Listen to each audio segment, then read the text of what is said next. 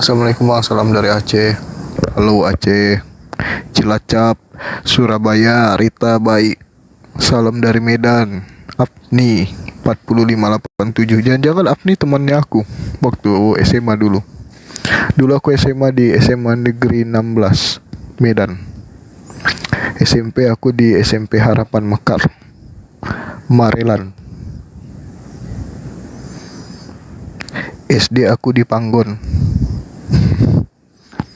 Siapa tuh ada yang di Medan.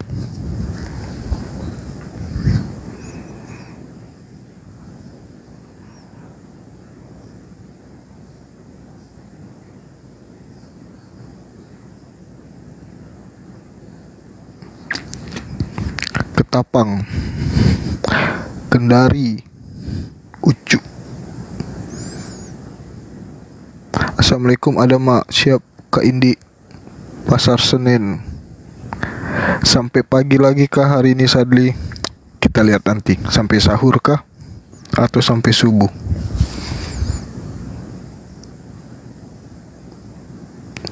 Tergantung maunya teman-teman.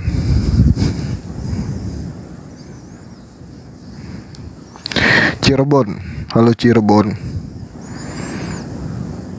Magelang, Ojo Dumeh. Banyak dari Jawa ya. Apa tadi? Alhamdulillah tadi saya sempat ketemu Bang Zuman di masjid sempat. Oh gitu, Bang Firman. Lam Al-Fatih. Sampai pagi aja puas, baiklah. Sebut dong Malaysia. Halo Malaysia. Pontianak.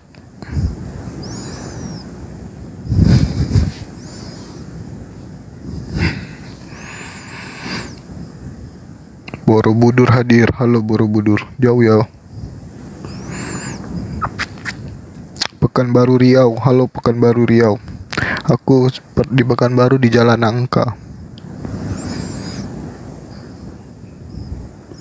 dekat terminal. Rencana aku mau ajak Bang Juma ke Pekanbaru. Sudah itu lanjut ke Dumai. Dari Dumai lanjut ke Duri. Dari Duri lanjut ke Medan. Dari Medan lanjut ke Padang. Dari Padang lanjut ke Aceh. Maunya sih kayak gitu. Setelah dari Jakarta. Jadi dari Jakarta aku ajak Bang Juma ke Pekanbaru. Dari Pekanbaru aku ajak ke Dumai. Dari Dumai ke Duri. Dari Duri ke Medan. Dari Medan ke Aceh.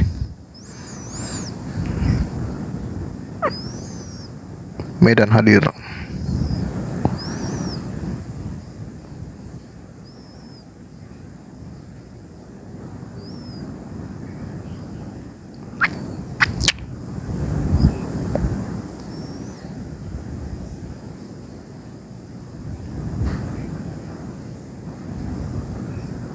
Cakung. Iya, tapi belum 30k.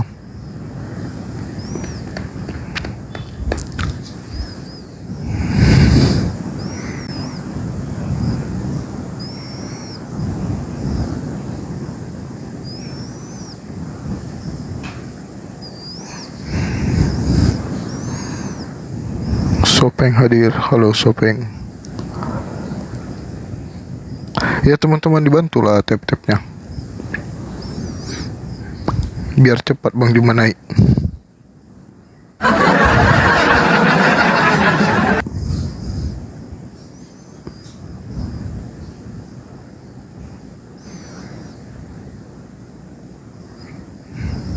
Maros hadir selalu. Halo Bang Antaung. Minimal 3. Oke, sudah 30k. Kita naikin dulu. Siapakah yang ada di sini? Oh, belum ada. Silakan Bang Juma request. Ayo, udah 30k.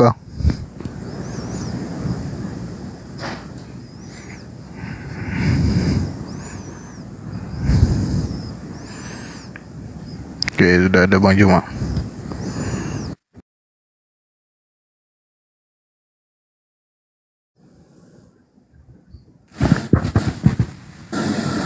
Assalamualaikum warahmatullahi wabarakatuh. Waalaikumsalam warahmatullahi wabarakatuh. Semangat malam, abangku yang sehat. Oh, ceria kali wajahnya malam ini, Masya Allah. Malam si ganteng. Allah Akbar. Bang Handi mana ini ya? Bang Handi mana nih? Wah, Iya, nggak bertanggung tidak jawab. bertanggung beliau. jawab, ngundang-undang ngabur. Mana tuh Handi? Tadi barusan nelpon. Dia bilang, abang kita mau datang. Ya udah, ayo buruan. Bang Handi mungkin Apa masih di kabar, bawah. Bang Yuma? Saya sehat, Apa Bang. kabar? Sehat ya? Sehat. Abang sehat ya kan? Oh iya dong. Ya, Segar puji Tuhan, begitu. habis diberondong WA soal GL. Iya. Banyak banget ya WA soal GL. Aduh. Iya. Kita tunggu Bang Handi dulu Bang, biar beliau yang mengarahkan dialog kita malam Iya. ini. Dialog santai kita. Santai aja lah. Santai. Tadi ada request tapi karena belum 30 aku nggak naikin, terus udah itu nggak ada lagi nih. Tunggu aja. Mungkin lagi bikin kopi kayaknya kan dah. Iya. Sudiang sekitarnya nyimak siapa ini? Ewaku Sudiang. Sama Ki.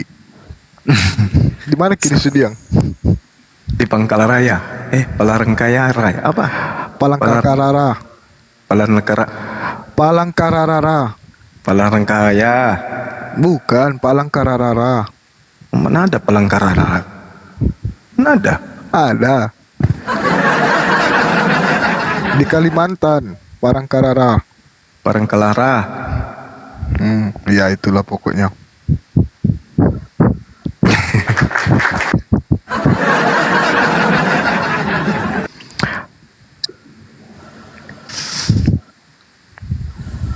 Kalau abang ini dengan pendeta Geli memang dekat. Kita satu papi, Bang. Oh. Jadi papi angkat itu 5, sekarang tinggal 2, tinggal dia sama saya. Yang 3 kan sudah almarhum itu. Yakub Nahwe, kemudian Bigman Sirait sama saya Pariaji. Kita ini anak angkatnya dari papi saya itu ada 5. 3 sudah almarhum, tinggal sisa 2, GL sama saya. Oh, anak angkat dari beliau. Ya, dari kepala chapter Full Gospel. Itu gerejanya para pebisnis. Kalau masuk gereja, setor dulu waktu itu uangnya 50.000. Pokoknya mau masuk ikut itu setor dulu 50.000 buat apa makanan gitulah. Iya. Biar ibadah sambil santai, rileks gitu. Ya. Ya, sip. Hebat juga. Berarti tinggal berdua bersaudara abang ini. Ya, tinggal berdua. Jadi ya, yang lain udah pada meninggal, yang 3. Iya. Oke lah. Bang Handi monitor. Dulu bikin thumbnail. Sibuk kali abang ini. Tapi memang jamaahnya beliau banyak, Bang. Memang banyak kurasa Pak GL ini. Waktu dia di Tamrin Residen itu satu wing dia sewa sebelum COVID ya, itu muat 3.000 sekali ibadah. Terus disekat 3 karena ibadahnya itu ada jam pagi, kemudian jam 10, kemudian jam 14. Kalau jam pagi itu nggak terlalu banyak, yang paling banyak itu jam 10. Itu 3 sekat dibuka. Oh. 3.000-an lah sekali ibadah. Itu dulu di Tamrin Residen, sejak COVID udah nggak jelas lagi karena ya mungkin nggak bisa buat bayar. Ya. Kali 10%, Bang. Kali 3.000. Oh, dulu nggak cuma 10%. 10% jalan terus. Kalau persembahan itu kan yang konvensional pakai kantong kan, dia pakai EDC loh. EDC. Ngerti Iya. EDC kan? Ngerti EDC kan? Iya, ngerti. Jadi kan kita gimana ya, sebelah kita EDC, masuk kita nggak EDC. Waktu itu EDC minimal 20.000 gitu waktu zaman dulu. Jadi lebih banyak EDC yang beredar daripada kantong gitu. Iya, kantong. Iya. Masya Allah. Oke, udah ready. Assalamualaikum warahmatullahi wabarakatuh. Waalaikumsalam warahmatullahi wabarakatuh. Ya, buat teman-teman yang ada di sini dan yang ada di YouTube Julkipli Mabas, dan ada di Handi Slebes Channel. Terima kasih atas kehadirannya, atensinya untuk menonton kami. Kami akan membahas pada malam hari ini ada beberapa tema sih ya. Tamu kita adalah Pendeta Henry Tan, kemudian juga bagaimana aktivitas Banjuma tadi di Makassar. Terus kemudian membahas mengenai apa sih itu perpuluhan dan apa itu zakat. Nanti Banjuma menerangkan zakat atau Ustadz yang lain nanti 2,5%. Perpuluhan apa sih itu, apa 10% dan seterusnya begitu. Tapi sebelum ke sana, sambut dulu Pak Pendeta Henry Tan. Selamat malam, sehat selalu Pak Pendeta. Ya, sehat Andi, sehat. Sebelum dimulai, kalau kita bisa ini loh Pak Pendeta. Menurut Pak Pendeta, video Pendeta Gilbert ini yang pilar ini, viral ini, tanggapan Anda seperti apa? Itu aja dulu. Silakan. Ya. Ketika saya melihat, ya, mungkin saya termasuk yang awal-awal membuat reaksi, ya. Kan judulnya juga mengundang. Andaikan GL diperkarakan, saya siap menjadi saksi yang memberatkan. Kenapa begitu? Wong saya itu sama dia itu satu papi. Saya itu satu papi angkat saya itu punya anak angkat 5, sekarang tinggal 2, tinggal GL sama saya. Gitu loh, sementara papiku juga sudah meninggal. Jadi ini bukan pertama loh, siapa Handi, Bang Yuma, ini sudah lama dulu kasus Saifuddin Ibrahim pun, ya toh. Bahkan saya sampai pernah mau bubarin aja atau begitu kan dulu ya. Jadi ketika saya mendengar pertama kali ini mah, aduh, bahasa mudahnya gini Bang Yuma sama Handi, mosok keimanan seseorang dihitung berdasar setoran. Kalau setorannya dikit sama Gusti Allah dipersulit, oh kamu harus begini-begini. Kalau setorannya banyak santai aja. Mosok keimanan seseorang dijustifikasi pakai setoranmu. Nah itu tentu saja saya sendiri sebagai orang Kristen, aduh ini Gilbert ini udah yang keberapa kali ya kesulitan mau mendatangi dia karena dia sudah nggak tahu sekarang ada di mana ya, karena anaknya kadang ke tempat anaknya. Saya tuh pengen mengingatkan pesan papi dulu ya, kan saya mau mengingatkan sebenarnya, tapi ya agak sulit ya. Jadi akhirnya lewat tayangan-tayangan seperti ini. Jadi lumayan tuh ditonton 300 ribuan ya. Jadi mereka tahu bahwa oh iya ternyata HTD sama GL itu masih ada hubungan sama-sama anak angkat ya. Terus bagaimana saya bereaksi. Waktu saya bereaksi itu kira-kira jam 9 malam ya. Terus GL mungkin dengar karena lewat banyak anak buahnya banyak anak buahnya itu. Ada Pendeta Dedi dan lain sebagainya yang saya masih sering kontak ya. Mungkin disampaikan ke sana, lalu pagi-pagi ya, itu nggak tahu pagi atau malam itu ke JK kan, ke JK.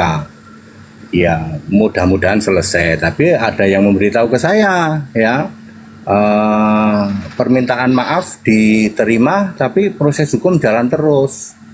Ya wes kalau begitu aku nggak bisa apa-apa ya selain mengikuti gitu loh, gitu Handi, gitu Bang Yuma ya.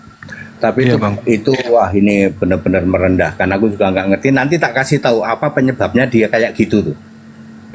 Wah, itu dulu deh ya. Nah, ini dia yang kita tunggu-tunggu nih apa penyebabnya ya.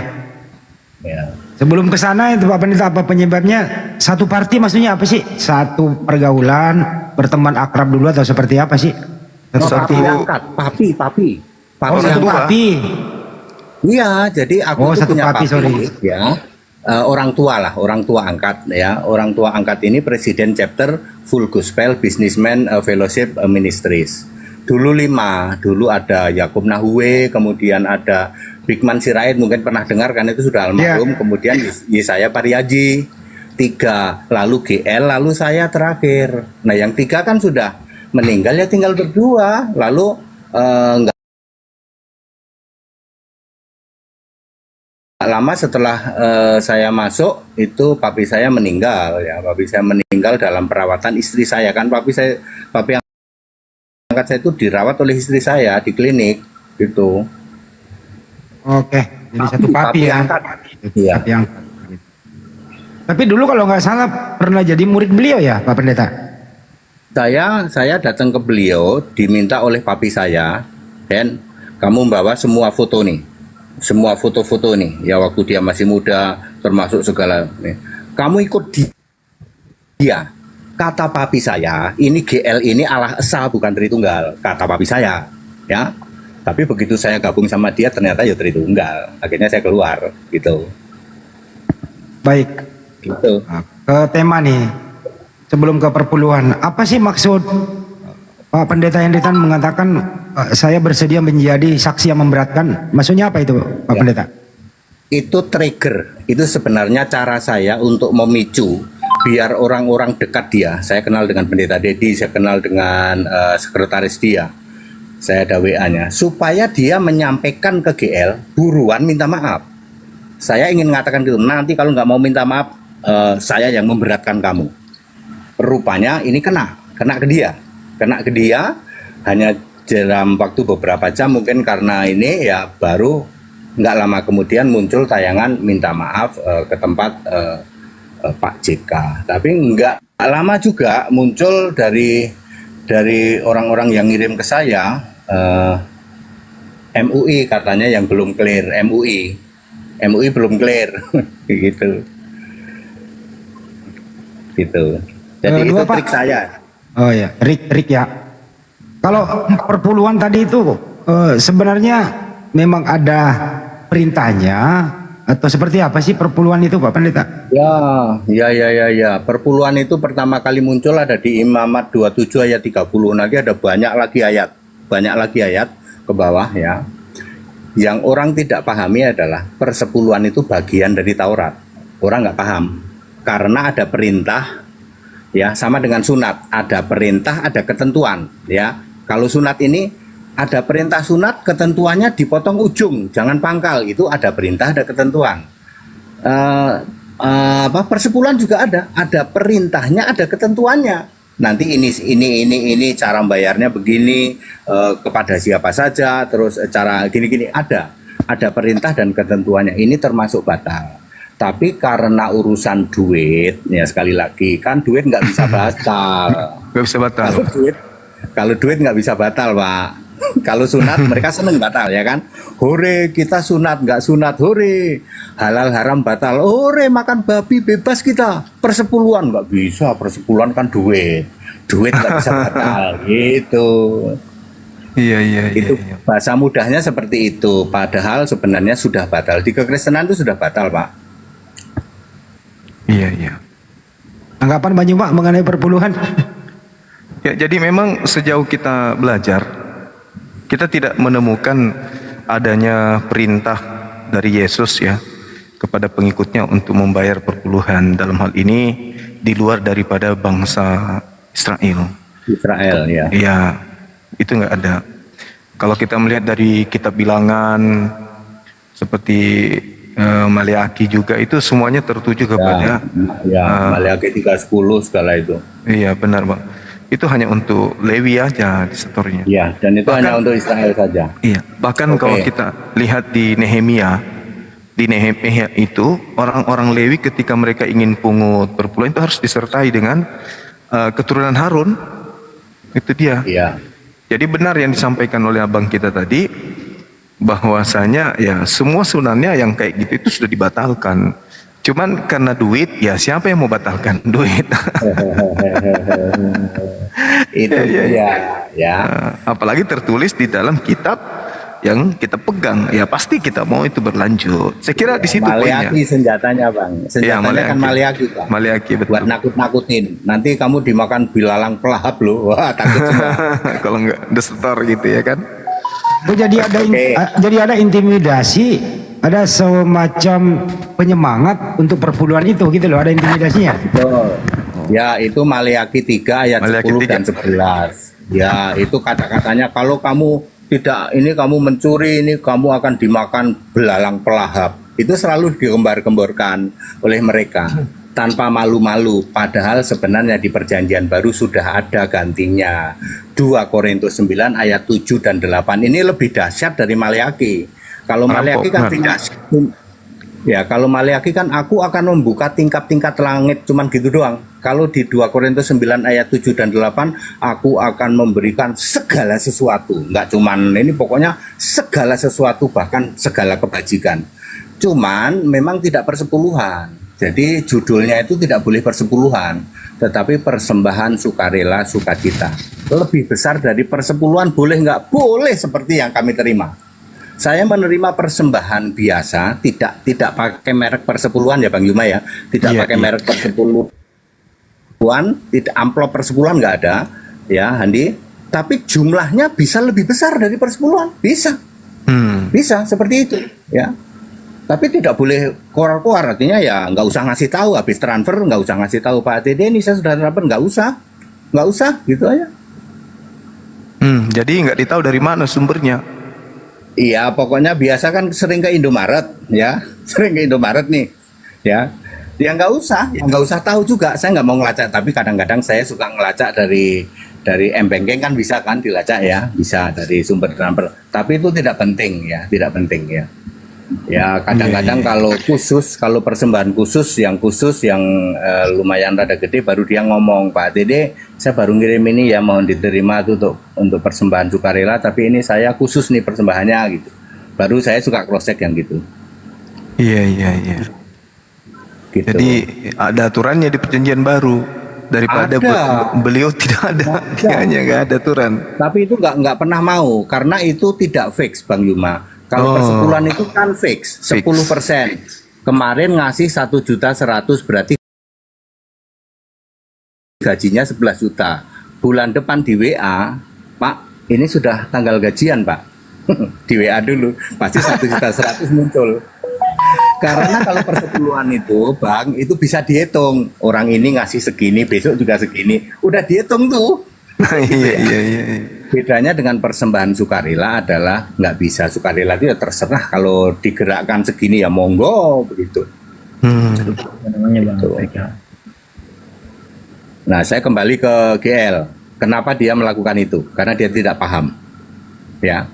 Dia tidak paham, ya. Itu sudah lama loh, dulu hampir tobat dia soal persepuluhan loh, Bang. Waktu saya masih ikut di dia, sebenarnya kita sudah kritik terus itu tentang persepuluhan. Saya sudah sampaikan dengan 2 Korintus 9, 7 dan 8 lewat pendeta pembantu namanya si Dedi.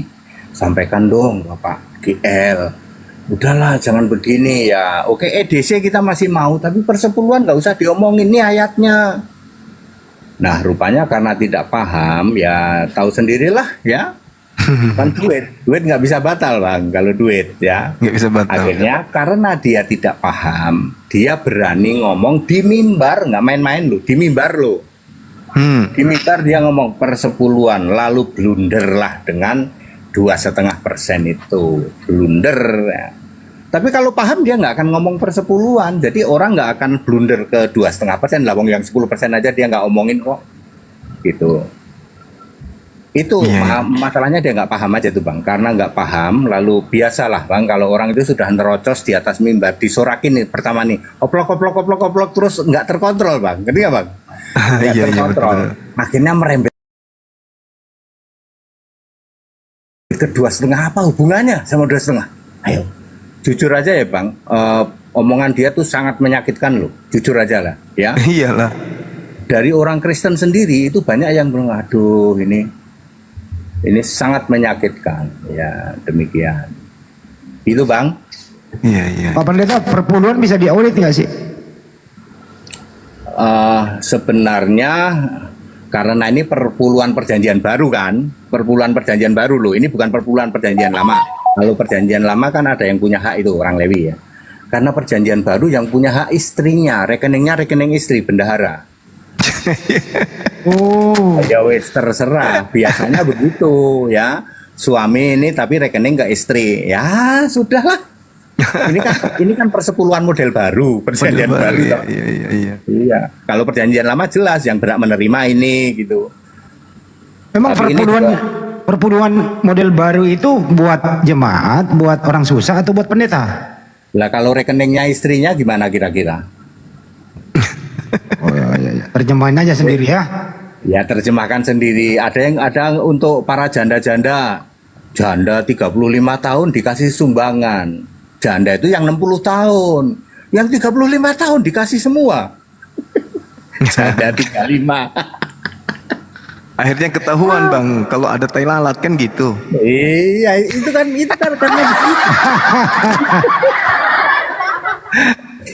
Itu kan karena itu Bang. Padahal ayat Alkitab menulis yang disebut janda adalah di atas 60 tahun. 60 tahun. Nah, Iya, iya, iya. Jadi perpuluhan ini bukan untuk janda tua ya. ya, Janda-janda tahu masih sendiri aktif. lah rekeningnya rekening istri kayak untuk ke luar negeri untuk beli jam Rolex. Kayak begitu. Pak Pendeta, ini kan Ya. udah viral nih, Pendeta GL nih gitu ya. Kira-kira ini orang keseleo lidah atau memang sengaja atau ingin menghibur jemaatnya untuk Oke. supaya perpuluhan wajib begitu. Kira-kira apa yang ingin dicapai di situ? Oke. Baik. Bang Yuma sama Handi, kita lihat track record dia ya. Dulu waktu Saifuddin Ibrahim, semua tahu toh, ya. Bahkan saya orang bereaksi paling keras. Ya bekukan itu, sinode itu. Ya, bahkan saya bilang, ayo tangkap. Saya orang paling keras waktu zaman Saifuddin Ibrahim sama Paul Yong. Yong, Artinya track record dia sudah pernah termasuk juga si MKC toh. Artinya track record dia itu sudah ke situ karena semua itu ke sini induknya. Kalau kemarin itu kalau lihat urutannya memang itu tadi Bang, ketika ditepuk tangan gitu ya. Orang itu suka apa ya? Suka kebablasan akhirnya. Bahkan tepuk tangan toh? No. Tepuk tangan.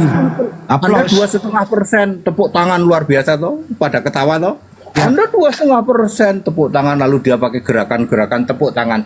Biasanya orang kalau begitu itu memang terus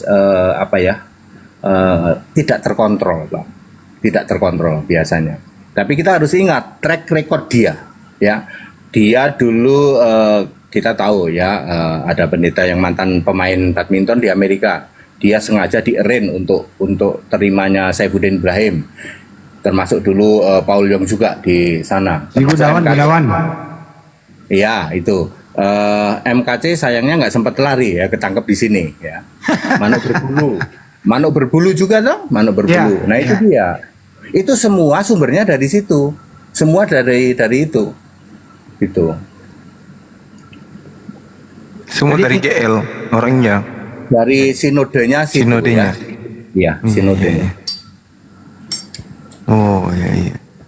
Ya begitulah Bang. Ya. Artinya di dalam itu ada sesuatu yang ingin dicapai, menghipnotis jemaatnya gitu ya Pendeta, agar tetap ke perpuluhan gitu ya. Justru kalau Anda nggak mau perpuluhan, ya silakan sholat 5 kali sehari dan bayar zakat kan gitu ya. Orang-orang yang beribadah kepada situ udah nggak ada. Dia ada di daerah-daerah ya mungkin di Pondok Indah di mana yang dikelola oleh pendeta lokal, lalu dia suka khotbah ke situ. Memang ini hedon kok Pak. Hedon tahu? Orang yang hidup dengan glamor. Ini hedon Pak. Ini sampai orang dibilang gini, kamu mau cerai ya? Iya, asal cocok harga bisa. Loh, sampai ada omongan gitu loh Pak, ya. Ya boleh cerai, yang penting cocok harga. Yang penting cocok harga. Bapak tahu ketika yang sekarang dihukum mati lalu diturunkan jadi 20 tahun, ya kan? Iya iya. Iya. Jenderal itu, ya. Ya. Itu kan dulu mau disangkut-sangkutkan ke situ.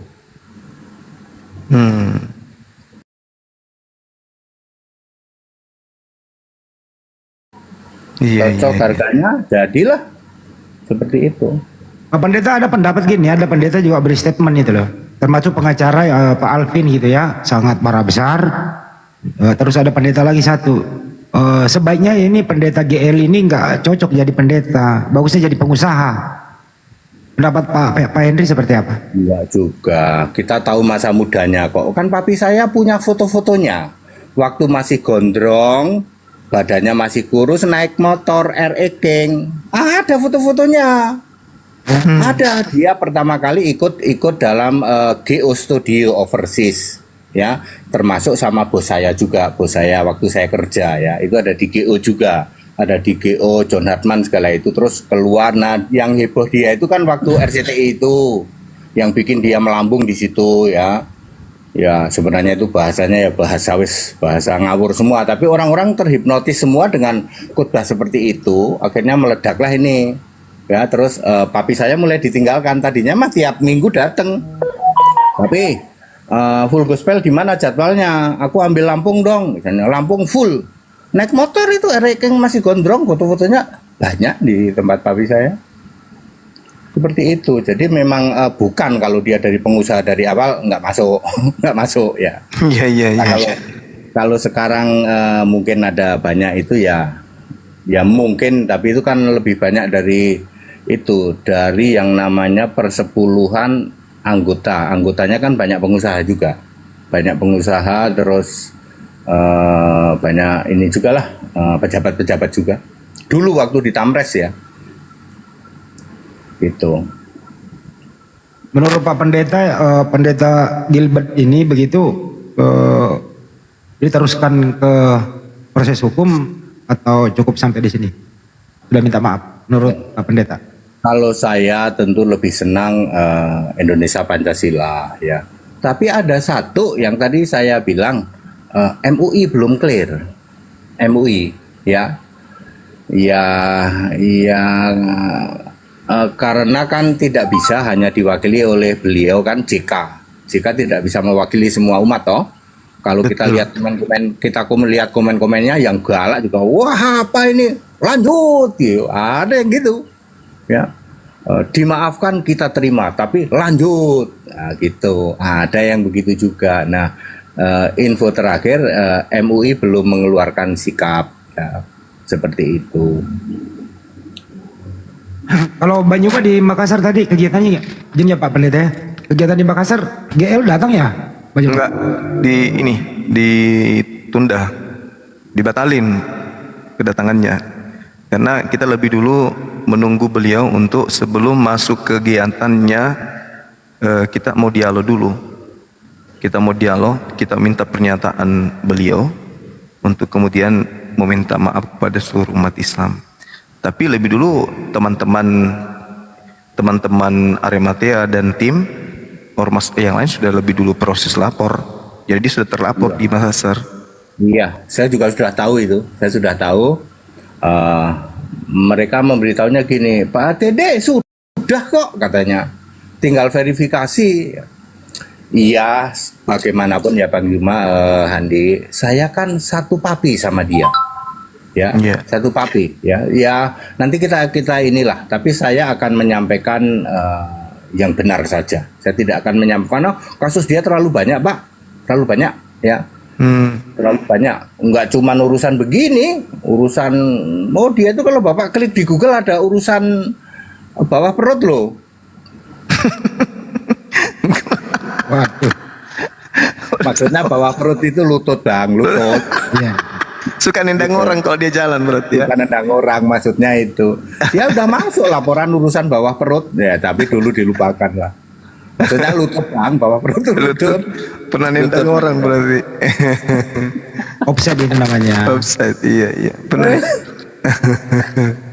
Tapi kalau urusan itu sih urusan dia lah Kak. Bukan itu, kita nggak mau ikut campur ke sana ya. Artinya banyak urusannya. Urusannya nggak cuma soal ini. Ya, kalau mau ditarik ke MKC ke ya Saifuddin Ibrahim, lah saya itu ketemu Saifuddin Ibrahim di tempat dia kok. Oh iya. Iya, saya itu ketemu sebelum dengan yang di Kalibata Tower ya. Ke situ dulu. Jadi dulu itu proses-proses pas menjelang bebasnya Udin, menjelang bebasnya. Kita ke Tangerang dulu, terus memproses-proses, terus bebas. Nah bebas sudah masuk di situ, bebas bersyarat sih. Iya. Ternyata ada juga kasus bawa lutut.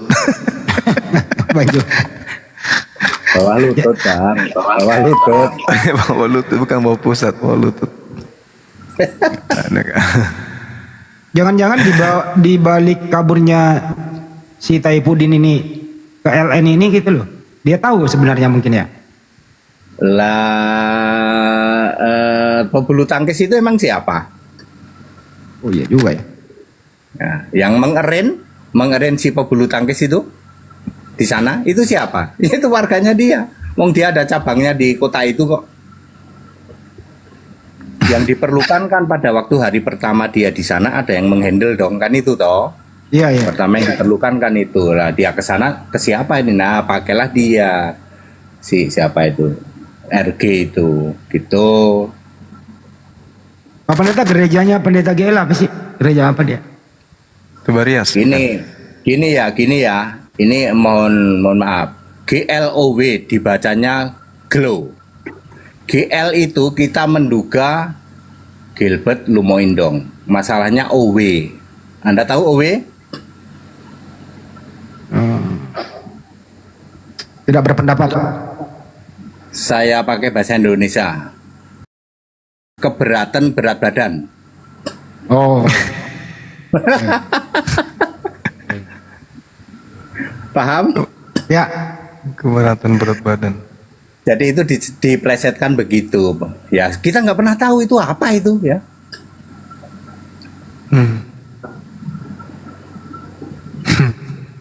Dia gerejanya di Jakarta cuma satu atau banyak? Kalau yang diurus dia ya satu di Tamres. Tapi itu dulu sebelum COVID ya. Itu gede sekali, bahkan saya bisa bilang paling besar dan dengan sarana paling modern. Panelnya juga otomatis gitu kan, kursi-kursinya juga bagus, sound systemnya bagus, ya. Yang worship leader sama itu jumlahnya berapa itu 20 kali yang nyanyi itu. Yang ini satu wing dia sewa kok. Memang dia sebagai pendeta utama di sana ya? Ya, nanti ada anaknya, ya terus ada termasuk JT, termasuk Udin.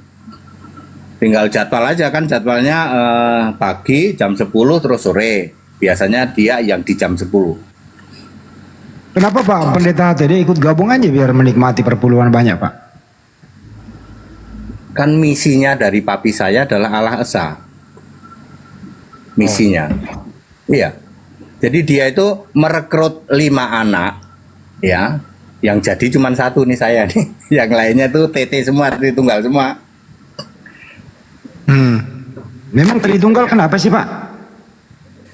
Ya itu tadi, harusnya nggak boleh memungut persepuluhan, kan lalu berdalih uang nggak bisa batal. Nah, seperti itu salah satunya saja. Ya yang lain juga ada banyak, merayakan Paskah juga dan sebagainya. Gitu. Pak HTD nggak tahu, nggak takut serangan balik oleh mereka kalau open kayak gini? Setahu saya nggak ada yang berani. Iya. Jangankan di sini ya, itu di TikTok aja kan ada 300.000, 200.000 penontonnya. Ya, saya juga mencantumkan di YouTube nomor HP dicantumin nggak ada satupun. Saya sama dengan Andi, sama dengan Bang Yuma punya nyali ketemu. Yang maki-maki, ayo ketemu. Nah, soalnya beda ya Bang, ketemu sama nggak itu beda. Beda lah Bang. Ya, kalau nggak ketemu itu jempol lebih dulu dari otak. Iya Ya kan? Iya betul. Jempolnya mencet dulu, otaknya belakangan mikirnya. Ya suruh ngelawani yang kayak gitu mah. Ayo kalau berani ketemu. Saya sering ketemu loh Bang. Sering ketemu dengan mereka secara off air ya. Kadang-kadang terutama sekitar Cibubur lah. Apa karena Ya. Pak Pendeta HTD ini dekat Banyuma, udah pernah ketemu, dekat sama umat Islam, mungkin takut kali Itu salah bukan? satunya. Salah satu. Itu salah satunya. Ya. Mereka kan dengar juga loh ini khotbahnya HTD ini santai ya toh. Bayangin ya, di luar sana yang keluar apa Bang? Bahasa kebun binatang, rumah sakit jiwa, toilet ya toh. Saya dengan Bang Ferdinand, aduh saya bilang Bang Yuma mau udahan aja lah sama Ferdinand gitu. Oh iya. Gimana komentarnya Pak HTD sama Ferdinand dengan Banyuma? Aduh, itu di tempat kami TK Pak, di tempat kami TK. Iya. Aduh, Banyuma salah lawan, anak TK dilawan Banyuma. Lawan Kan dialog jangan. dia yang nantang kita kan. Dia nantang. Itu TK itu Bang Yuma, itu TK itu. TK ya. Bahkan belum daftar kali ya bang. Belum daftar TK. Aduh. Pak Pendeta, gimana kesan-kesannya ini baru saya nanya nih. Waktu pertama kali ketemu dengan Bang Yuma dan tim itu, pertama kali ketemu itu gimana kesan-kesannya Pak Pendeta? Gini Bang Yuma, posisi kita ini nggak usah debat, nggak usah, biarin saja. Kita pernah ketemu mereka berpikir kita debat loh. Ya kan? Mereka berpikir ini HTD sama Juma debat sampai ini, biarin aja kondisi ini, biarin Bang Yuma. Biarin. Kita sering begini ini nggak apa-apa gitu kan. Mereka ini pasti ini debatnya lah begitu ya. Kalau di saya saja kan ditontonnya 300 sekian ribu, pasti di Bang Juma lebih banyak. Di tempat Valen pasti 500 ribuan mungkin ya ditontonnya kan. Padahal videonya sama dibikin oleh si Andre kan. Saya 300 ribuan. Nah, saya 300 ribuan. Biarin aja Bang Juma, kondisi seperti ini biarin. Mereka taunya HTD itu pernah ketemu sama Yuno, peluk-pelukan, lalu pasti dia bantai-bantaian. Biarin kayak gitu. Gimana Pak? Waktu ketemu Bang Yuma, waktu ketemu Bang Yuma itu, Bang Yuma galak nggak sih waktu ketemu itu Pak Pendeta? Enggak lah. Orang ganteng nggak ada yang galak Pak. Orang itu ganteng nggak ada yang galak. Kayak Pak Hendritan lah ini abang kita ini. makanya Andi, sama dirimu juga aku bertemu baru sekali itu ya. Iya betul. Nah, karena dirimu kan dari sana. Orang itu kalau mau ketemu beda kok urusannya, beda ya. Bener-bener beda kalau ketemu itu. Gitu. Jadi biarin aja Bang Juma, mereka itu menduga-duga bahwa kita pernah bantai-bantaian, biarin aja.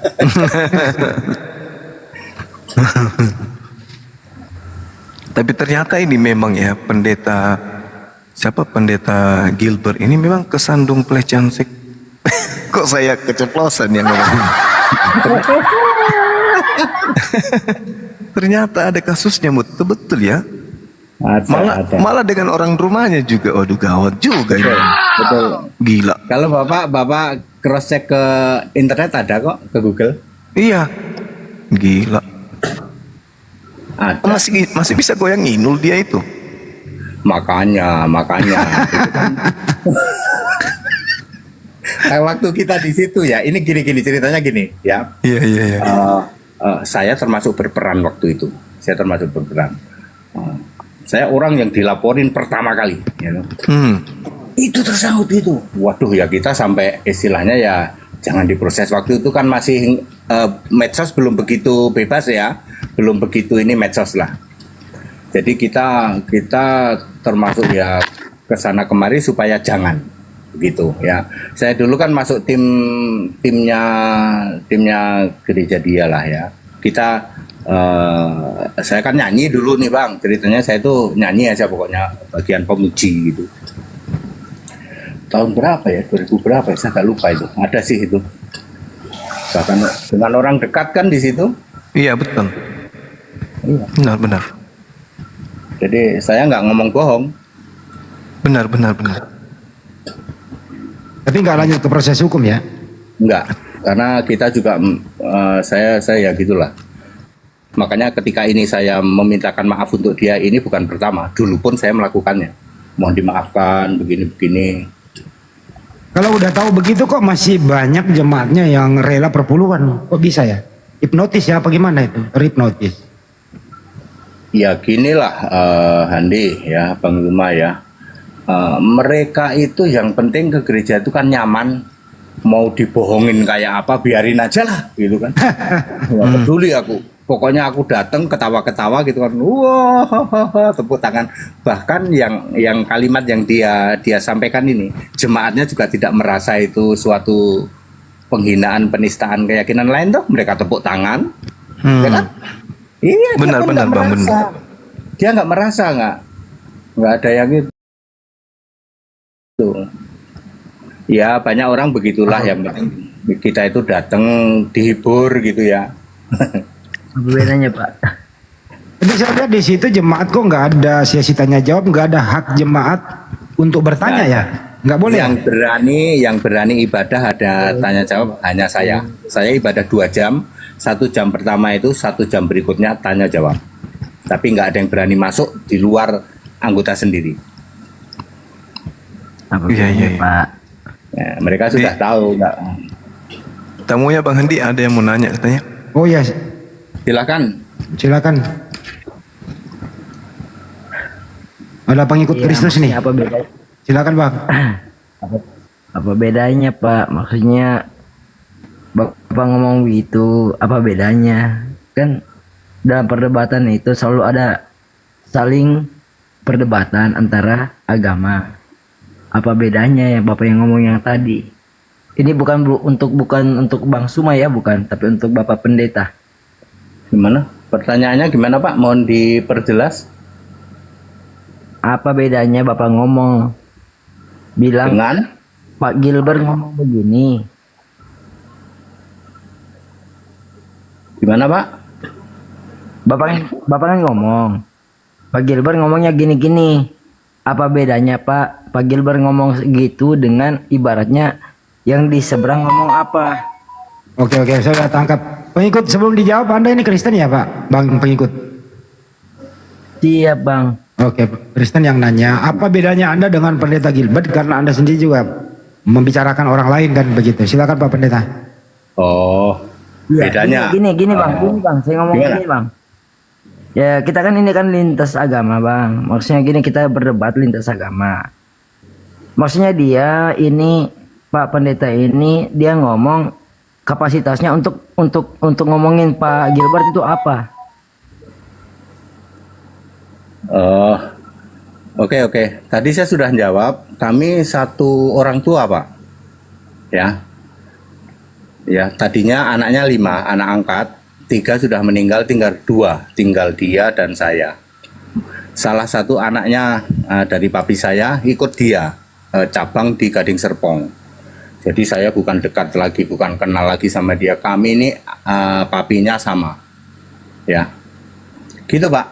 Ya, cuman bedanya adalah misi dari orang tua saya dulu, orang tua angkat ya Pak, orang tua angkat. Misi dari orang tua saya dulu Allahnya Allah Esa. Ya, lalu karena saya ini anak terakhir, anak bungsu, disuruh gabung ke dia. Kata papi saya, dia itu juga Allah Esa kok, udah sana, kamu pasti bisa dek. Ternyata enggak, ternyata Tritunggal juga, begitu. Gitu Pak. Oh, Jadi kami seperti itu, satu orang tua Pak. Ya. Iya. Harusnya kan Bapak langsung aja ke Pak Gilbert langsung ngomongnya. Supaya Pak Gilbert langsung tahu apa yang Bapak maksud. Kemarin waktu saya membuat tayangan, karena tayangan itulah dia tahu.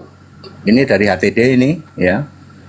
Saya kan ngomong gini, kalau diproses maka saya berani menjadi saksi yang memberatkan. Itu trik saya supaya ini nyampe oleh Dedi, karena saya WA ke Dedi juga. Ded, sampaikan. Ya, sampaikan. Akhirnya dia melakukan dengan Pak JK toh. Cuman masalahnya yang MUI belum beres, gitu Pak. Itu aja masalahnya. Sudah nyampe Pak, pesan saya sudah nyampe Pak. Ya. Sekarang saya mau tanya Bapak, emang Bapak sekarang ini agamanya apa? Agama, waduh, aku nggak punya agama ya Pak. Saya orang Kristen ya Pak. Oh, Kristen. Gini, waktu Bapak punya agama dilecehkan, Bapak ada berbuat apa? Enggak. Ya, nggak ada tuh. Enggak ada. Oh iya, Yang berarti Bapak misalnya, memang contohnya, betul-betul pengikut- contohnya siapa misalnya? Berarti Bapak memang betul-betul pengikut Kristus. Berarti Bapak betul-betul pengikut Kristus. Karena kan kita memang diajarkan. Iya. Bila pipi kiri ditampar, berikanlah pipi kanan. Berarti Bapak Tapi memang itu hebat. kiasan ya Pak. Itu arti kiasan. Ya, tapi tidak serta merta Bapak untuk ibaratnya mengikut Nggak untuk ada, Pak. Gini Pak, itu tergantung kita Pak. Ini saya ketemu Bang Yuma, ya. Mungkin di tempat Anda ini Bang Yuma ini galak banget ini. Ketemu sama HTD peluk-pelukan ini pasti bantai-bantaian itu. Sengaja itu kita biarin Pak. Ya. Mana ada tuh teman-teman saya yang hujat-hujat, nggak ada. Itu sama-sama orang Sulawesi, kita sama-sama baku tahu watak watak orang Sulawesi itu ngomongnya memang keras. Handi coba ya, Handi. Ya. Saya dengan Bang dengan Setan Dua ya, itu istilah kami. Setan Dua dengan Valen dengan Pak Ustadz. Apa ada yang sampai menghina-hina? Nggak ada. Ya, kami debat berapa kali ya? 6-7 Sering, kali. Pak. Peluk-pelukan kami, Pak. Nggak ada, Pak.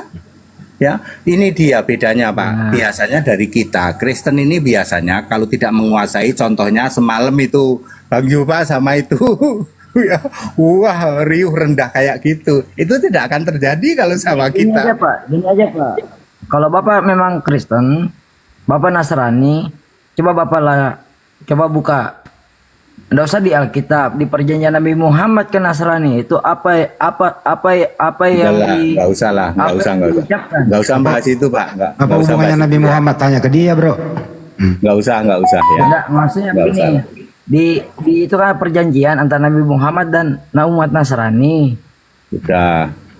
Kalau Anda Kristen, Anda pasti nggak menguasai, biarin itu urusannya Bang Yuma sama Andi lah. Tanya ke saya, tanya yang Alkitab aja lah. Ayo tak jawab.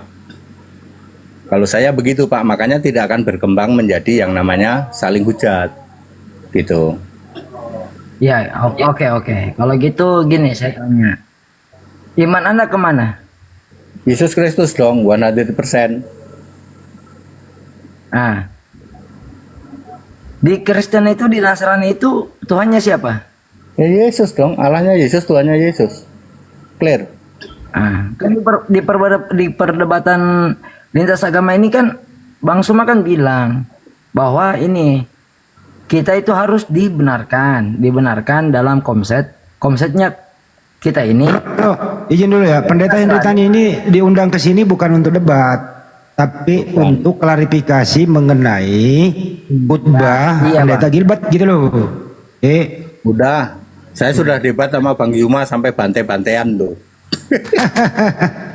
Sampai lempar asbak. Ya, sampai lempar asbak loh. Iya. Bapak di mana Pak? Pak ada di mana Bapak? Katolik Saya mungkin. di Kendari. Bapak enggak di kota mana? Di kota mana? Kendari. Kendari, Pak. Oh, Kendari. Kalau Jakarta ketemu sama saya aja, Pak. Wah, saya itu di Cibubur, saya seneng ketemu sama orang-orang ya, sambil berdiskusi santai aja, Pak. Orang-orang yang di Jakarta monggo silakan ketemu sama saya, kan saya di Cibubur, mudah sekali. HP saya ada di mana-mana, Pak. Tanya sama Handi itu, ya HP saya dari Iya, dulu Pak. itu nggak ganti-ganti, saya nggak ganti-ganti kan ya Handi ya. Iya betul. Nah, Saya jemaat dari GMS juga, Pak. GMS itu ya, yang tengking-tengking ya, dalam nama Yesus sembuh gitu ya. Iya, Pak. Memang Bapak Iya. selama mengikuti Kristus memang Bapak tidak percaya.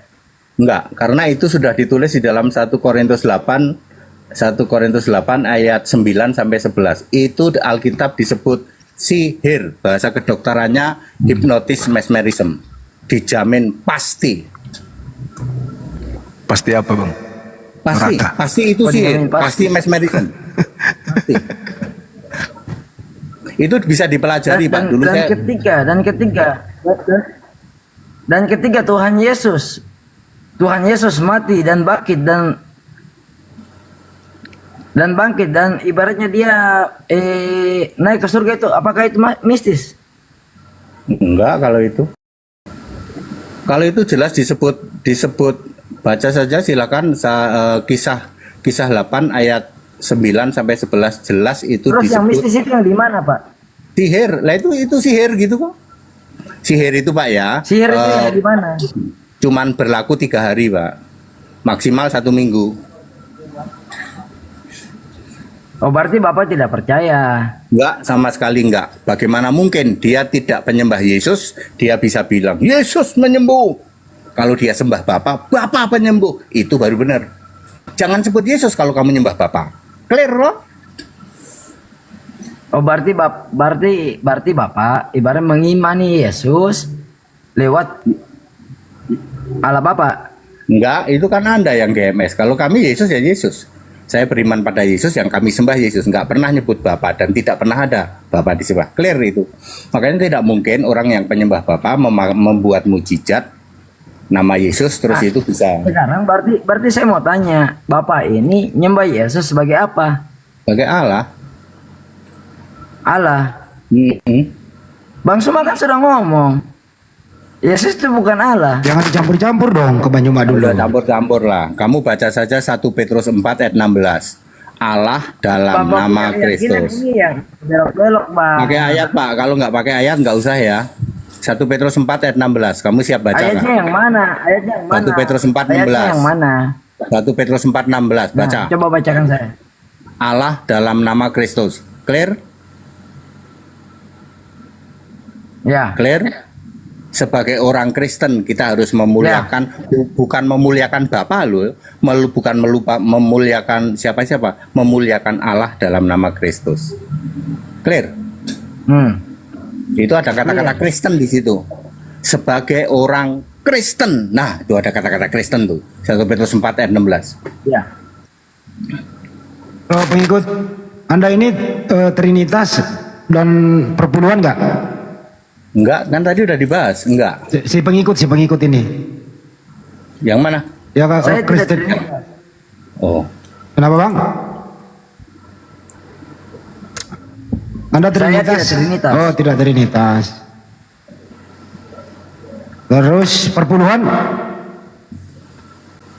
Perpuluhan, kalau ada ya saya perpuluhan, kalau tidak ada ya saya tidak perpuluhan. Dasarnya Anda perpuluhan? Dasarnya saya perpuluhan kalau memang saya kelebihan. Bukan itu. Hukumnya, dasarnya. Perintahnya. Ngarang bebas. Dasarnya ngarang bebas. Perintahnya begini, Bang. Itu kan perintahnya gini. Nggak ada dasarnya ya Pak. Saya kasih tahu yang benar. Jangan persepuluhan. Bapak baca saja 2 Korintus 9 ayat 7 dan 8. Sukarela sukacita. Itu bisa lebih banyak dari persepuluhan, bisa. Tapi jangan pakai merek persepuluhan. Persepuluhan itu memang Pak saya mengerti, Pak. Itu kan persepuluhan tidak harus di gereja. Ya udah nggak ada ya Pak. Persepuluhan itu kan tidak harus di gereja. Bisa di luar gereja. Ya persembahan saja Pak. Kalau persepuluhan nanti tidak benar ya. Jangan persepuluhan. Saya ngasih tahu yang benar nih ya. Persembahan saja. Persembahan boleh lebih besar dari persepuluhan boleh. Kalau persepuluhan artinya Taurat. Artinya menyangkal Yesus mati di salib ini nggak main-main loh Pak ya. Termasuk sunat, persepuluhan, halal haram. Menyangkal Yesus. Karena kalau untuk saya Pak, kalau untuk saya itu Yesus datang itu bukan untuk meniadakan Taurat, tapi menyempurnakan Taurat. Seperti Islam yang dibilang menyempurnakan. Perhatikan kata-kata saya. Waktu datang menggenapi, waktu mati membatalkan. Paham nggak? Bedanya datang dan mati. Beda?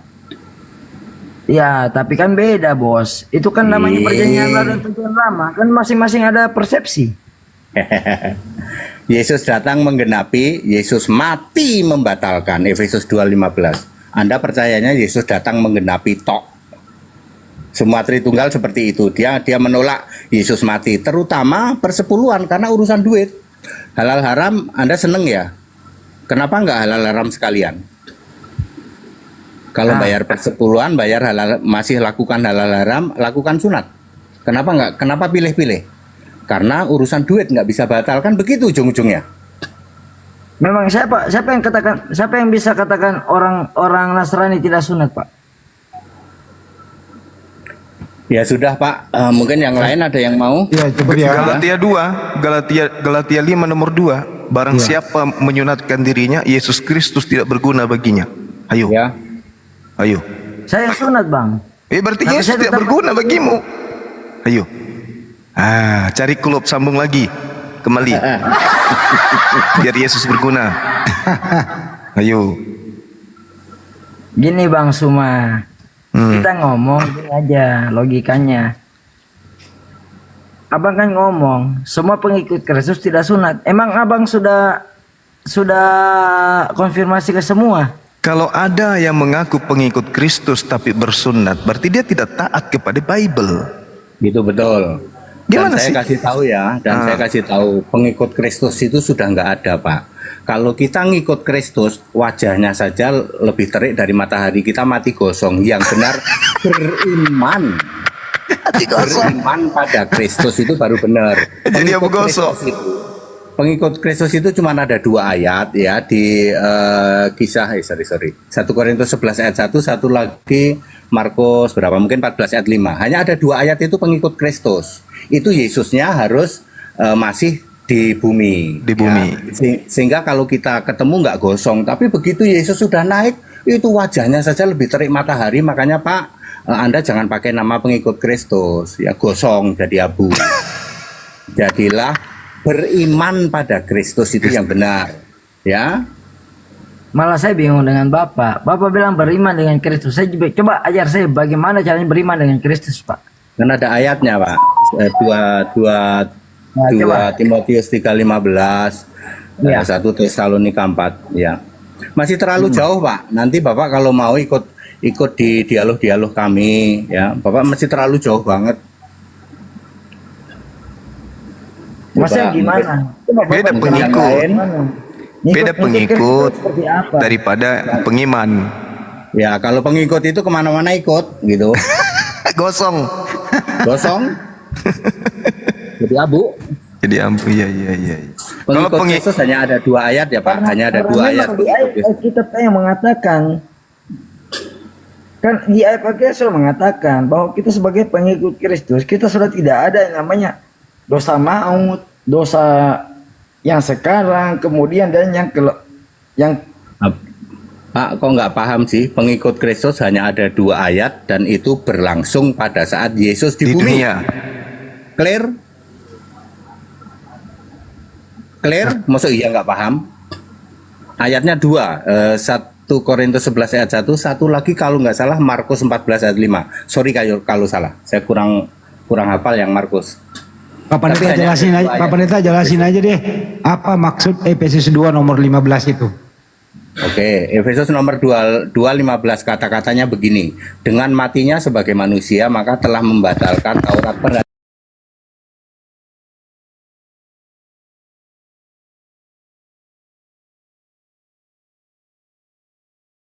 Beda lah, beda. Begitu juga Karena saya. kau ini mengarang-arang. Ini iman saya seperti ini, Bang Raja. Dengar udah. dengar dulu ya. Kalau iman Kami kau seperti itu ya udah, gitu loh. Ya kau dengar, kan Ya.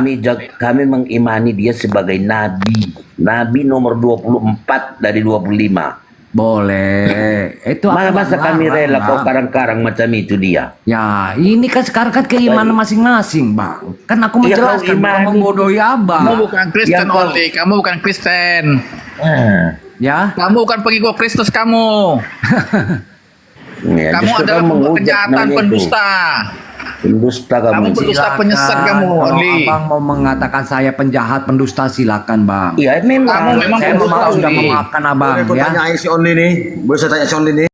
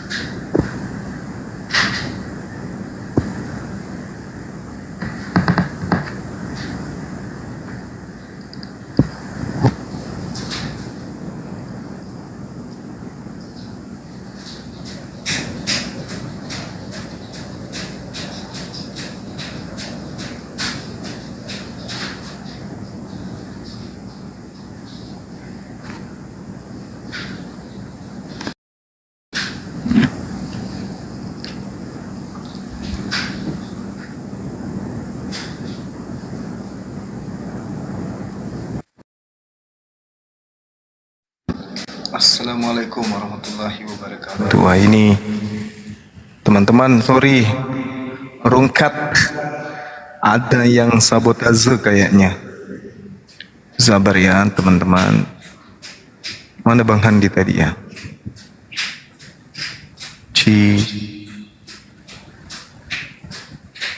Bang Handi kemana tadi? Kok tiba-tiba rungkat?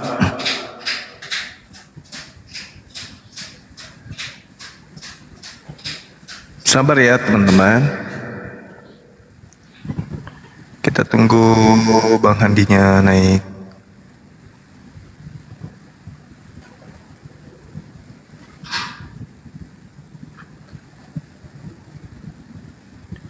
Tak ada tuh Rungkat ini kenapa ini? 10 menit katanya. yang lapor itu. Dilapor. Itu ATD udah naik lagi tuh. Ada yang lapor Bang Handi. Iya. Sabar. Oke, lanjut. Tadi teman kita mana? Ya begitulah Pak, kita suka nggak sukanya di situ ya. Dia nggak berani, terus apa di band-band kita ya. Kalau mau diskusi ya diskusi gitu loh. Orangnya Iya. itu saja sih Pak. Orangnya itu saja sih. Saya Terakhir tadi sebenarnya itu tahu. Pak Pendeta Efesus 2 nomor 15 tadi itu loh. Ya, jadi penjelasannya segala yang ada komandemen, ada perintah dan ada ketentuannya. Itu jumlahnya 613, Pak. Ya, itu batal semua termasuk hari Sabat, sunat, halal haram, terus apa persepuluhan, buah sulung. Jumlahnya ada 613. Kalau Bapak nggak mau batal, ya saya sudah ngasih tahu. Anda punya hak, aku nggak mau batal Pak, jadi silahkan. Tapi saya sudah ngasih tahu, gitu ya. Saya sudah ngasih tahu kalau Anda nggak mau, ya nggak apa-apa, itu hak Anda kok. Tapi saya sudah ngasih tahu ayat Alkitab menulis Yesus datang menggenapi, Yesus mati membatalkan. Ya sudah, beda antara datang dan mati, beda. Kalau kalian nggak mau tahu Pak, ya silahkan. Intinya itu Kristen nggak perlu. apa yang Jadi dibatalkan intinya itu, Pak? Kristen itu intinya nggak perlu lagi nyenggol-nyenggol hukum Taurat ya. Nggak. Tuh Pak. Nggak ada Pak, hukum Taurat itu Lukas 6. Siapa yang bilang Pak? Bilang hukum Taurat dibatalkan oleh Yesus. Ya sudahlah, wong ada ayatnya, Anda mau bantah, itu hak Anda. Tapi saya ngasih tahu ada ayatnya, Efesus 2:15. Kalau Anda mau bantah, silahkan. Saya tidak Saya ngomong bantah Pak. Saya tidak bantah. Hanya kan saya bilang siapa yang membantah? Ya Anda yang membantah barusan. Iya. Orang nggak bantah, bukan Anda yang bantah. Gini Bang Padahal Suma. ayat Alkitab menulis batal. Anda membantah, nggak batal. Gini Gimana Bang Suma. Kita ngomong gini aja. Kita fair-fair ngomong lah. Bang Suma kan ngomong di Alkitab banyak kebohongan. Nah sekarang Biarin. Bang Suma, Bang Zuma, yang aku bicara ini nggak benar. pernah debat sampai banting-banting asbak kok sama dia. Biarin aja, itu nanti porsi saya debat sama dia itu. Banting-bantingan asbak lagi ntar. Gini Pak, kita nggak bantai-bantaian lah. Kita debat santai. Ya, kita ngomongin ini aja lah. Kita temanya bukan ini kok Pak. Ayo Pak, ayo Handi dibalikin lagi kita ke tema itu. Ya tadi kan memang ngomongnya kan ke Pak Gilbert. Ya udah ada yang mau nanya tentang Pak Gilbert nih. Ya ada yang mau nanya ke Pak ATD karena beliau ini satu. Kita kembali ke Pak Gilbert aja. Kalau Iya ya, karena beliau pendeta ATD ini adalah satu papi sama Ya, siap, GL. Ya, itu aja dulu di situ ya. gini. Kalau mau nanti Namanya kalau mau nanti orang debat salah habis juga. ini. orang salah juga kita nggak bisa juga benarkan. Kalau menurut Anda udah menonton videonya pendeta GL? Udah. Ya, pendapat Anda seperti apa? Ya emang salah sih karena dia nyenggol. Sebenarnya nggak boleh lah nyenggol kayak gitu. Jujur. Iya nggak boleh. Saya juga nggak setuju. Nggak jujur. Karena sekarang kalau di iman saya apa gini, tangan kiri memberi, tangan kanan tidak boleh tahu.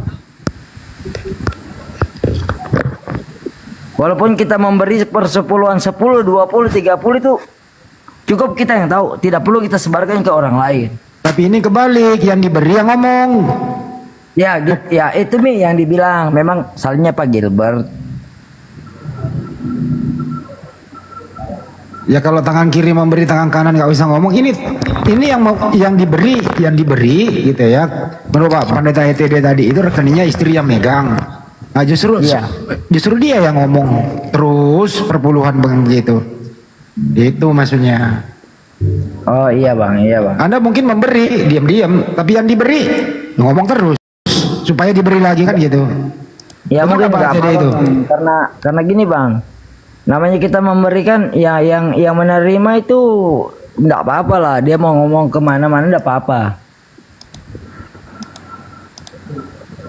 Tapi jangan dibandingin dengan zakat dong. Iya mungkin Jangan, disitulah perihalnya Pak Gilbert yang salah Pak. Karena dia ngomongnya mungkin ibaratnya kapasitasnya kita ngomong, dia ngomong depan jemaatnya, hanya mungkin ibaratnya dia salah lah. Ini yang saya pertanyakan ini, siapa yang pertama kali keluarkan rekaman itu dari gereja? Itu loh. Ya udah Karena serahkan aja ke. tidak mungkin orang Islam yang masuk ke dalam.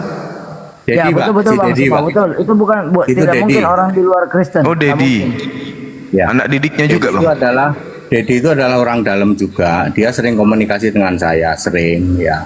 Dan yang tidak setuju dengan GL itu banyak. Ya, tetap beribadah ke tempat dia, tapi beberapa hal-hal tertentu dia nggak setuju. Termasuk persepuluhan. Iya, Ada iya, yang nggak bayar juga. Ada yang nggak bayar. Oh itulah mungkin yang nggak bayar itu disinggung. Iya. Kalian cuman sekali seminggu, maka bayarlah 10.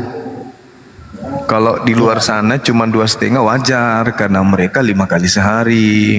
Mungkin maksudnya gitu. Kok kalian sekali seminggu wajar lah, kalau 10% bayarlah sekarang, jangan nunggak-nunggak, mungkin maksudnya gitu.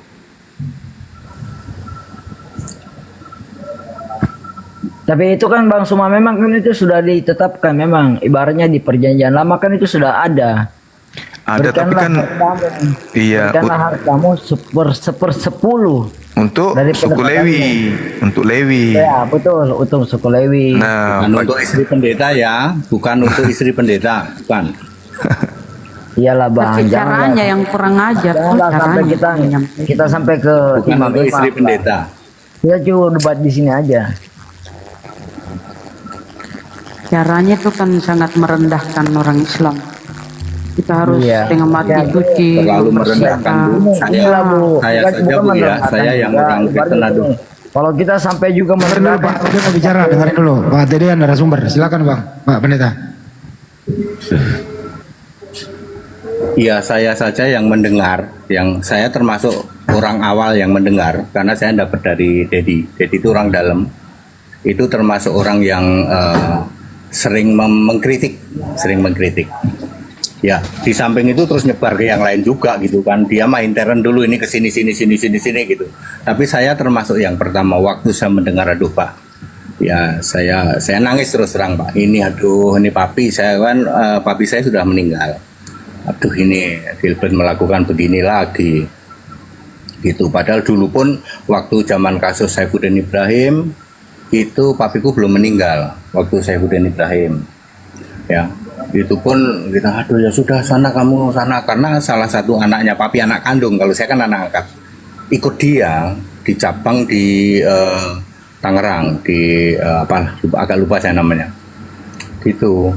Jadi saya masih sering berhubungan dengan orang-orang sana terutama orang-orang yang sering mengkritik karena di dalam sebuah itu seperti itu dan itu bukan cuma saya ya Bu ya, Bang Juma dan Handi bukan cuma saya ya. Orang lain juga mengatakan waduh ini sangat menghina. Kategorinya sangat Pak. Sangat menghina kategorinya. Begitu Pak. Iya. Assalamualaikum warahmatullahi wabarakatuh. Waalaikumsalam warahmatullahi wabarakatuh. Waalaikumsalam warahmatullahi wabarakatuh. Silakan Pak De. Ada yang tidak diketahui oleh Pendeta Gilbert tentang zakat yang 2,5% itu. Dari 8 asnaf, ya 8 asnaf atau 8 golongan yang berhak mendapat zakat. Ada nggak di situ ditulis ustadz gitu atau kiai atau ulama gitu? Nggak ada. Nggak ada. Jadi 2,5%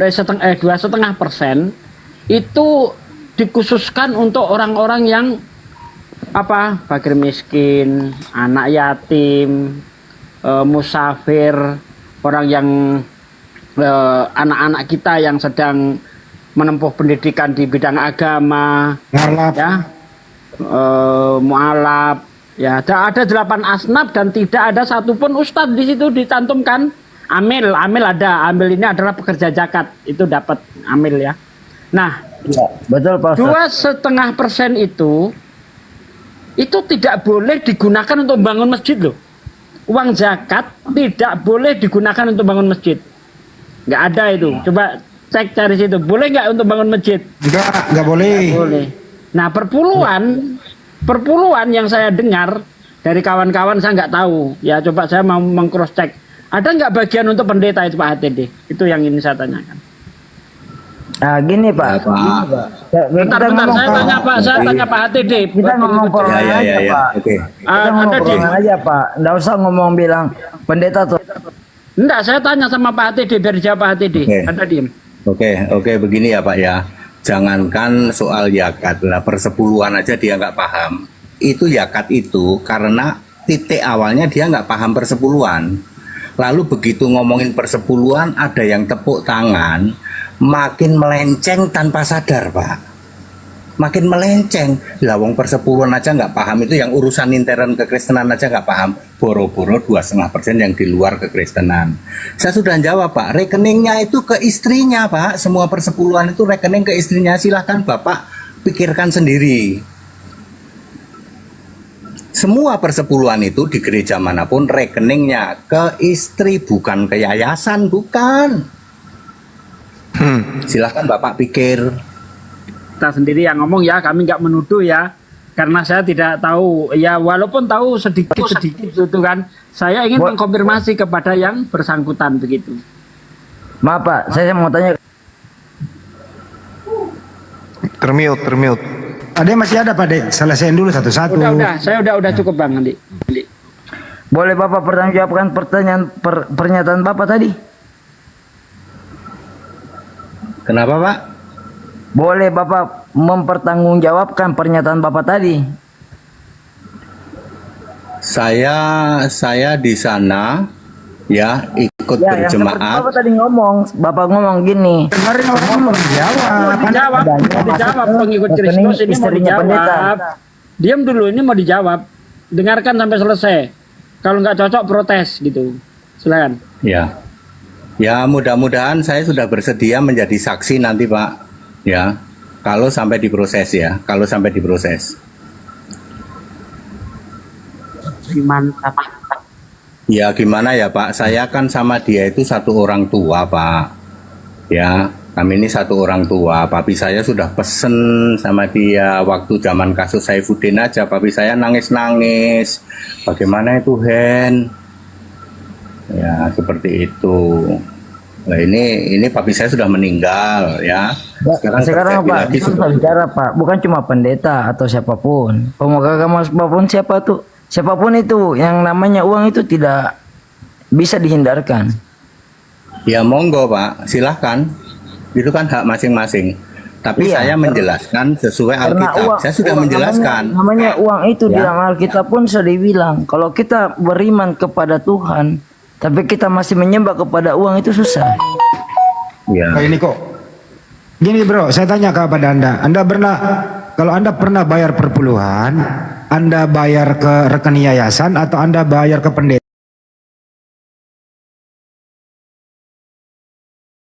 Ke rekening gereja. Atas nama gereja atau atas nama pribadi? Gereja. Menurut dia rekening gereja Pak, HTD bukan rekening istri. Ya monggo silahkan. Transfer ke rekening gereja. Monggo silahkan ya. Karena begini Pak, saya ngomong begini.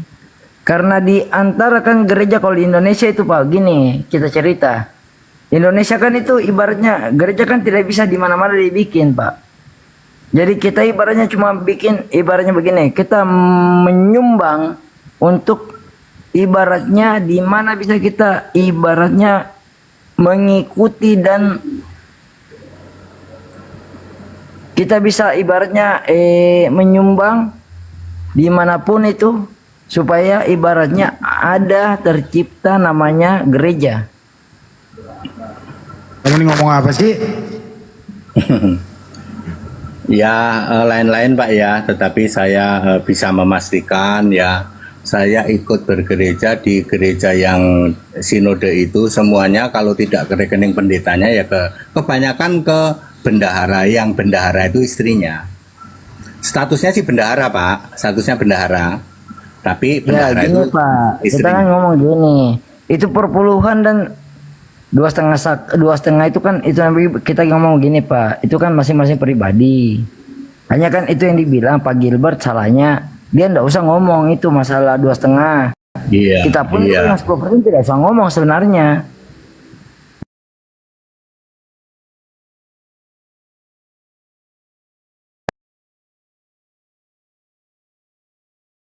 Kita punya hak. Iya. Salahnya Pak Gilbert dia kan nyinggung.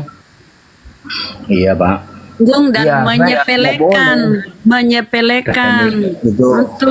Itu penghinaan berat Pak. Sorry ya, saya harus ngomong begitu ya. Ini saya nggak cuman sendirian, orang-orang Kristen yang saya kenal ya sama ini. Waduh, ini penghinaan berat ini.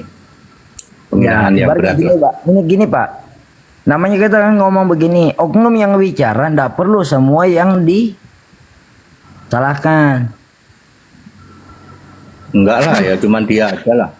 Nah, nggak boleh larang orang berkomentar dong. Iya kayak gitu Pak. Maksudnya saya ibaratnya gini Pak. Maksudnya begini. Ibaratnya begini. Seorang anak melakukan kejahatan tidak mungkin orang tuanya yang dihukum, betul tidak? Iya. Ya makanya dia saja Pak. Dia saja yang sekarang ini kita baca. Cuman dia, saya nggak ngikut-ngikut istrinya nggak dibawa-bawa. Iya. Bawa Hanya kan lutut juga kita enggak. begini. Kita kan bahasnya sekarang begini. Pak Pendeta Gilbert yang bermasalah janganlah dibawa ke ranah agama. Oh ya, dia sendiri mewakili apa? Ya dia sendiri mewakili dirinya sendiri. Oh iya memang. Sekarang kita ngomong, emangnya yang kalau dari pendeta, mulut Pak. mewakili semua tidak? Tapi ini dikonsumsi publik, bro. Udah kondisi Iya. publik, statusnya Sekarang gini pendeta. Pak, kita ngomong Pak, kita ngomong gini kita ngomong. Apa yang dikeluarkan pengkhotbah di setiap agama, apakah bisa pengkhotbah yang ngomong itu apakah bisa dijadikan tersangka semua yang mendengarkan? Bisa Pak, kalau penistaan bisa. Dari mana Pak pasalnya Pak? Ya faktanya Sekarang kita begitu. ngomong begini saja Pak. Ahok ngomong penistaan, apakah semua yang dengar itu semua ditangkap? Enggak lah. Ah tidak, maka dari itu Pak, itu kan kita ambil sekarang. Ini kok Anda pasti pakai lebar. Kita nggak mempermasalahkan yang lain Pak. Kita GL aja. Iya. Kan KL yang dilaporkan, bukan yang lain, bukan yang Kita oknum mendengarkan. saja, tidak usah ke agama. Nggak ada Pak. Jadi hanya GL saja, nggak menyangkut istrinya, nggak menyangkut bawah lutut, nggak ada Pak. Maka dari ini saya ngomong, kita ngomongnya ke bersangkutan saja, jangan menyebar ke Sudah agama. Pak, sudah. Udah, ini justru Anda yang melebar Sudah, ini. Pak. Iya. Udah yang lain yuk. Ya udah cukup ya. Ya maaf Ya. Pak, kalau saya ngomong terlalu. Oke, saya ya Pak, dengerin Pak, siapa tahu ada solusi yang bagus ini. Saya Yuk, cuman silakan. ibaratnya cuman Cukup. ikut saja lah. Ya cukup Pak, silakan. Supaya kita tidak terlalu melebar. Iya, udah kalau nggak melebar, udah standby dulu ya. Iya, karena kan dulu kan kita cerita masalah Pak Ahok saja kan kita ngomong. Apa sih? Kalau kemana-mana. Wes Pak, atos Pak, sudah ya. Oke. Jadi kalau saya lihat itu begini ya, yang dilakukan oleh Pendeta Gilbert Lumaindong itu untuk memotivasi supaya jemaatnya itu rajin bayar perpuluhan. Lalu dia itu membandingkan dengan apa yang dilakukan umat Islam. Karena umat Islam itu bayarnya hanya 2,5%, makanya mereka masih repot, masih dituntut untuk menjalankan syariat-syariat, ya 5 kali sholat sehari, ya kan, terus belum lagi Jumat, Ngelipet kaki, iya, ngelipet kaki nggak disebut. ngelipet kaki, ya, sampai ke sana. Motivasi utama adalah bagaimana jemaat dia itu rajin bayar perpuluhan, itu sebenarnya kalau saya lihat. Nah, cuman ada yang bocorin. Nah, itu dia. Ada yang bocorin rekamannya, apesnya itu di situ. Kalau saya dapatnya dari Dedi, Pak. Saya sering komunikasi sama dia. Jadi semua yang berjemaah di situ tidak semuanya setuju. Banyak yang cuman, wah ini ada. Akhirnya ada video begitu dibocorin. Bocornya Dedi ke saya misalnya, oh ada teman-teman yang lain ke sana gitu. Gitu. Mungkin saya juga bocoran ke-3, ke-4 nggak tahu deh. Gitu. Gini Pak aja, Sugi, apa saya, kabar, Pak Sugi? saya juga cuma mau bicara. Memang kalau di Alkitab memang kita memang diajarkan untuk namanya berdoa kepada Tuhan itu seharusnya sujud. Memang di ajaran Kristen kita memang jarang untuk bersujud.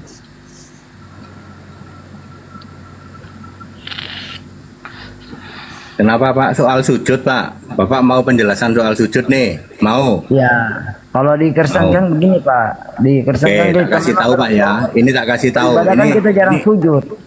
Oke, ini jawaban sampel Pak ya. Jawaban Ya. sampel. Semua Ya, coba, sujud Pak. di Alkitab ya, sujud cium tanah di Alkitab hanya berlaku sebelum Yesaya 66 ayat 1. Ketika Allah sudah menyampaikan langit adalah tahtaku, bumi adalah tumpuan kakiku, semua sujud hadap atas. Tidak pernah ada. Di Alkitab memang ada sujud cium tanah hanya berlaku sebelum Yesaya 66 ayat 1. Karena di Yesaya 66 ayat 1 Allah sudah menyampaikan, aku itu ada di langit. Dulu kan orang belum jelas Pak. Gitu. Termasuk di situ penyebutan kata Yahweh. Kata Yahweh, kata Yehova itu hanya berlaku sebelum Yesaya 66 ayat 1. Oke. Kalau begitu sekarang coba Bang Suma jelaskan sujud kepada tanah. Ini kita debat dulu ntar dulu ini. Nanti kalau Kita kamu nggak mau usah, nanti hari ini kita tidak itu Pak. Hari ini nggak itu Pak. kalau mau nanti sama Ya. Banjuma. Nanti sama Banjuma Ya. bahas itu. Ini sepertinya Nanti itu porsi saya sama Bang Yuma lempar-lemparan asbak lagi nanti. Asbak ya. lagi nanti. Asbak melayang pokoknya saya kalau ketemu Bang Yuma. Gini Bang, kalau begini, gini Pak. Kalau masalah di gereja itu saya sudah hafal. Kenapa kita dibilang kenapa harus bukan sujud ke bawah tapi menyembah ke atas? Itu saya Tadi sudah udah paham. udah dijawab Pak Henry. Udah dijawab. Kan dia sudah jawab. Efesus 2 nomor Sudah 15. Efesus 2 15 kan udah batal semua. Gimana sih kecuali uang. Berarti abang juga mengakui. Ya ini kan kepercayaannya Pak Henry. Ini nggak debat. Sudah ini bukan debat. Gimana Pak. sih Anda ini? Oh gitu. Tadi ada ibu tadi ibu anu gelis yang cantik mana? Ya ibu-ibu mau menanya silakan ke Pak Henry Tan. Karena dari kemarin kan yang saya lihat kan itu ketakutan. Ya kalau nggak ada, kalau sudah nggak ada, biar Pak Henry istirahat. Ya kalau mau Anda diskusi sama Banjuma, ada Pak Desugi di sini. Bagaimana? Oke silakan. Iya benar. Kira juga Bang Yuma, Pak Andi dan yang lain juga. Saya sekarang udah jam 23 lebih soalnya. Saya Jam tidak mau 23. bilang. Terusin Pak Henry. Terus ya, saya tak izin dulu ya, Bang Yuma, saya tak izin Iya dulu. Bang, iya Bang, istirahat. Bang Andi, saya izin dulu. Ya. Kalau ada kata-kata yang kurang sopan, mohon dimaafkan ya. Siap, Ya, Pak Bang, Pendeta. ya. Oke, terima Sehat terus. kasih. Iya. Terima kasih Pak Pendeta. Oke, sekarang ETD enggak ada. Nah, sekarang kalau mau diskusi sama Banjuma silakan. Apa masalah sujud? Masalah apa? Silakan Bro. Iya, masalah kan dibilang tadi masalah sujud. Seperti kan yang dibilang Pak Hendrik tadi, kita ngomong. Itu kan sudah selesai di ayat sekian. Nah, terus apa permasalahannya ini? Permasalahannya nih Pak Suman, saya mau tanya. Iya. Kita berdoa kepada Tuhan itu mesti bagaimana? Ya, sebenarnya Kalau saudara-saudara baca Bible, Iya. ada dua arah yang sebenarnya yang harus teman Kristen itu pahami. Iya bang. Misalnya di dalam Matius 5 nomor 20. Iya. Kan di situ jelas diterangkan di dalam kitab saudara. Iya bang. Dikatakan bahwasanya jika hidup keberagamaanmu tidak lebih baik daripada ahli Taurat, maka Iya. engkau tidak akan masuk ke dalam surga. Kan itu poinnya. Iya bang. Betul. Nah sekarang bagaimana kemudian dikatakan hidup yang lebih baik dari penganut hukum Taurat, ahli Taurat. Sedangkan di dalam Matius 23, Yesus sendiri menerangkan, jangan kamu mengikuti ahli Taurat. Kenapa? Karena dikatakan dalam Matius 23 nomor 2, ahli-ahli Taurat dan orang Farisi menduduki kursi Musa. Tetapi kemudian mereka tidak melakukan dan tidak mengerjakan apa yang ada di dalam hukum Taurat. Iya. Ahli-ahli Taurat dan orang-orang Farisi telah menduduki kursi Musa. Sebab itu turutilah dan lakukanlah segala sesuatu yang mereka ajarkan kepadamu. Tapi jangan kamu turuti perbuatan-perbuatan mereka. Kenapa bisa? Karena mereka mengajarkan Taurat tetapi tidak melakukannya. Nah sekarang Kristen melakukan Taurat tidak? Melakukan bang. Apanya yang dilakukan? Sunat? Kita bukan. Sunat? Iya, kamu sunat. Ibadah sabat? Iya. Sebelum masuk ke dalam sinagoge, Baitel, Anda mandi? Maaf bang, karena kami tidak sinagoge. Nah, itu dia. Ini kenapa noise ya? Tunggu. Tunggu ya.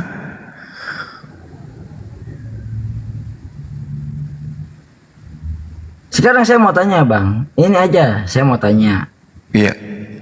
Abang pernah baca tidak masalah perjanjian Nabi Muhammad kepada umat Nasrani di perjanjian Najwa? Nasrani itu bukan Kristen yang sekarang. Jangan ke sana dulu. Kita cerita aja untuk itu perjanjian Nabi Muhammad ke umat bukan Nasrani lah, ke umat lain. Perjanjian apa? Najwa. Ya, kenapa? Abang pernah baca tidak? Ya, biasa. Apa yang Anda bisa sampaikan situ? Di situ kan Nabi Muhammad sudah berbicara. Dia secara lintas agama seperti kita, Bang, toh. Dia sudah bilang bahwa ibaratnya begini. Muslim bisa memberikan bantuan kepada umat agama lain untuk mendirikan agama segini gini. Iya kan, memang Nabi Muhammad di dalam pemerintahannya beliau ya itu membuat beberapa perjanjian dengan orang-orang di luar Islam itu sendiri. Memang betul. Tidak saling mengganggu, tidak saling mengusik satu sama lain, saling menghargai. Nabi Terus Muhammad tuh ngomong, ini akan terjadi sampai akhir hayat. nah inilah yang terjadi sekarang. Kan kita tidak saling ganggu kan? Tapi apa yang terjadi sekarang? Apa yang terjadi? Anda diganggu? Saya merasa terganggu. Loh, justru kami yang terganggu dengan hadirnya Kristen. Kok terbalik ya? Kami merasa terganggu dengan hadirnya Kristen. Memangnya sekarang kita cerita begini, Pak. Kami yang terganggu lah, kami dijajah beratusan tahun, kok aneh ente. Lucu. Siapa yang menjajah, siapa yang dijajah di sini? Kok aneh ya? Sekarang kita cerita gini, Bang. Emangnya ibaratnya begini. Yang lahir duluan siapa? Loh, di Nusantara ini siapa yang lahir duluan?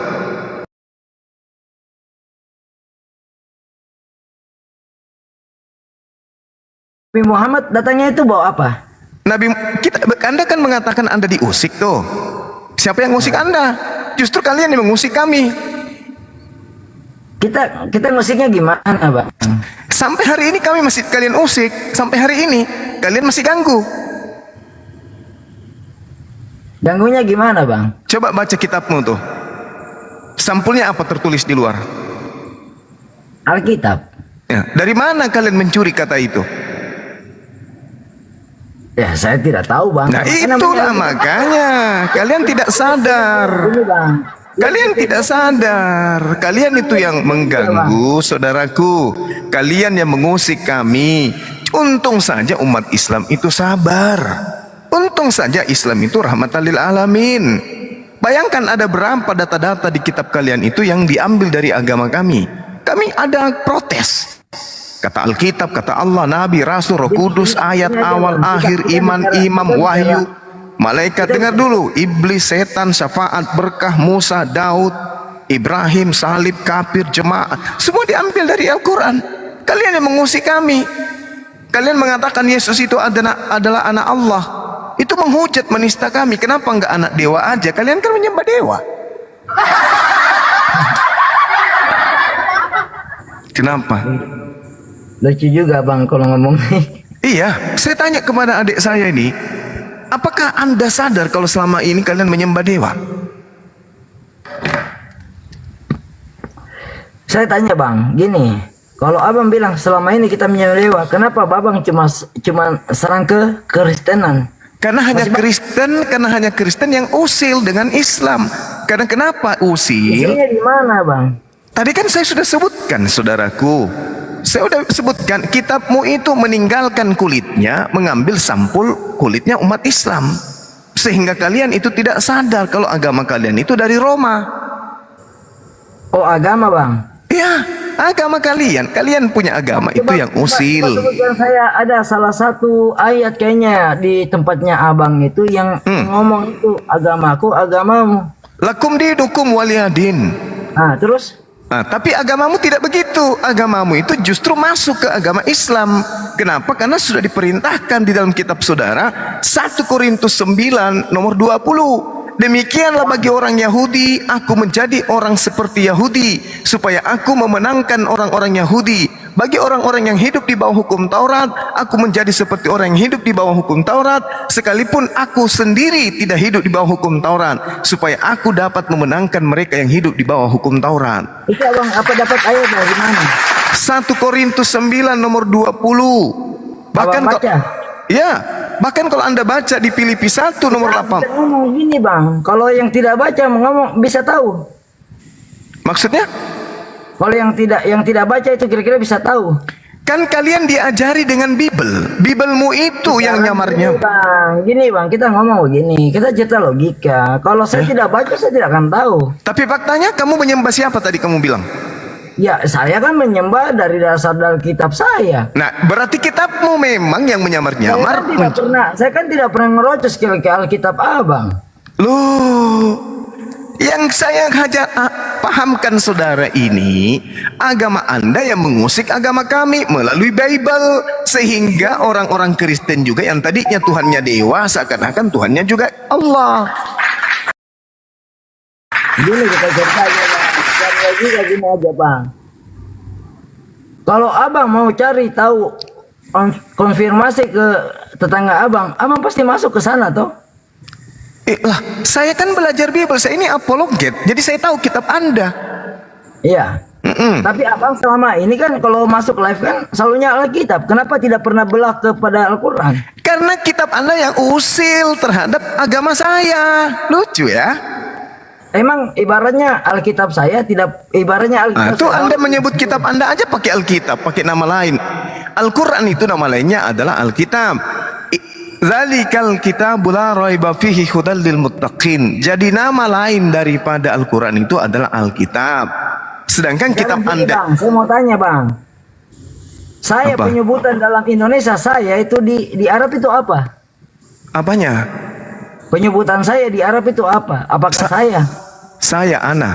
Terus? Nah, apa sama atau tidak?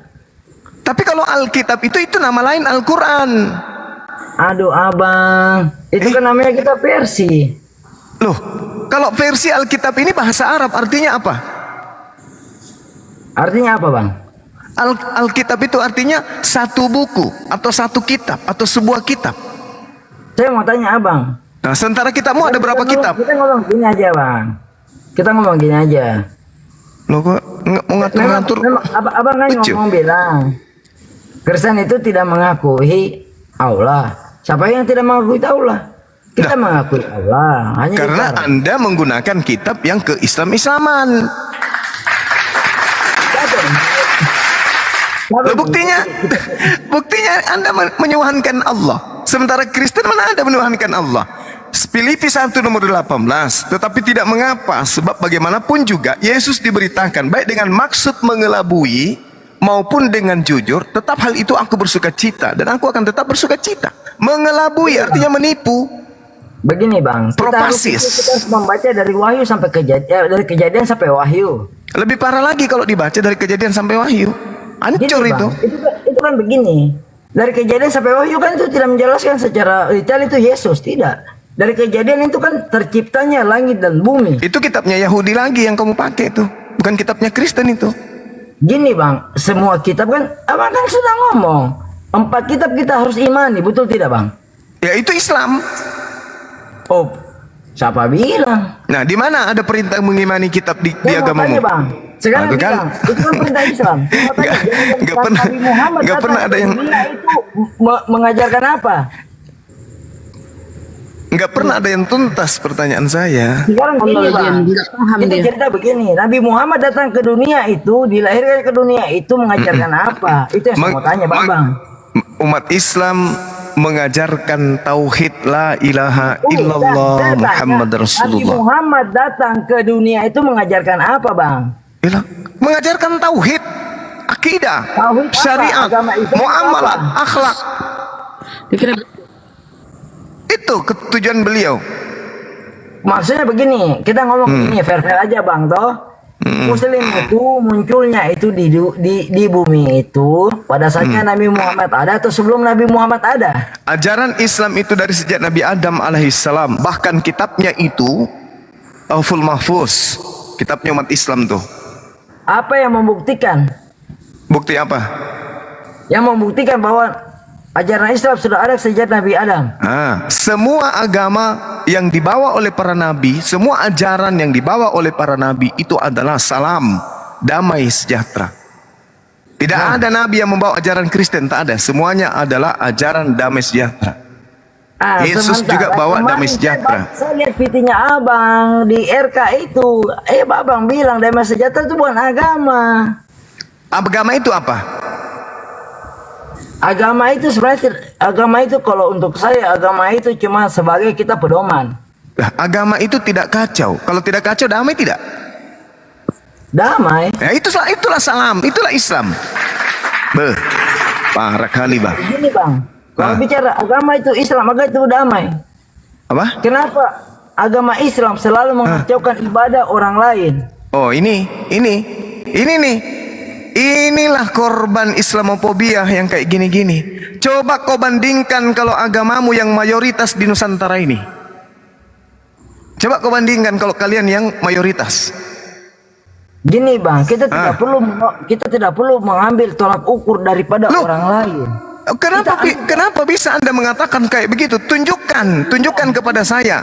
Tunjukkan kepada saya di mana kemudian susah ini kalau sudah otak kecil tapi suaranya mulutnya besar begini nih. Gini bang, kalau di agama dia saja yang mau didengar. Bukan, gini bang, kalau di agama saya itu tuh begini. Kita tidak perlu memukul ketika kita dipukul. Jadi maksudnya ketika Kristen datang menjajah, penduduk pribumi nonton aja gitu. Diperkosa istrinya, dibunuh bapaknya. Gitu, diambil semua harta-hartanya, rempah-rempahnya yang ada di Nusantara yang diambil semua gitu. Karena kita ajaran kasih gitu. Maksudnya begitu. Sekarang gini bang. Tuh pasti sekarang begini bang. Kalau sudah mentok, sekarang begini bang. Layak lagi ke tempat yang lain bang. Bukan. Kalau di satu tempat, pindah lagi ke tempat lain bang. Kau dengarkan saya ngomong, Saya tanya dulu sama. Individu itu beda. Tanya dulu samamu. Tanya dulu, baik-baik ini saya bertanya. Agama penjajah Belanda itu apa? Saya tidak tahu bang. Karena inilah kalau keturunan iblis begini cara ngomongnya. Jangan lagi ngomong iblis bang. Loh, Al-Quran saya mengatakan begitu. Orang-orang kafir dan orang iblis saling membantu untuk menyesatkan manusia dan durhaka kepada pencipta langit dan bumi. Kitab saya. Kamu ngapa? Saya umat Islam. Tadi kan Anda mengajarkan lakum dinukum waliyadin. Agama saya mengatakan orang-orang kafir dan iblis itu sama, kerjasama untuk menyesatkan anak keturunan Adam. Itulah agama kalian. Itu menurut versi abang. Apa? Itu menurut versi abang. Yesus yang mengatakan itu? Di mana Yesus mengatakan itu? Matius 7 nomor 15 sampai nomor 23. Coba abang bacakan. Oke. Waspadalah. Ini Yesus berkata kepada murid-muridnya orang Yahudi, bukan orang Roma. Ingat, agama Kristen itu berasal dari Roma, bukan berasal dari Yahudi. Tidak ada bang, tidak ada di Alkitab itu agama Kristen. Apa? Tidak ada itu di Alkitab. Kisah para Rasul 24 nomor 5. Kena kau kan? Kisah para Rasul 11 nomor 26. Kena kau kan? 16. Bacakan bang. Ini ku bilang kalau otak masih kecil, mulut lebih besar dari otak begini. Sama dengan Ferdinand kamu ini adik. Mulut besar, otak tak ada. Mewakili agama, naik diskusi agama, dalil tidak kuat. Lawanmu yang bukan punya kitab, dia lebih paham dalil, mempermalukan Kristen yang lain. Lebih banyak lagi mu'alaf nanti kau buat kalau begini caramu diskusi. Silakan bang, silakan. Oke. Nanti kamu bebaskan dirimu dari jeratan neraka ya. Kubacakan dalilnya ya. Nanti adik ini kau loloskan dirimu dari jeratan neraka yang Yesus katakan bahwa orang-orang Kristen itu adalah penghuni neraka. Kita lihat bagaimana Anda meloloskan diri Anda kemudian dari ajaran yang Yesus sampaikan kepada murid-muridnya Bani Israel. Nih, kamu kan orang Kendari tuh. Orang Kendari itu kan aneh juga kalau orang Kendari ada yang Kristen, pasti pendatang. Jadi gini, di Matius 7 nomor 15, waspadalah kepada nabi-nabi palsu yang datang kepadamu dengan menyamar seperti domba. Ini ucapan Yesus kepada orang Yahudi muridnya, bukan orang Roma. Oke? Nah, dikatakan oleh Yesus, dari buahnya kamu bisa melihat nabi-nabi palsu ini. Dari buahnya, artinya dari ajarannya. Dari buahnya kamu akan mengenal mereka. Dapatkah orang memetik buah anggur dari semak duri atau buah ara dari rumput duri? Demikianlah setiap pohon yang baik menghasilkan buah yang baik, sedang pohon yang tidak baik menghasilkan buah yang tidak baik. Tidak mungkin pohon yang baik itu menghasilkan buah yang tidak baik. Begitu juga sebaliknya, pohon yang tidak baik itu menghasilkan buah yang baik. Itu tidak mungkin. Dan setiap pohon yang tidak menghasilkan buah yang baik pasti ditebang dan dibuang ke dalam api. Nah, inilah dia. Inilah saudara. Inilah Anda. Jadi dari buahnya kamu akan mengenal mereka. Nah itu, Yesus ulang lagi. Dari buahnya kamu akan mengenal mereka. Bukan setiap orang yang berseru kepadaku Tuhan, Tuhan akan masuk ke dalam kerajaan surga, melainkan dia yang melakukan kehendak Bapakku yang ada di surga. Pada hari terakhir banyak orang akan berseru kepadaku, Tuhan, Tuhan, bukankah kami bernubuat demi namamu, bermujizat demi namamu, mengusir setan demi namamu? Pada waktu itulah aku akan berterus terang kepada mereka dan berkata, aku tidak pernah mengenal kamu, enyahlah daripadaku, kamu semua pembuat kejahatan. Saya ingin tanya sama saudara, buah-buah nabi palsu apakah ada pada diri Anda? Di agama Anda maksud? Di agama Anda? Oke. Jadi saya mau tanya Bang Suma. Loh kok jadi larinya ke bertanya? Saya yang bertanya ini. Hei anak kecil, saya yang bertanya. Apakah buah-buah dari pengajaran nabi palsu ini ada pada agama saudara? Memanggil Yesus Tuhan, bernubuat pakai nama Yesus, mengusir setan. Yang kamu lakukan, mengusir setan pakai nama Yesus, bermujizat pakai nama Yesus. Apakah ada itu di agama Anda? Jawab dengan jujur. Sekarang kita kan ngomong saja, bicara saja, toh ibaratnya begini. Jawab Bang, dengan jujur. Ya. Ada atau sekarang tidak? setelah Yesus, nabi siapa yang muncul? Saya tanya dulu, ada atau tidak? Tidak. Jadi kamu tidak menyebut Yesus Tuhan?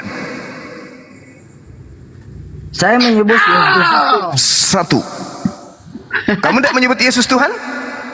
Tuhan. Oke, kena kan kamu? Dua. Kalau kamu mengusir setan, kamu pakai nama siapa? Yesus. 2. Kalau kamu meramal atau bermujizat, kamu menyebut nama siapa? Yesus. Kalau kamu bernubuat atau meramal sesuatu, kamu pakai nama siapa?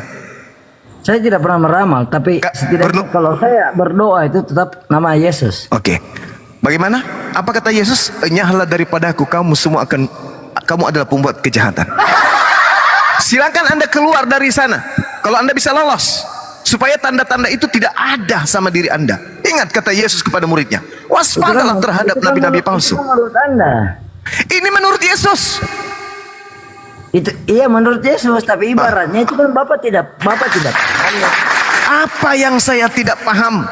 Yesus dengan terang mengatakan, dari buahnya kamu akan mengenal mereka. Mereka memanggil aku Tuhan, bernubuat pakai namaku, mengusir setan pakai namaku, Pada waktu itulah aku akan berterus terang kepada mereka, enyahlah daripadaku, kalian semua pembuat kejahatan. Kemana perginya pembuat kejahatan? Baca Matius 13 nomor 50. Pembuat kejahatan akan dilemparkan ke dalam api neraka yang menyala-nyala. Al-Quran mengatakan apa? Yukhadi'una Allah walladzina amanu wa ma yakhda'una illa anfusahum wa ma yasurun. Sesungguhnya orang-orang kafir ingin menipu Allah, menipu orang-orang Islam, tapi sesungguhnya mereka hanya menipu diri mereka sendiri. Kamu, saudaraku, sabar, 30 detik habis ini. Saudara, kalau saudara tidak menyadari ini yang kusampaikan, berarti saudara bukan menipu saya, tapi saudara menipu diri Anda sendiri. Demikian, silakan. Gini aja Bang, kan di Al-Quran Abang kan sudah mengatakan agamaku, agamamu, agamamu, agamaku. Dan Tuhan pun sudah ngomong di Al-Quran, janganlah kau mencela. Salah, nggak begitu. Janganlah kau mencela sesembahan. Salah. Kenapa lari ke sana? Ini berbicara mengenai buah-buah dari nabi palsu. Apa hubungannya lakum dinukum waliyadin? Ini untuk Anda, ini untuk Anda. Kita nggak boleh cuma ibaratnya begini Bang. Kenapa Anda memperhatikan saya? Kenapa Anda memikirkan saya? Kenapa Anda tidak pikirkan diri Anda? Kristen saja Bang. Kenapa Anda memikirkan saya? Saya tidak ada di buah-buah nabi palsu. Kenapa Anda justru pikirkan saya? Kenapa kamu pikirkan Nabi Muhammad? Kenapa Anda tidak memikirkan diri Anda? Gini Bang, maksudnya kira gini Bang. Kita kan namanya ibaratnya gini Bang. Kita kan namanya apalagi? Kita kan sama-sama ibaratnya. Kita sama-sama. Jadi ibaratnya enggak usah lah cuman Alkitab saja yang dibedah. Loh, coba Abang silakan Anda bedah Al-Quran. Oke, saya bedah Al-Quran ya, tapi ingat, saya bedah Al-Quran. Al-Quranul Karim menyatakan dengan sangat jelas, waliman khafa maqama rabbih jannatan. Dan bagi siapapun yang takut kepada Allah, dia akan mendapatkan 2 surga. Allah, takut kepada Allah, berarti hanya Islam. Yang takut kepada Allah itu hanya Islam. Lalu kemudian Allah mengatakan, tunggu sabar, kan kita mau bedah Al-Quran. Yauma yajma'ukum yaumil jam'i dzalika yaumut taghabun wa man yu'min billah wa ya'mal salih yukaffir anhu sayyi'ati wa yudkhilul jannah tajri min tahtihal anhar khalidina fiha abada dzalikal fawzul azim. Dan pada hari penghimpunan, ketika manusia semua dibangkitkan dari kubur, diungkap semua kesalahan-kesalahan manusia. Barang siapa yang beriman kepada Allah, mengerjakan amalan soleh, Allah akan menghapus kesalahan-kesalahannya dan memasukkan ke dalam surga. Mereka kekal di dalamnya selama-lamanya. Itulah kemenangan yang agung. Ini janji Allah kepada kami. Al-Quran kalau dibedah, jannatu adnin yadkhulunaha wa man salaha min abaihim wa azwajihim wa surriyatihim. Surga-surga Aden, mereka masuk ke dalamnya bersama dengan orang yang soleh, nenek moyang mereka, pasangan mereka, anak mereka, cucu mereka. Ini kami umat Islam. Jaminan surganya jelas. Lah ente dijamin neraka. Nah sekarang Bang, kalau ngomong saya juga bisa bicara masalah Alkitab. Silakan. Tunjukkan jaminan surga dari tunggu. Tunjukkan jaminan surga untuk Kristen. Silakan. Jalan yang lurus itu cuma ada pada Yesus Kristus. Mana jalan lurusnya ketika Yesus mengatakan buah-buah dari nabi palsu itu adalah menyebut aku Tuhan, bermujizat pakai namaku, mengusir setan pakai namaku, bermujizat pakai namaku. Itu jalan lurusnya. Hah? Itu jalan lurusnya. Itu ayatnya Abang itu cuma di mana? Matius 17 nomor 15 sampai nomor 23. Paman. Ini yang Anda harus sadari, bukan Anda ngeyel. Makanya kan ku bilang tadi, coba adek ini loloskan diri Anda dari buah-buah pengajaran nabi palsu. Jangan Anda mikir kemana-mana, pikir dulu itu. Itu nabi palsu abang baca di mana? Matius 7 nomor 15 sampai nomor 23. Itu di Alkitab atau di Al-Quran? Matius itu kitabmu, Biblika, bukan Alkitab. Kenapa bang percaya dan bicara? Anda percaya enggak? Al-Quran mengatakan innal ladina kafaru min ahlil kitabi wal musyrikina fi nari jahannam khalidina fiha abada. Orang-orang kafir menyembah manusia, mereka kekal di dalamnya. Mereka masuk ke dalam neraka, mereka kekal di dalamnya. Mau kurang apa lagi? Itu kan menurut ajaran abang.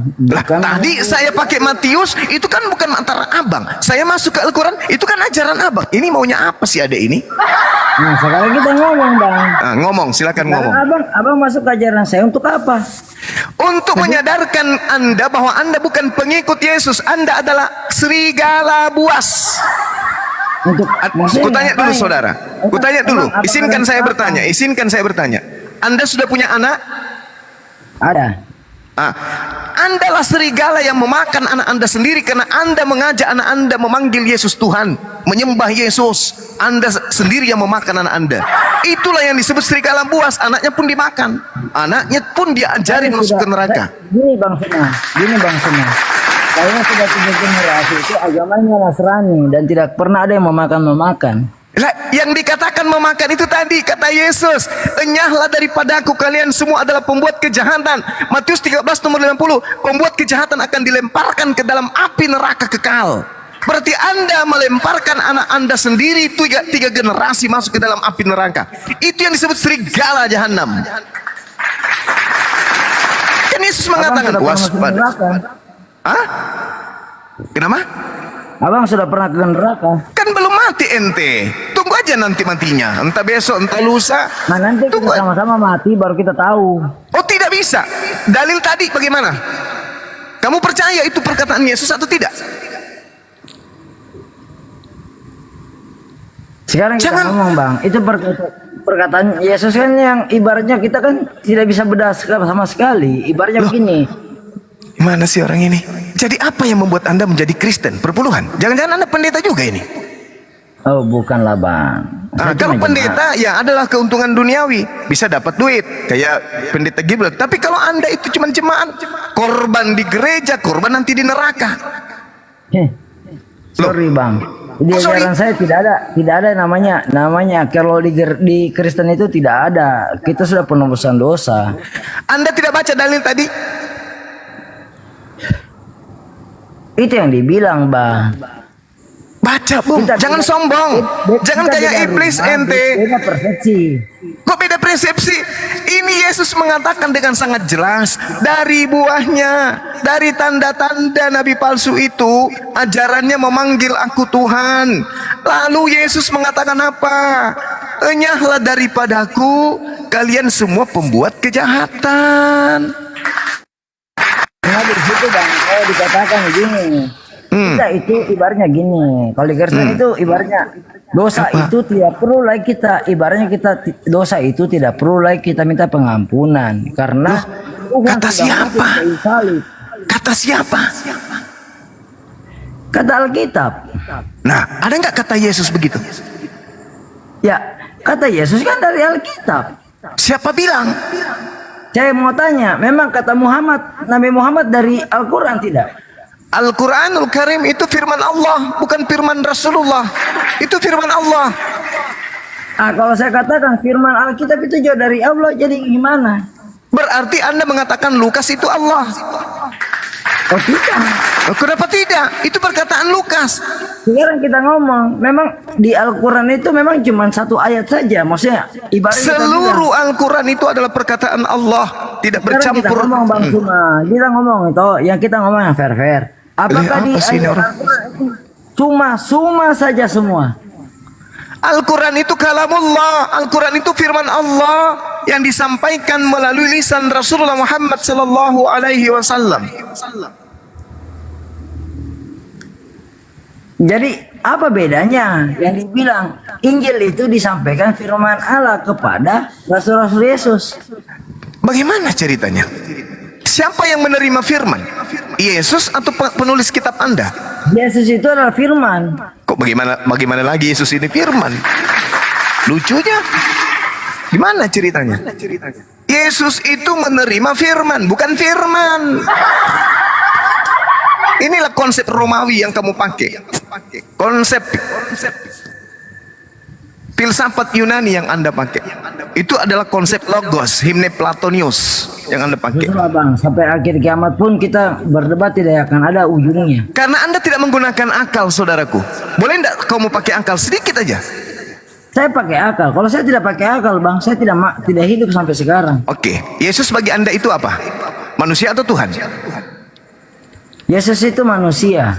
Nah, kenapa Anda sembah? Karena ada firman Allah yang turun kepada dia. Apa tuh?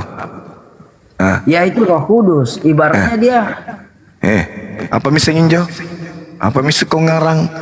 Siapa yang ngajarin kamu kayak gitu? Inilah yang Al-Quran katakan bahwa orang Kristen itu menyembah Yesus tidak ada yang ngajarin kecuali nenek moyangnya saja yang ngajarin. Nenek moyangmu yang ngajari kamu itu, kawan. Siapa yang ngajarin kau nyembah Yesus? Gini Bang, kita cerita aja gini. Ini pertanyaan saya. Saudara, siapa yang ngajarin ente menyembah Yesus kalau bukan nenek moyang kalian? Siapa? Saya mau tanya kembali Bang. Oh, enggak ada habisnya kita berdialog kalau begini, enggak ada artinya. Saya tanya kembali Bang. Karena saya bertanya, kamu bukannya menjawab tapi bertanya. Gini, kita kembali aja. Kemana kembalinya? Ingat ya, Anda tidak bisa meloloskan diri Anda dari penghuni neraka berdasarkan pengakuan Yesus. Dah, selesai, titik. Siap. Renungkanlah itu setelah ini, baca, ambil Bible, baca baik-baik, pelajari baik-baik, habis itu naik lagi ke sini. Sekarang kita kembali ke gini Bang. Kayak mana lagi kembalinya? Abang itu konsepnya untuk bicara Yesus di mana? Al-Quranul Karim, ya Bani Israel, inni rasulullahi ilaikum. Bukan Yesus itu sebagai Isa? Itulah Nabi Isa. Yesus itu tokoh fiktif buatan Romawi. Berarti Anda tidak meyakini Isa? Kenapa? Berarti Anda tidak meyakini Isa? Saya meyakini Isa sebagai Nabi dan Rasul yang datang di tengah-tengah Bani Israel, yang mengajarkan Bani Israel kemudian menyembah kepada Allah dan mengajarkan Bani Israel menjadikan dirinya sebagai Rasul utusan Allah. Yohanes 17 nomor 3, hidup kekal itu adalah mereka mengenal engkau satu-satunya Tuhan yang benar dan mengenal Yesus Kristus yang engkau utus. Selesai. Itu iman saya. Ya Bani Israel, inni rasulullahi ilaikum. Siapa? Kenapa? Selama ini yang Anda cerita itu siapa? Yesus atau Isa? Siapanya? Yang Anda cerca selama ini Yesus atau Isa? Saya tidak pernah mencerca Yesus. Tunjukkan di mana saya mencerca Yesus. Justru saya siang malam membela Yesus bahwa bukan Yesus yang mati terkutuk di atas tiang salib, tapi kalian mati-matian ingin Yesus yang mati terkutuk di atas tiang salib. Itulah makanya saya katakan wa ikhwanuhum yamuddunahum fil ghayyi tsumma la yuqsirun. Sesungguhnya orang-orang Kristen itu adalah saudara dengan setan di dalam menyesatkan manusia, dan mereka tidak akan berhenti menyesatkan manusia. Buktinya, Anda menyesatkan anak Anda sendiri untuk menyembah Yesus, padahal Anda sudah tahu buah-buah dari pengajaran serigala berbulu domba itu adalah memanggil Yesus Tuhan, bernubuat pakai nama Yesus, mengusir setan pakai nama Yesus, bermujizat pakai nama Yesus, tapi Anda tetap aja mengajarkan kepada keturunan Anda. Dengan kata lain, Anda membantu setan di dalam menyesatkan umat manusia. Anda nggak sadar kan? Nah, jadi saya mau bertanya langsung. Nah, bertanya aja lagi. Kristen itu menyembah Yesus sebagai dewa? Bukan. Kok bukan? Sejak kapan kalian mengenal Tuhan? Kristen tak punya Tuhan. Kristen itu punya dewa. Menyembah Yesus sebagai dewa. Ini berikan fakta. Kenapa? Saya mau tanya, ngomong yang baik. Kristen itu menyembah Yesus sebagai apa? Sebagai dewa, sebagai sembahan. Sembahan, oke. Baca di Al-Quran Anda. Kenapa di Al-Quran? Kan sudah dijelaskan, janganlah kau memaki-maki sesembahan orang lain. Saya memaki siapa? Justru Anda yang memaki sembahan Anda sendiri dengan mengatakan Yesus adalah orang terkutuk. Anda yang memaki. Saya tidak memaki, Bang. Lalu saya tanya sama Anda, kutanya sama Anda nih, disaksikan oleh 4.000 orang lebih. Oke, saya tanya sama Anda, Ya, Bang. yang mati terkutuk ini menurut kitabnya orang Yahudi, Ulangan 27 nomor 25, Ulangan 21 nomor 22 sampai 23, yang mati terkutuk adalah orang yang makan suap, pengkhianat, dan orang yang kerasukan setan. Pertanyaan saya, siapa yang makan suap? Siapa yang kerasukan setan? Siapa yang berkhianat? Yudas atau Yesus? Jawab dengan jujur. Yudas. Yudas. Lalu yang terkutuk mati di atas tiang salib siapa? Saya tidak bisa berkata siapa yang mati tiang salib karena itu kan ada 3. Mulai kan? Mulai. Ini yang saya katakan kepada saudara. Ya, kata Yesus, waspadalah kepada serigala, domba-domba, serigala yang nyamar domba. Padahal dia adalah serigala yang anak kandungnya pun dimasukkan ke dalam neraka. Kan yang dikatakan yang mati di kayu salib itu adalah yang terkutuk. Tapi kan di kayu salib itu kan ada 3. Yang menebus dosa kalian kan menurut konsep Roma kan yang terkutuk itu kan? Ya, menurut konsep kita sebagai Nasrani, yang menebus dosa kita itu ya Yesus. Berarti Yesus mati terkutuk? Oh tidak. Mati meja. Kenapa mati? Ya kenapa bisa Yesus tidak mati terkutuk? Nah jelas tertulis Galatia 3 nomor 13. Yesus telah menebus kita dari kutuk Taurat dengan cara menjadi kutuk, sebab ada tertulis terkutuklah orang yang mati di atas tiang salib. Kenapa saudara mengatakan bukan Yesus yang terkutuk? Bang semua percaya. Apa itu? Bang semua percaya dengan itu ayat. Saya mengatakan Al-Quranul Karim surah An-Nisa ayat 157 yang mati terkutuk di situ bukanlah Nabi saya, Nabi Isa alaihissalam. Kan sudah kubilang samamu, kamu menginginkan Yesus itu, kamu menuduh saya, kenapa kamu mencela? Gini bang. Jangan gini kamu, bang. apa tadi kamu bilang? Jangan kan, kamu mencela Tuhan sembahan orang lain. Saya kan gini, tapi yang bang. mencela itu kamu sendiri.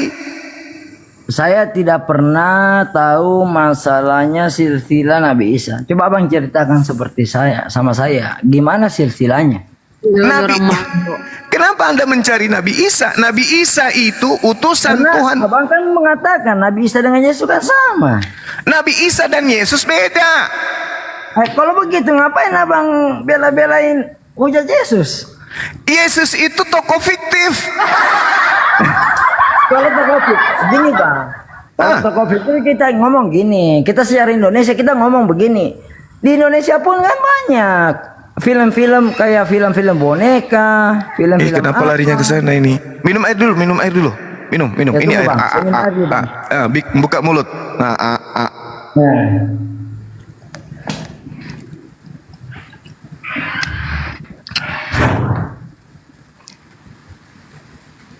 Tunggu bang, saya dulu bang. Jadi Yesus itu hanyalah pengganti dari dewa Horus, putra dewa matahari milik orang Roma. Kalau yang nabi yang diutus di tengah-tengah Bani Israel, dalam bahasa Ibrani disebut Yosua Hamasya, dalam bahasa Aram Iso Al-Masih, dalam bahasa Arab Isa Al-Masih. Antara bahasa keturunan Nabi Abraham dengan bahasa Roma Yunani tak ada padanannya. Tidak bisa kemudian dipadankan ke sana. Yosua, Iso, Isa. Kenapa bisa? Karena ini adalah bahasa serumpun. Mereka adalah saudara. Kita tidak bisa ganggu gugat itu. Sedangkan Yesus ini dari mana ini Yesus? Tapi kan gini bang, saya kan tadi ngomong, saya cuma bilang. Coba abang baca itu perjanjian Nabi Muhammad Kan sudah. Nasrani. Kan sudah. Ingat Bung ya, yang sampai ke tengah-tengah Nabi Muhammad SAW ada dari sekte Arius, Unitarian, di mana mereka masih adalah pengikut Nabi Isa, seperti pendeta Buhari. Siapa? Pendeta siapa? Buhera. Itu. Teman-teman saja tahu. Itu jangan, bukan Kristen, beda. Kristen itu dari Roma, dari Belanda, njo pernah Kristen Njo kaman juga Belanda siagan Jerman Portugis njo Kristen siagan Katolik punna Nabi Isa Nasrani masih ada dari sana. Gitu saudaraku. Jadi yang Anda harus pikirkan sekarang ini adalah, loh kok Bang Suma bisa tahu kalau Yesus itu menjanjikan neraka bagi orang Kristen? Itu yang Anda harus pikirkan. Ternyata dalilnya ada di Al-Quran dan ada juga di dalam kitabku. Waduh, bahaya ini. Kasihan anak-anak saya, kasihan keturunan saya kalau ternyata diusir. Saya gini bang, saya itu orangnya bukan yang ahli kitab, bukan yang suka baca kitab. Ibaratnya nanti kalau memang besok-besok ya cobalah saya beda-beda lagi Alkitab. Nah, gitu deh. Cara lagi bang. Ya, begitu dong. Iya. Hanya kan ibaratnya bang begini bang, maksudnya saya kan ibaratnya lebih bagus dari Alkitab ke Al-Quran kita ngomong secara 5 to 5. Seperti kan saya di Al-Quran kan sudah ngomong agamamu agamaku, agamaku agamamu. Janganlah kau memaki sesembahan orang lain supaya orang sesembahan itu tidak memaki Allahmu. Dan itu kan ada juga dibicarakan kayak dibilang perjanjian Nabi Muhammad ke pihak Quraisy atau Kristen atau Nasrani. Itu kan dibilang ada perjanjian Naswa. Apa itu? Perjanjian Naswa, Bang. Pada saat Nabi Muhammad datang, ibaratnya berbicara kepada imam-imam Nasrani, dia kan di ibaratnya Nabi Muhammad sudah bilang, kami tidak akan ibaratnya mengganggu ibadah kalian, dan apakah kalian membutuhkan bantuan umat muslim, kami akan siap membantu. Karena kau mencuri kata-kata Allah, kata istilah-istilah Islam dalam Al-Quran, kau curi masuk di Bible. Makanya kami diskusi. Sekarang gini Bu, kau saya tidak mencuri Bu, saya tidak mencuri.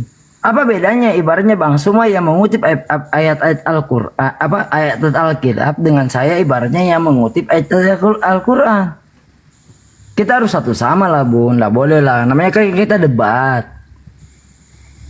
Loh, terangkan Gorondaku. Kau yang mencuri kok. Ini jadi begini. Kita saling mengutip. Oke, sekarang saya tanya, kenapa bisa kamu menjadi agama Kristen? Karena ibaratnya begini Bang, betul ini apa yang Abang bicara. Dari tadi ngomongnya ibarat. Kenapa bisa kita jadi Muslim dan Kristen itu mulai dari ibaratnya kita pada saat lahir. Begini Bang, betul tidak? Abang kalau lahir dari rahim Kristen, tidak mungkin abang jadi Islam, betul tidak Bang? Tidak mungkin, gimana? Kalau menggunakan akal pasti saya nih. Dan banyak orang yang saya mualafkan setelah membaca Matius 7 nomor 15 sampai 23, mereka berbondong-bondong satu keluarga pindah ke Islam. Gak mau dia masuk neraka. Gini Bang, kita cerita gini. Ibaratnya anak baru lahir, dia ibaratnya Kristen. Dia tidak mungkin langsung Islam, betul tidak? Karena mereka sudah didoktrin. Apa bedanya dengan ibaratnya yang lahir Muslim? Kalau saya nih diajarkan masuk Islam, saya belajar Al-Quran, saya dalami Al-Quran. Mulai dari usia 2 tahun saya belajar Quran, jadi saya tahu. Kamu sudah tua. Apa bedanya? Kamu sudah tua. Yang Kristen pun juga umur 2 tahun juga kalau sudah bisa baca juga dia dalami. Kamu tahu original teks kitabmu? Tahu. Coba kau bacakan saya Yohanes 1 dalam bahasa Yunani. Oh maaf Bang, kalau yang begitu saya terus belum tahu. Artinya ente tak ada tahu. Maaf bang. La haula wala quwata illa billah. Maaf, Bang. Ibaratnya, Namanya ibaratnya. meyakini itu bukan selalunya, ibaratnya kita harus tahu. Ya Allah ya Karim, bagaimana kamu bisa tahu kitabmu ini betul atau salah kalau kau tidak ngerti kitabmu, hanya terjemahan buatan Indonesia. Saya mau tanya bang, gini saja, saya mau tanya bang, kalau abang bicara begitu, tolong abang baca surat Al-Fatihah pakai bahasa Perancis. Loh, bagaimana ceritanya kau mengatakan saya baca Perancis? Al-Quran saya aslinya adalah bahasa Arab dari sumbernya. Kenapa kau merubah? Setan lagi tidak berhasil, apalagi ente. Nah itu nih sama bang. Enggak bisa. Justru kitabmu itu yang berubah-ubah di setiap negara. Aku tanya mana yang benar. Gini bang, Tuhan itu menciptakan semuanya itu supaya semua manusia itu mengerti, bukan cuma asal mengerti satu asal. Oh, jadi Tuhan itu yang ada di lembaga kitabmu yang rubah-rubah, Ki? Tuhan? Bukan bang. Kenapa Anda mengatakan Tuhan tadi? Karena begini bang, saya mau tanya, emang Tuhan mau menyesatkan kayak cuma satu bahasa? Loh, ini kalau Anda paham, Yesus itu bahasa apa rupanya ketika dia datang? Ibrani. Terus kenapa kitabmu bahasa cincong? Sekarang gini bang. Kok sekarang lagi? Kok sekarang? Anda bertanya tadi, Anda bertanya Tuhan kitab suci, sudah bilang, loncat lagi ke sini. Dia akan memecahkan semua bahasa-bahasa. Iya, dari mana Anda tahu kalau bahasa yang digunakan Yesus itu sudah sesuai dengan buku yang Anda tenteng tiap hari? Sekarang gini saja bang. Nah, lain lagi, sekarang lagi pindah sedeng. Bukan sedeng gitu. Kodongeng. Mau begitu abangku. Iya, belajar dek, belajar. Sekarang begini Ki, kita apalagi cerita. sekarangnya, banyaknya sekarangnya. Tetangga cerita di sebelah kanan beda, sebelah kiri beda. Mau ambil ke yang mana? Maksudnya apa ini? Kalau kita cerita tuh tetangga sebelah kanan sebelah kiri cerita, Bang Suma begini, Bang Suma plus, Bang di sebelahnya Bang Suma. Ya lah kayak bisa makan ini, makan terigu, makan lilin. Ceritanya maksudnya tidak baik. Ya. Makan lilin dengarkan katanya pula. Tidak bisa kita makan mentah-mentah bang. Dengarkan sumber aslinya mengatakan apa, itu dengarkan. Jangan ambil yang tidak bersumber daripada asli. Cocok bangku, makanya saya bilang. Terus kenapa kita mau pakai bahasa Indonesia? Karena sumbernya kita memang bahasa Indonesia bangku. Nenekmu kiper. Yesus itu bahasa Aramaik, bahasa Ibrani. Emang Yesus bahasa Indonesia, Yesus? Saya mau tanya bang. Sekarang aku tanya misalnya. Kalau bahasa Arab oke lah. Kutana terus kau, lama-lama saya lempar kau linggis. Coba yang mau lempar linggis. Bicara Arab Miki. Bilang Miki saja begini toh. Jangan banyak bicara. Bilang Miki saya begini. Saya mau besok ketemu kau. Bahasa Arab Ki. Kenapa bisa? Kita bilang toh. Kita bilang bahasa ini Arab. kita berbicara masalah kitab suci, Paman Sam. Muhammad Rasulullah. Makanya kan saya bilang. Ini terlalu jauh Anda itu berlari. Anda tidak melihat tadi bahwa Anda adalah pengikut Nabi palsu. Itu aja dulu PR-nya. Anda kan sudah mengakui bahwa saya adalah pengikut Nabi palsu. Renungkan itu, jangan keraskan hatimu. Anak-anak muda. Jangan. Pikirkan itu, pikirkan masa akhiratmu, pikirkan masa anak-anakmu. Itu yang kupikir. Inilah hikmahnya Anda bertemu dengan kita apologet Islam untuk mengingatkan ente-ente pade bahwa apa yang Anda imani itu adalah buah-buah dari pengajaran seperti pendeta Gilbert itu. Hanya menginginkan duit. Dia tidak pikirkan akhirat kalian. Yang penting mereka kenyang. Yang penting mereka bisa kaya. Mau pintar, mau cerdas, mau selamat, mau tidak EGP, yang penting duit sini, duit tiap bulan. Itu yang mereka pikirkan. Beda dengan kami. Kami memikirkan keselamatan kalian. Bayangkan aja, Yesus mengatakan, tanda-tanda nabi palsu, pengikutnya bisa kamu lihat dari buahnya. Memanggil aku Tuhan, mengusir pakai namaku, mengusir setan pakai namaku, bernubuat pakai namaku, bermujizat pakai namaku. Apa yang Yesus katakan? Pada hari itu aku akan berterus terang kepada mereka. Enyahlah daripadaku, kalian semua adalah pembuat kejahatan. Nah, orang yang berbuat kejahatan ini di mana? Matius 13 nomor 50. Apa yang dikatakan? Pembuat kejahatan akan dilemparkan ke dalam api neraka yang menyala-nyala. Berarti sudah jelas sekali nyata tempatmu nanti.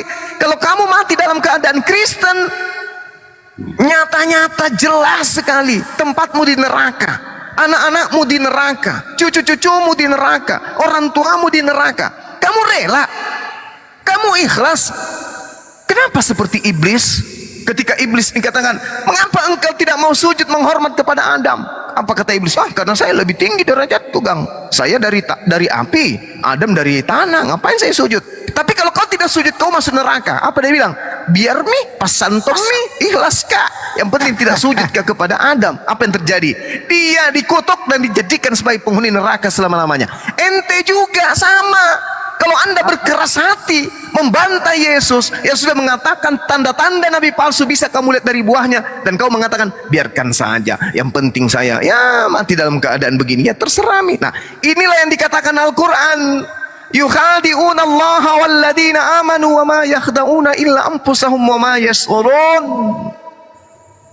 Yukhadi'una Allah walladzina amanu, sesungguhnya orang-orang kafir itu hendak menipu Allah, seakan-akan mereka beriman dan hendak menipu orang Islam, orang mukmin, orang beriman, tapi sesungguhnya mereka hanya menipu diri mereka sendiri.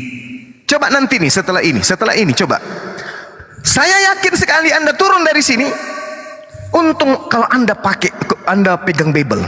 Masih bagus kalau anda segera ambil Bible, anda baca Matius 7 nomor 15 sampai 23. Bagus kalau anda baca. Tapi kalau anda tidak mau tahu, itulah yang dikena. Yukhadi'una Allah walladzina amanu wa ma yakhda'una illa anfusahum wa yash'urun. Sesungguhnya mereka menipu Allah, menipu orang beriman, padahal mereka hanya menipu diri mereka sendiri, sementara mereka tidak menyadari. Ini kalaupun nanti anda buka Bible, anda baca, pasti anda ngeyel. Cuma itu salah pengertian. Cuma itu. Habis itu, Yesus Tuhanku, diberkatilah namamu. Itu nanti kau lakukan tuh. Kenapa? Kamu tidak menyadari itu. Betapa beratnya itu. Betapa beratnya. Berapa beratnya kamu tinggalkan ajaran itu. Padahal sudah nyata-nyata. Al-Quran mengatakan, summum bukmun umyum fahum la yarji'un. Hatimu itu buta karena kamu sudah dienakkan di dalam ajaran agamamu. Bayangkan, sekali seminggu dijamin surga, coy. Itu pun cuma datang nyanyi-nyanyi, loncat ke kiri, loncat ke kanan, loncat ke depan, loncat ke depan, ke belakang, jatuh, benjol kepala. Cuman dia jadi kayak begitu. Gak ada perpuluhan banyak. Sudah begitu mati dijamin masuk surga. Ya, ini yang emang ini. Ajaran abang seperti gini. Apa? Ajaran abang seperti gini, menghina ajaran orang lain. Kenapa bang? Mulai framing. Kenapa ajaran saya? Mulai dia. Ajarannya bapak, ajarannya abang itu memang kayak gitu, maksudnya ngajarin untuk menghina cara beribadah orang lain. Loh kok saya jadi menghina? Ya Allah ya Karim. Saya kalau nonton di YouTube cara ibadahnya teman-teman Kristen, Muhammad Rasulullah. Yang baru-baru ini, yang baru-baru ini wah parah sekali yang baru-baru ini, la ilaha illallah Muhammad Rasul. Ini bukan tempat ibadah lagi, kan memang bukan tempat ibadah itu. Tempat cuman apa istilahnya? Cuman memuja. Tempat reunian. Tempat memuja, ya kayak gitu-gitu. Berarti abang cuma memang tidak baca Alkitab semuanya. Saya boleh bertanding dengan pendeta Indonesia kalau baca Bible. Ya. Bertanding secara apa bang? Ya terserah dari apa saja, dari aspek mana saja. Tapi kalau pertanding ijazah saya tidak bisa, karena saya tidak sekolah resmi Bible. Tapi ingat Ki, ingat baik-baik. Orang yang belajar sekolah mau jadi pendeta, mau jadi pastor, ingat Ki, tujuannya untuk mendoktrin, tujuannya untuk mendogma. Sekarang begini bang. Sedangkan saya belajar Bible untuk mengeluarkan kalian dari kesesatan. Ya silakan. Selalu bilang sekarang begini, sekarang begini. Ngapa masuk Nurahim? Ibu, sabarlah. Gini bang, namanya kan debat liar. Dia bisa ngomong ya? Diambil dari Alkitab. Ya, kenapa ya di mute bisa ngomong? Maksudnya gini. Tengok, tengok, Itu mungkin ada kesalahan dari sana Bang Hadi, dari dianya. Harus sejurus Bang Sumata. Agar apa itu? Maksudnya harus sejurus. Ibaratnya kita harus ambil dari Bible, dari Alkitab dan dari Al-Quran. Harus ada perbandingan. Ya Esther dulu lah. Kan tadi sudah kan? Iya. Tadi kan sudah. Saya bilang, seperti yang tadi saya bilang, Bang. Kan di Al-Quran sudah bilang.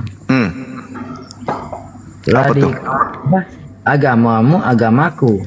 Iya, kan tadi ini udah dibahas, anak muda. Tadi udah dibahas ini. Ya sudah dulu deh ya. Kau diam dulu lah. Kau diam dulu sebentar. Kau diam dulu. Daripada ini kunci dongkrak melayang. Ini mau ya, ada orang tamu datang. Ya Ibu Esther dulu. Ibu Esther, selamat malam. Yang Bang bilang kunci dongkrak melayang, Bang. Malam. Tanggapi lagi. Tadi Aku ini juga di Kendari. Diam kau dulu. saya dengar pembicaraan kalian. Ibu Esther dulu Pak Parlin, ntar Pak Parlin ya. Anda kan baru naik gantian. Ibu Esther dulu, selamat malam. Maaf. Kecil sekali suaranya Pak Esther. Pak Esther, bukan Bu Esther, Pak Esther. Iya. Tidak ibu gini, coba najepi hidungnya.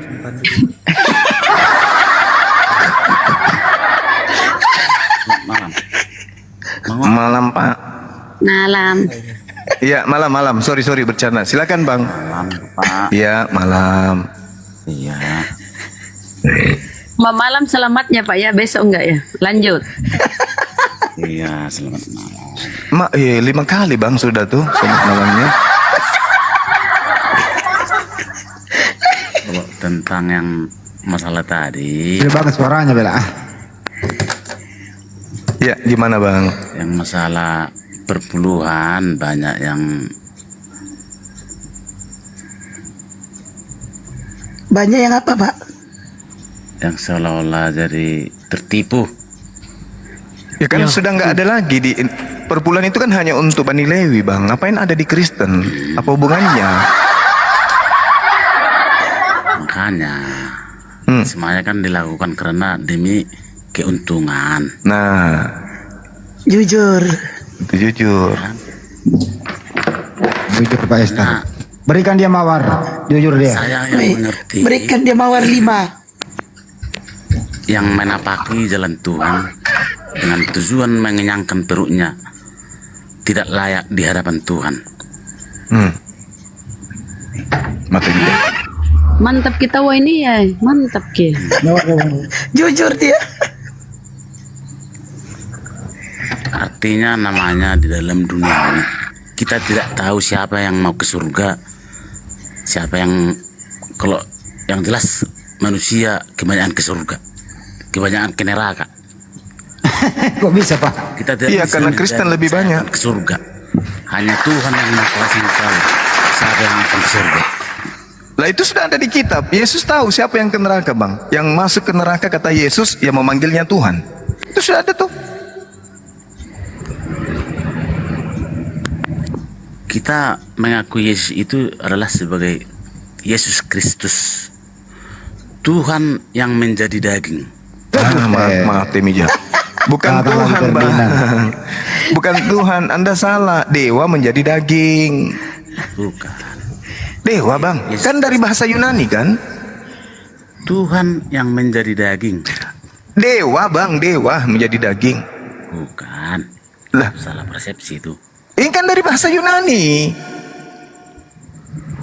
Itu kan konsep Yunani Bang. Agama Abang kan dari Yunani sana, dari Romawi, bukan dari Yahudi. Mana ada Tuhannya Yahudi menjadi manusia, apalagi mati. Mau bertanya. Tuhan itu berapa Bang? Tuhan itu satu lah. Iya, betul. Semua negara yang ada di dunia ini Tuhannya adalah satu. Tapi di Kristen 3. Artinya saya beda Bang, beda. Nah, Tuhan Anda yang satu itu siapa? Tuhan yang Maha Kuasa. Iya, siapa namanya? Tuhan yang Maha Kuasa. Ya, namanya siapa? Malu-malu. Apa bang? Ya Tuhan yang Maha Kuasa lah. Iya, namanya siapa, Bang? Alam semesta. Namanya siapa? Kan pasti ada namanya. Kalau nama Tuhan kami kan Allah. Gelarnya Subhanahu wa ta'ala. Hakikat maha suci lagi maha tinggi. Itu gelar Tuhan kami. Namanya Allah. Nama Tuhan Anda siapa?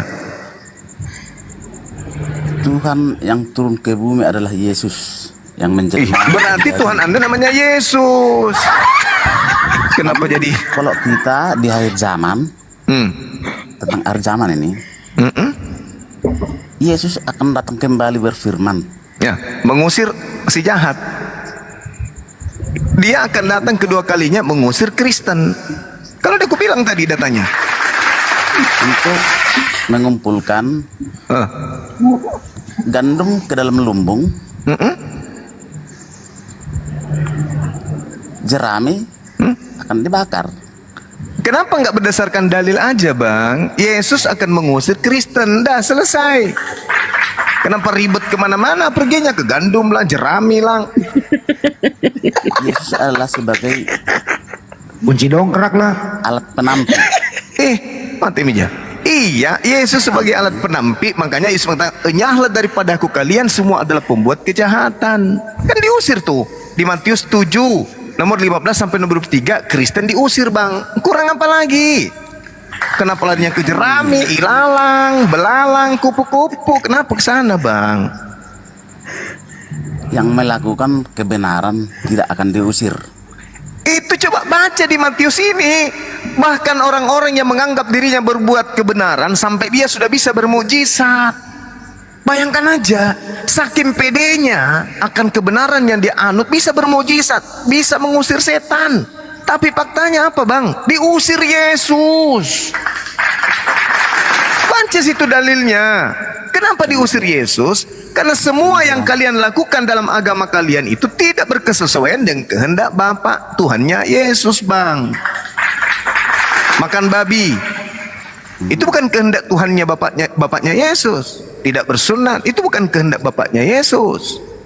Ibadah minggu itu bukan kehendak bapaknya Yesus. Menyembah Yesus itu bukan kehendak bapaknya Yesus. Makanya orang Kristen itu diusir oleh Yesus. Enyahlah daripadaku, engkau semua adalah pembuat kejahatan, dan dilemparkan ke dalam api neraka yang menyala-nyala. Kenapa harus ke gandum, ke ilalang, ke jerami segala macam? Dia kan akan datang kedua kalinya untuk mengusir Kristen. Berapa kali diulang, Pak? datang sebagai alat penampi. Dia akan datang kedua kalinya untuk mengusir orang-orang Kristen, mensucikan dirinya dari orang-orang kafir. Siapa yang datang, Bang? Sebagai alat penampi. Iya, Yesus akan menampi kalian, menumbuk-numbuk kepala kalian itu. Bukan menumbuk. Mengusir ke neraka, mau kayak mana lagi, Abang? Ibaratnya macam memisahkan gandum dari lalang. Betul sekali, sebab ada dua orang yang memanggil Yesus itu dengan panggilan Kurios, Bani Israel dan Bani Romawi. Bani Israel menganggapnya utusan Tuhan, Nabi Tuhan, tapi Bani Romawi menganggapnya dewa. Itulah kalian. Aku mau bertanya, Bang. Oh, bertanya lagi, silakan. Kalau menurut Abang, Tuhan itu satu? Enggak. Sudah tadi. Sebagai Esther belum kelar. Tunggu dulu. Ini masih Esther, Bang. Masih Esther ya? Suaranya belum berubah. Ya gimana, Esther? Tuhan itu kenapa? Pakai celana? Bukan. Enggak lu? Kalau menurut saya, Tuhan adalah roh. Salah. Itu makanya aku bilang tadi, kalian itu penyembah dewa. Dewa itu roh.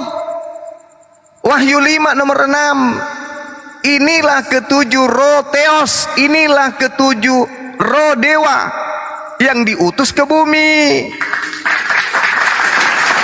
Ayolah teman-teman, lembutkanlah hati kalian untuk menerima kebenaran itu.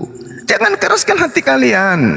Dalam bahasa Yunani itu akontas artinya Tuhan, Theos artinya dewa. Dewa itu roh. Baca kitab saudara Wahyu 5 nomor 6. Di situ penulis kitab saudara melihat ada 7 dewa yang diutus ke muka bumi ini. Ingat, kitab kalian original teksnya adalah Yunani. Romawi Yunani dinikahkan dua konsep paganisme ini, lahirlah agama kalian. Makanya penyembahannya kepada manusia. Kenapa? Karena dewa menjelma menjadi manusia. Itu diimani juga oleh saudara-saudara kita di India. Ada Krishna, jelmaan dari dewa Wisnu, Horus, Zeus, Hercules, Atis, itu semua dewa-dewa. Yesus, Dewa Siwa. Siwa beda lagi, itu di India. Sama dengan agama saudara. Makanya konsep Kristen apa? Yesus itu 100% dewa, 100% manusia. Agama Muslim itu dari mana, Bang? Mana ada Tuhan menjelma menjadi manusia, Bang? Yang menjelma jadi manusia itu dewa. Betul, Bang. Yang banyak sekarang menjelma itu manusia seakan-akan menjadi Tuhan. Supaya dia berfirman untuk menyelamatkan manusia. Loh, dengan cara mati di atas tiang salib. Kan lari ke paganisme lagi, lari kepada penyembahan dewa Molok. Dewa Molok itu, Bang, dengarkan. Dewa Molok itu penyembah dewa Molok, kalau dalam kampung mereka ada bencana, ada sesuatu huru-hara, ada musibah, ada penyakit mewabah, ini penyembahnya akan berkata, pasti di antara kalian penduduk-penduduk ini tokoh masyarakatnya akan berkata, atau kalau kita sekarang Pak RT atau Pak RW akan bicara, kepala sukunya bicara, pasti di antara kalian ada lagi yang melakukan dosa. Melaporlah yang lain, di sana ada yang melakukan begini, ada yang melakukan begini. Pasti dewa Molok marah. Ini dewa Molok lagi marah. Ayo, siapa yang punya anak yang bisa kita persembahkan? Maka dipersembahkanlah anak manusia itu kepada dewa Molok untuk mendamaikan antara dewa Molok dengan manusia. Ini yang kalian sedang praktekkan. Di mana ada nabi-nabi mengajarkan mendamaikan Tuhan dengan hambanya, ciptaannya dengan menggunakan darah manusia, di mana? Sedangkan Tuhan mengatakan, sabar, di dalam Amsal 6 nomor 16, 6 kekejian di dalam hati Tuhan, dan bahkan 7 hal yang paling dibenci oleh Tuhan, yaitu membunuh orang yang tidak bersalah. Amsal itu dari mana, Bang? Apa? Amsal itu dari mana? Amsal itu kitabnya Nabi Salomo. Siapa yang membunuh, Bang? Amsal itu kitabnya Nabi Salomo. Ya, menurut tradisi Yahudi. Boleh kita baca itu dari mana? Amsal 6 nomor 16, 6 kekejian di dalam hati Tuhan, bahkan 7 perkara yang sangat dibenci oleh Tuhan, yaitu menumpahkan darah orang yang tidak berdosa. Pertanyaan saya kepada saudara-saudara saya penyembah dewa ini, apakah Yesus itu ada dosa? Tunggu. Apakah Yesus itu ada dosa? Tidak ada. Tidak. Kenapa Anda mengimani pertumpahan darah terhadap dia sebagai keselamatan? Karena dia yang menjadikan manusia. Itu ajaran dari mana? Itu ajaran dari Kristus. Nah, bagus. Anda sudah paham. Itu ajaran dari Romawi. Menghapus dosa dengan menggunakan darah manusia. Ingat, pencipta langit dan bumi mengajarkan dalam Imamat 1 nomor 2, katakanlah kepada orang-orang Israel, apabila mereka hendak mempersembahkan persembahan kepada Tuhan, perintahkan kepada mereka untuk mempersembahkan hewan ternak. Apa itu? Domba, kambing, sapi, lembu. Itu, Bang. Sebelum turunnya Yesus. Nah, Yesus, kamu katakan, Yesus pun mengatakan dalam Matius 8 nomor 4, perlihatkan dari dirimu kepada imam, perlihatkanlah dirimu kepada imam, dan persembahkanlah persembahan seperti yang diperintahkan oleh Nabi Musa. Apa yang diperintahkan Nabi Musa dipersembahkan? Tadi Imamat 1 nomor 2, domba, kambing, sapi, lembu. Yesus pun mengajarkan. Makanya orang gini, Bang. Bang Kristen itu sudah tidak ada nih yang namanya Yang namanya kita tahir, tidak ada. Iya, memang karena Kristen ini bukan dari Roma, bukan dari Yahudi. Kristen ini adalah di Roma. Kalian itu tidak berasal dari nabi-nabi. Kalian itu berasal dari Paulus. Paulus itu di dalam pengakuannya, Galatia 2 nomor 8, aku diutus kepada orang-orang yang tidak bersunat. Jadi nabi kalian itu, rasul kalian itu Paulus. Sedangkan orang Yahudi, nabinya adalah Yesus. Beda kelas, coy. Oh begini, berarti gini bang. Tidak mengaku Yesus, Bang. Berarti Tapi dia nabi kan? Berarti di luar Islam Tapi dibunuhnya. ajarannya sesat. Tapi murid-muridnya Yesus percaya kan? Kalau dia nabi? Mereka menyangkal, makanya Oh tidak. Anda baca di dalam pengakuan Yesus Yohanes 17 nomor 8. Segala firman yang engkau berikan kepada aku telah aku sampaikan kepada mereka, dan mereka telah menerimanya, dan mereka percaya bahwa aku adalah nabi. Dah, selesai. Yesus sendiri yang mengatakan itu. Abang percaya? Loh, kenapa jadi tanya saya? Sekarang saya tanya, abang percaya? Saya percaya yang datang di tengah-tengah Bani Israel lahir tanpa. Ini gini bang, ini yang susah. Karena kenapa? Apa yang ada di yang lucu Anda kok, ini iman Anda kok jadi tanya ke saya sih? Saya kan di sini hanya mengajarkan, menyampaikan. Kalau yang datang di tengah-tengah Bani Israel yang lahir tanpa ayah, kami percaya nabi. Tapi namanya bukan Yesus, bukan orang Roma, tapi orang Yahudi. Namanya adalah Isa Al-Masih. Al-Quran mengatakan, Inni Abdullah atani al-kitab wa ja'alani nabiyan. Sesungguhnya aku ini adalah hamba Allah. Allah memberiku kitab, ketetapan, dan Allah menjadikan aku seorang nabi ila Bani Israel, untuk Bani Israel. yang saya imani kan Yesus. Ini dikatakan di dalam Al-Quran, lahirnya seorang anak tanpa ayah di tengah-tengah Bani Israel sebagai nabi. Di dalam kitab saudara, Yesus mengaku nabi, muridnya mengaku dia nabi. Kenapa dari agama Roma dia jadi dewa? Dari Tuhan. Hah? Dewa bang, dewa. Baca Yohanes 1 nomor 1. Pada mulanya adalah Logos. Logos itu bersama-sama dengan Theos. Logos itu adalah Theos. Theos itu adalah Logos. Theos itu telah menjadi daging. Ayo. Theos menjadi daging berarti apa? Dewa menjadi daging. Nah, siapa yang mau tanggung jawab kalau dewa sudah jadi daging? Kalau tidak segera dikasih roh, maka dia jadi bangkai. Kalau supaya dia tidak jadi bangkai, segeralah untuk ambil merica, ketum, berjahe, biar kita bumbui dia supaya masak, entah itu jadi coto Makassar atau menjadi empek-empek Palembang, atau dia menjadi soto Betawi, atau dia menjadi sate saja, daripada dia menjadi bangkai. Pada mulanya adalah firman. Firman. Firman itu bersama-sama dengan manusia. Mati Mija. Kenapa kamu rubah bunyi kitabmu sendiri?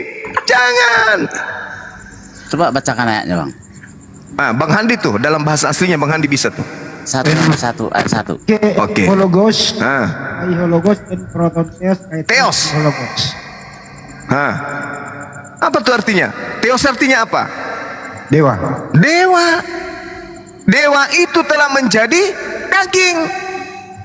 Sementara dewa ini adalah roh. Roh menjadi daging.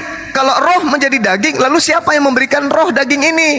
Daripada dia menjadi bangkai, mending kita bagi. Sebagian kita bikin contoh, sebagian bikin pelu basah, sebagian bikin nyotnyang, sebagian bikin sate.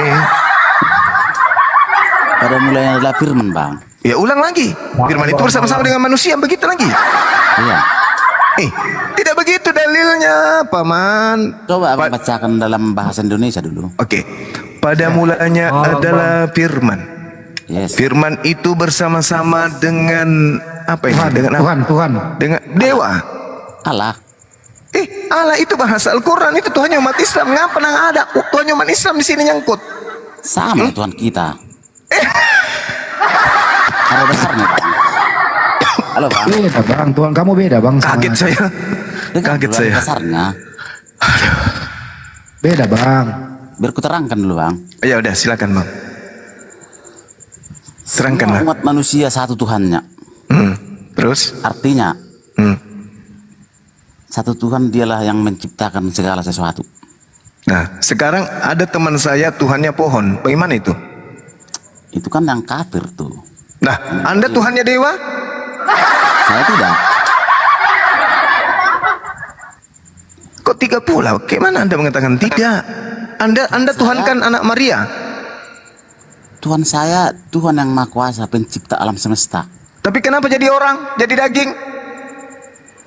Karena dia untuk berfirman, dia turun menjadi daging. Begini. Namun dia naik kembali ke surga. Motifnya.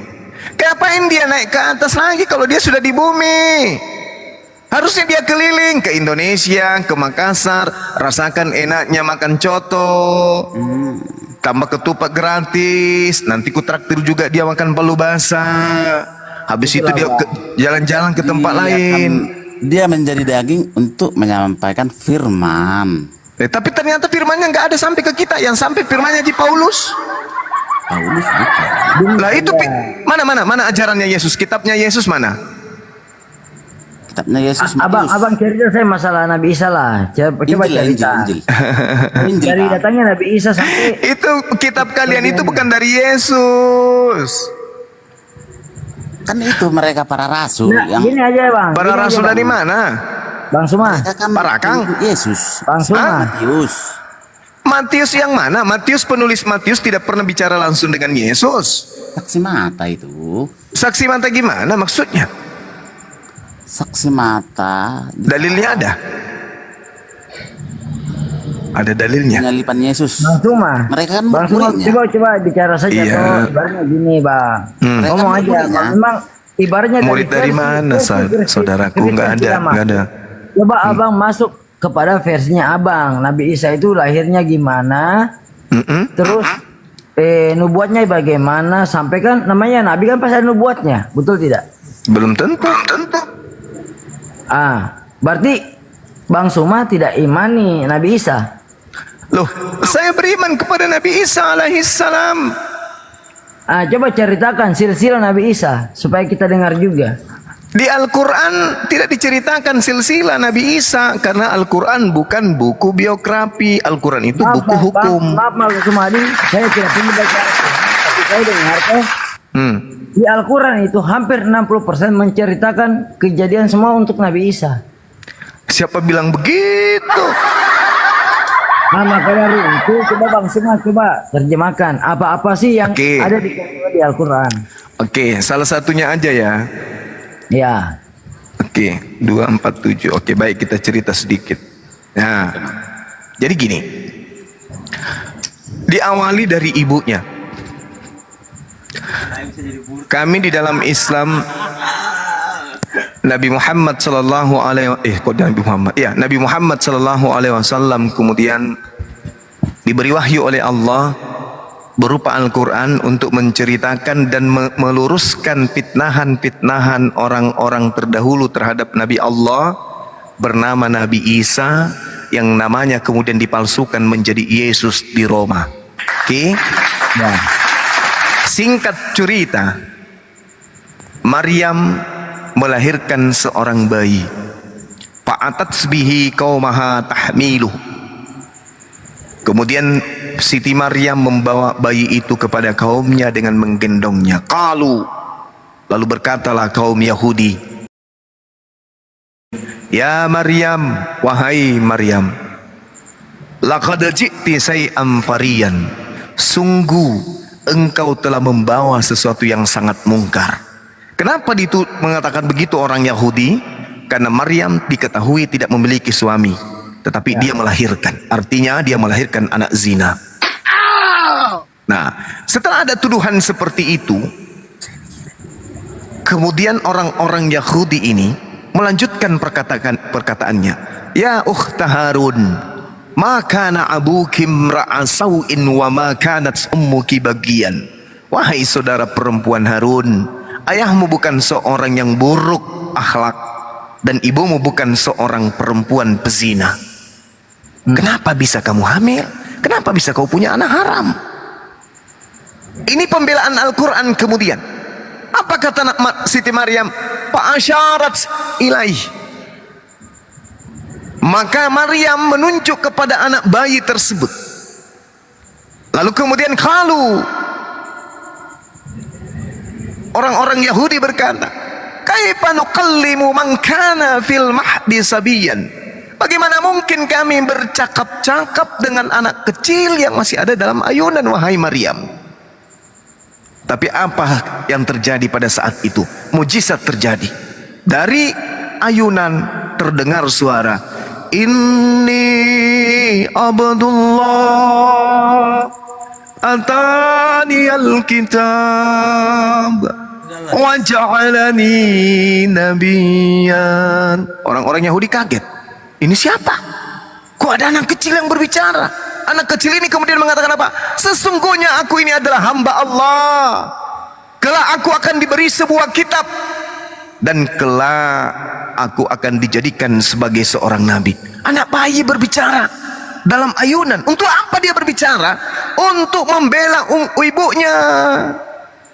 Islam Jadi Yesus dan Isa itu sama tidak, Bang?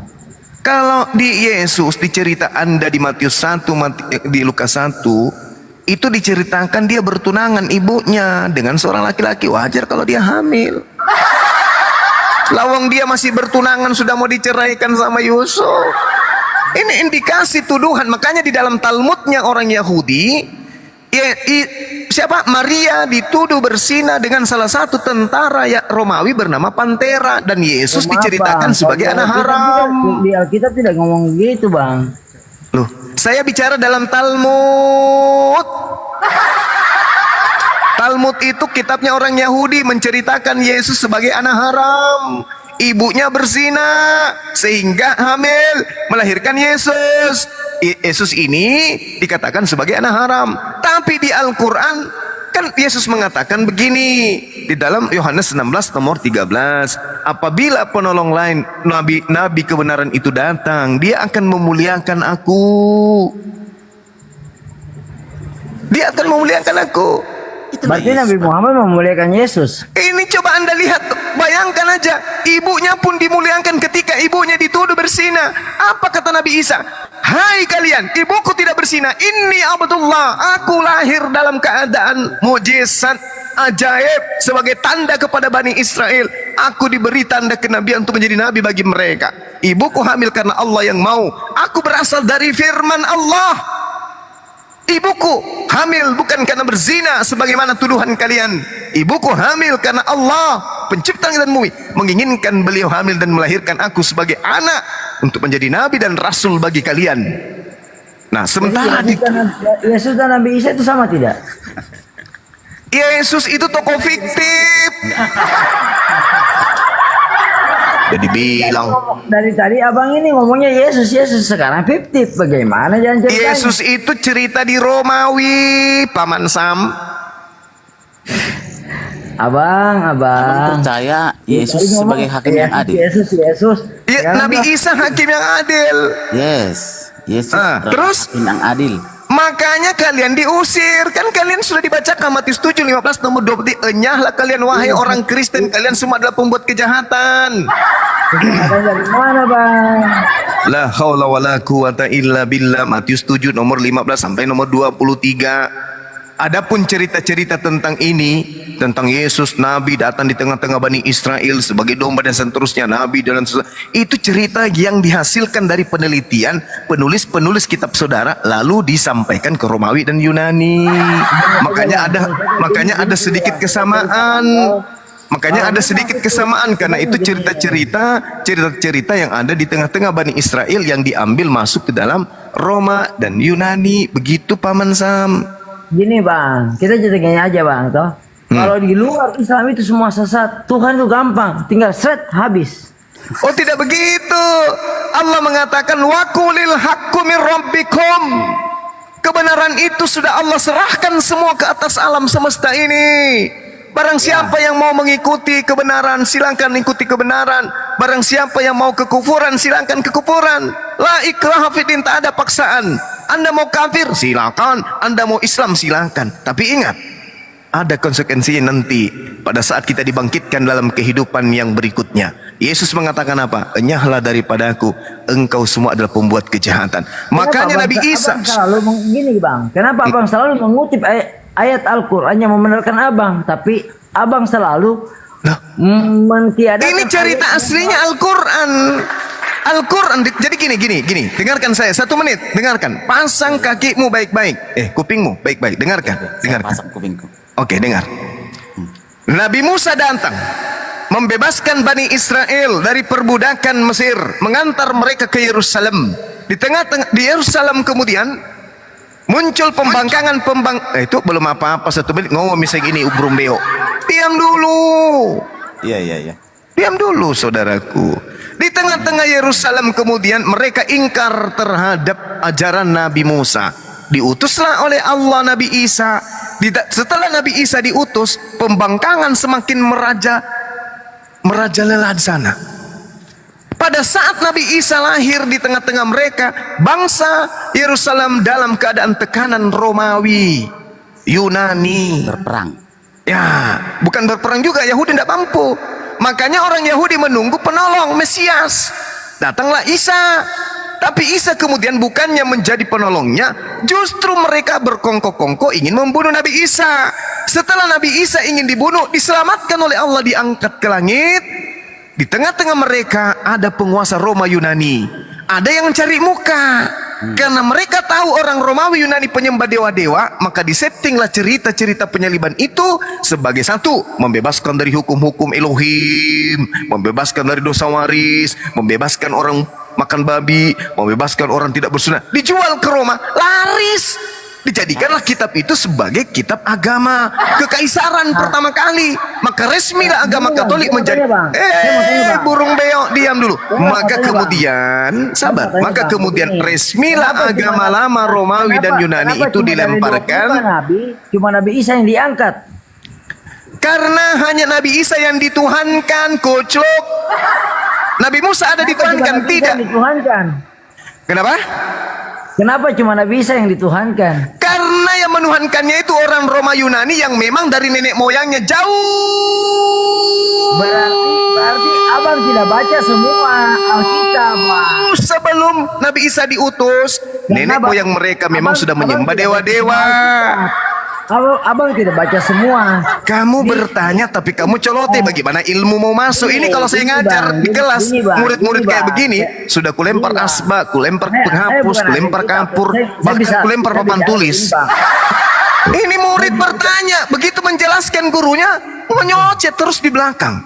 Gini bang, saya bilang toh. Gimana? Nabi Abraham pun sempat dituhankan kepada umat-umatnya. Siapa umatnya menuhankan Abraham?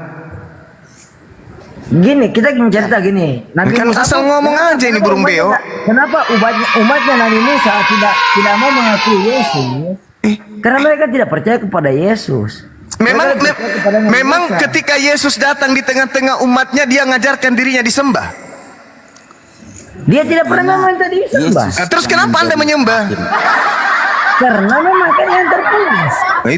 Itulah kamu ku bilang. Sekarang gini bang. Sekarang lagi. Sekarang. Habis itu saya ngomong, begitu saya ngomong. Sekarang gini bang. Begitu saya ngomong, sekarang gini bang. Diajar PPKN nyambungnya di mana? Sudahlah. Hakim yang adil. Dia hakim yang adil. Amin. Nah, sekarang baca Yohanes 12 nomor 48. Barang siapa yang menolak aku, dia sudah ada hakimnya, yaitu perkataan yang pernah aku sampaikan kepada mereka. Perkataan itulah kelak yang menjadi hakimnya di akhir zaman. Nah, mana perkataannya sembahlah aku? Ada. Siapa yang menolak dia? Lah, dia mengatakan dia rasul. Yang menolak dia siapa bang? Anda. Tidak. Loh, buktinya dia mengatakan, aku diutus hanya kepada domba-domba yang sesat dari umat Israel. Apakah Anda umat Israel? Ayo. Umat Israel secara apa? Secara apa? Secara menyamar lagi. Serigala nyamar Israel. Secara iman. Secara iman. Kita mengikuti Alkitab Israel. Loh, inilah yang Yesus katakan, saudaraku. Inilah yang Yesus katakan di dalam Matius 7 nomor 15 sampai nomor 23. Dia sampaikan kepada murid-muridnya orang Yahudi, "Wahai murid-muridku orang Yahudi, apa paman, dengarkanlah suaraku ini. Iya paman, waspadalah kepada nabi-nabi palsu. Iya paman, yang datang menyamar seperti serigala." Artinya pada masa Yesus pergi, murid-muridnya akan didatangi nabi-nabi palsu. Siapa itu? Pendiri agamamu. Makanya pendiri agamamu dari buahnya, kata Yesus, kamu bisa melihat mereka. Satu, memanggil aku Tuhan. Dua, bernubuat demi namaku, bermujizat pakai namaku, mengusir setan pakai namaku. Itulah tanda-tanda nabi palsu. Siapa mereka? Tapi hatinya kotor kan itu. Setelah Yesus memang siapa yang Siapa mereka? Kristen. Kenapa susah kalian untuk paham itu? Kenapa? Kenapa kira-kira susah? Karena setiap hari Anda makan babi, makan anjing, makan monyet, makan pararang, makan padale. Kenapa bisa demikian? Tertutup sudah lemak babi dalam hati kalian itu sampai otak kalian itu nggak berfungsi. Makan semua. Hah? Kenapa bisa abang semua bicara begitu, bilang kami makan semua? Lah, kan begitu yang kulihat di pasar-pasar orang Kristen. Kok coba lagi ada?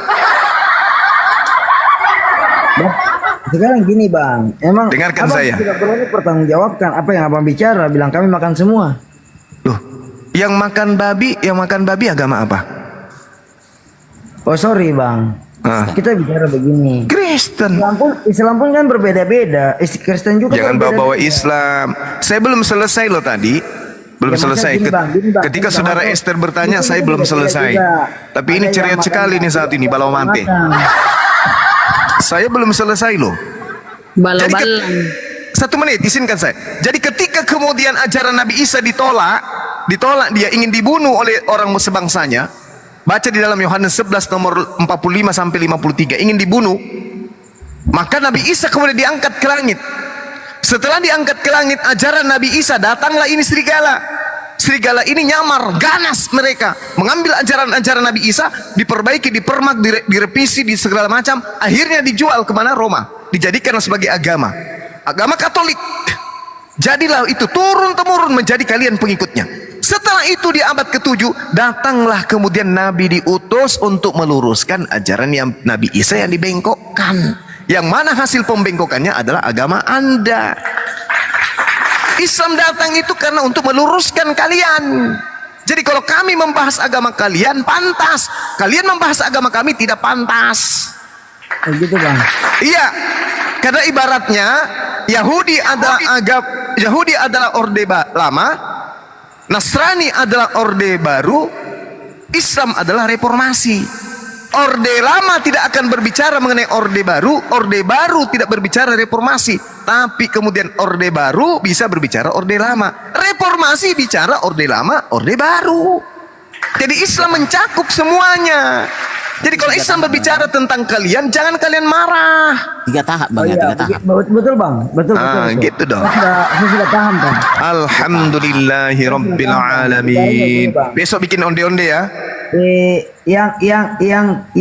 Yang pertama itu kan punya dosa, jadi bisa diungkit. Maksudnya apa? Ibaratnya gini bang, antara kita kan namanya yang lahir duluan dan yang tidak lahir duluan kan ibaratnya begini. Kita punya dosa mungkin bisa diungkit. Yang lahir kita kemudian kan mungkin tidak bisa diungkit. Jadi ibaratnya kan kita Kristen yang terus diungkit. Ya, kan reformasi berbicara orde lama, orde baru. Sekarang permasalahannya adalah onde-onde saja bang. Oh iya, enggak begini saudara, gini, dengarkan saya.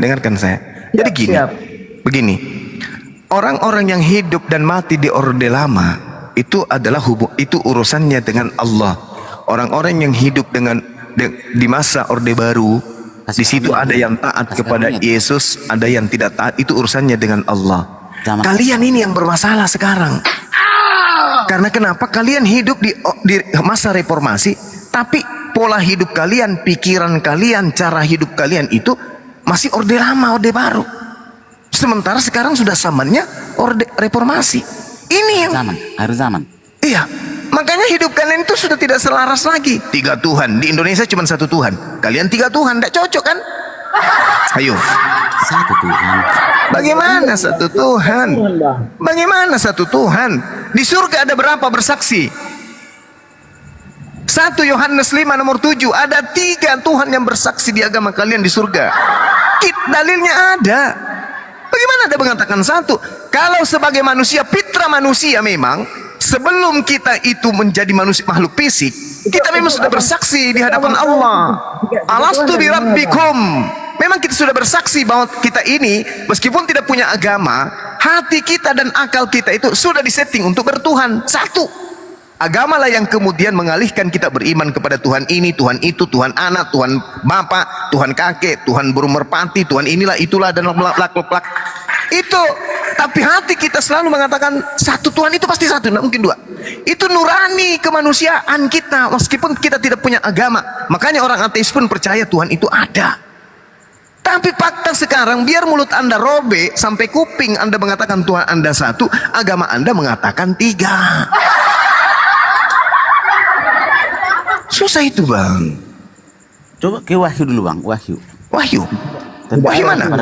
Kalau Anda lari ke Wahyu, saudaraku, di situ ada 7 dewa.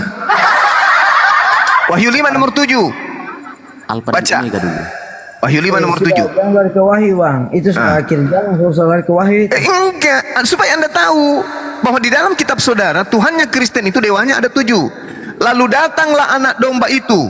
Wahyu 5 nomor 6. Nomor 6 ya teman-teman. Nomor 6.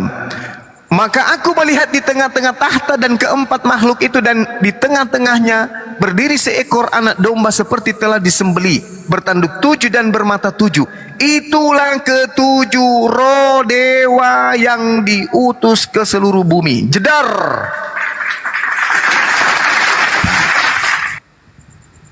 Dewa yang pertama Yesus. Dewa yang kedua burung merpati. Nah, yang kelima mana? Mati mija. Ayo, mana dewamu yang 5 ini mana? Jangan-jangan yang menjadi bom-bom. Baru sekarang begini, Bang. Bang kan kita mati bija. Barunya gitu cerita gini aja. Ada 7 dewa, mana dewa ini mana? Mana dewa ini yang 7? 1 Yesus, dewa Yesus. 2 dewa burung merpati. Yang ketiga dewa bapak lah, Brahma, anggaplah ini yang 4-nya mana? Yesus. Apa Yesus? Dewa Paulus. Mati mija. Balas ya anak. Yang mana? Mana dewa-dewamu ini? Mana dewa-dewamu ini mana? Karena di situ dikatakan aku melihat. Kalau dia sudah mengatakan aku melihat dalam bahasa Yunani, jelas dia katakan oida. Oida itu artinya biji matanya. Nah, cini kinjo dewa ya. Dilihat itu dewanya. Aku melihat. Berarti dia melihat dewa. Ada 7 dewa yang diutus ke bumi. Ayo. Bapak. Oke? Kemudian Yesus. Kita beragama itu. Kemudian burung merpati. 4-nya yang mana? Malam-malam kujalak ini. Kita punya. Mati bija. Makin kita punya, masing-masing kita punya Alkitab lah. Lah ini kitabmu yang dibacakan. Merujuk ke Alkitab, abang merujuk ke Al-Quran. Kalau merujuk ke Al-Quran, Anda jadi bubur. Wah, kalau merujuk ke Bible, aku adalah ini, Bang. Anda jadi capcay. Hancur. Di Al-Quran sudah ngomong agamamu agamaku. Sudah ada. Agamamu ini dibahas dengan agamaku, anak bau. Jangan ku ribut. Kita tidak bahas di agamanya orang. Ini, Bang, makanya kan dibilang di Al-Quran saya bilang agamamu agamaku. Janganlah kau menyerang Allah seseorang. Alamilah. Itu kamu sudah menyerang lagi agamaku tuh. Bawa lagi Allah, padahal jelas-jelas Tuhanmu itu dewa. Ada saya menyerang. Kau bilang Allah, dari mana kau dapat kata Allah itu? Ini terserah Tommy Mela. Makanya siksa kau toh. Siksa. Iya, karena agamamu itu bertentangan dengan akalmu, anak bau. Jangan begitu abangku. Maksudnya gimana? Alfa dan Omega Kita dulu. beragama menurut Alfa dan Omega itu apa artinya? Alfa itu artinya tidak ada sama sekali artinya alfa itu. Alfa tidak itu bahasa ada. Yunani, itu alfabet Yunani, huruf A. Apa itu Omega. A? Sudah ada. Omega pun itu yang dibilang ya. Apa artinya A? Apa artinya A? Tidak terlihat. Dan yang Omega itu adalah alfabet O. Jadi hanya AO. Yesus berkata, aku adalah AO. AO. dengar dulu aku, Bang. Tarsan dia, Tarsan. Enggak, dengar dulu. Abangku, Jampi juga begitu Yesus abangku. Karena kan berkata, di Islam kan mengajarkan Alfa dan juga Omega. bilang Nabi Isa kan diimani. Janganlah Kan diejek. sudah ada. Siapa yang mengejek? Dia katakan saudara Esther, alfa dan omega. Alfa itu tidak ada artinya. Iya abangku. Alfa kalau Anda mengatakan awal salah. Awal dalam bahasa Yunani itu arke, kai dan telos, akhir. Itu baru artinya aku dan akulah awal dan akhir. Ya kita memang ada kan itu yang Nah, mengatakan. tapi tidak dikatakan sebagai arke, tidak dikatakan telos, di situ dikatakan ao. Apa artinya ao? Ao. Itu kan bicara kalau kita cerita bahasa Gimana ceritanya saudara-saudara saya ini? Alfa dan Omega. Nah, itu lagi alfa dan omega. Alfa itu bukan artinya awal. Iyalah, yang sudah ada awal, yang ada dan yang akan datang. AO itu bukan artinya itu. Itu salah terjemahan, Pak Man.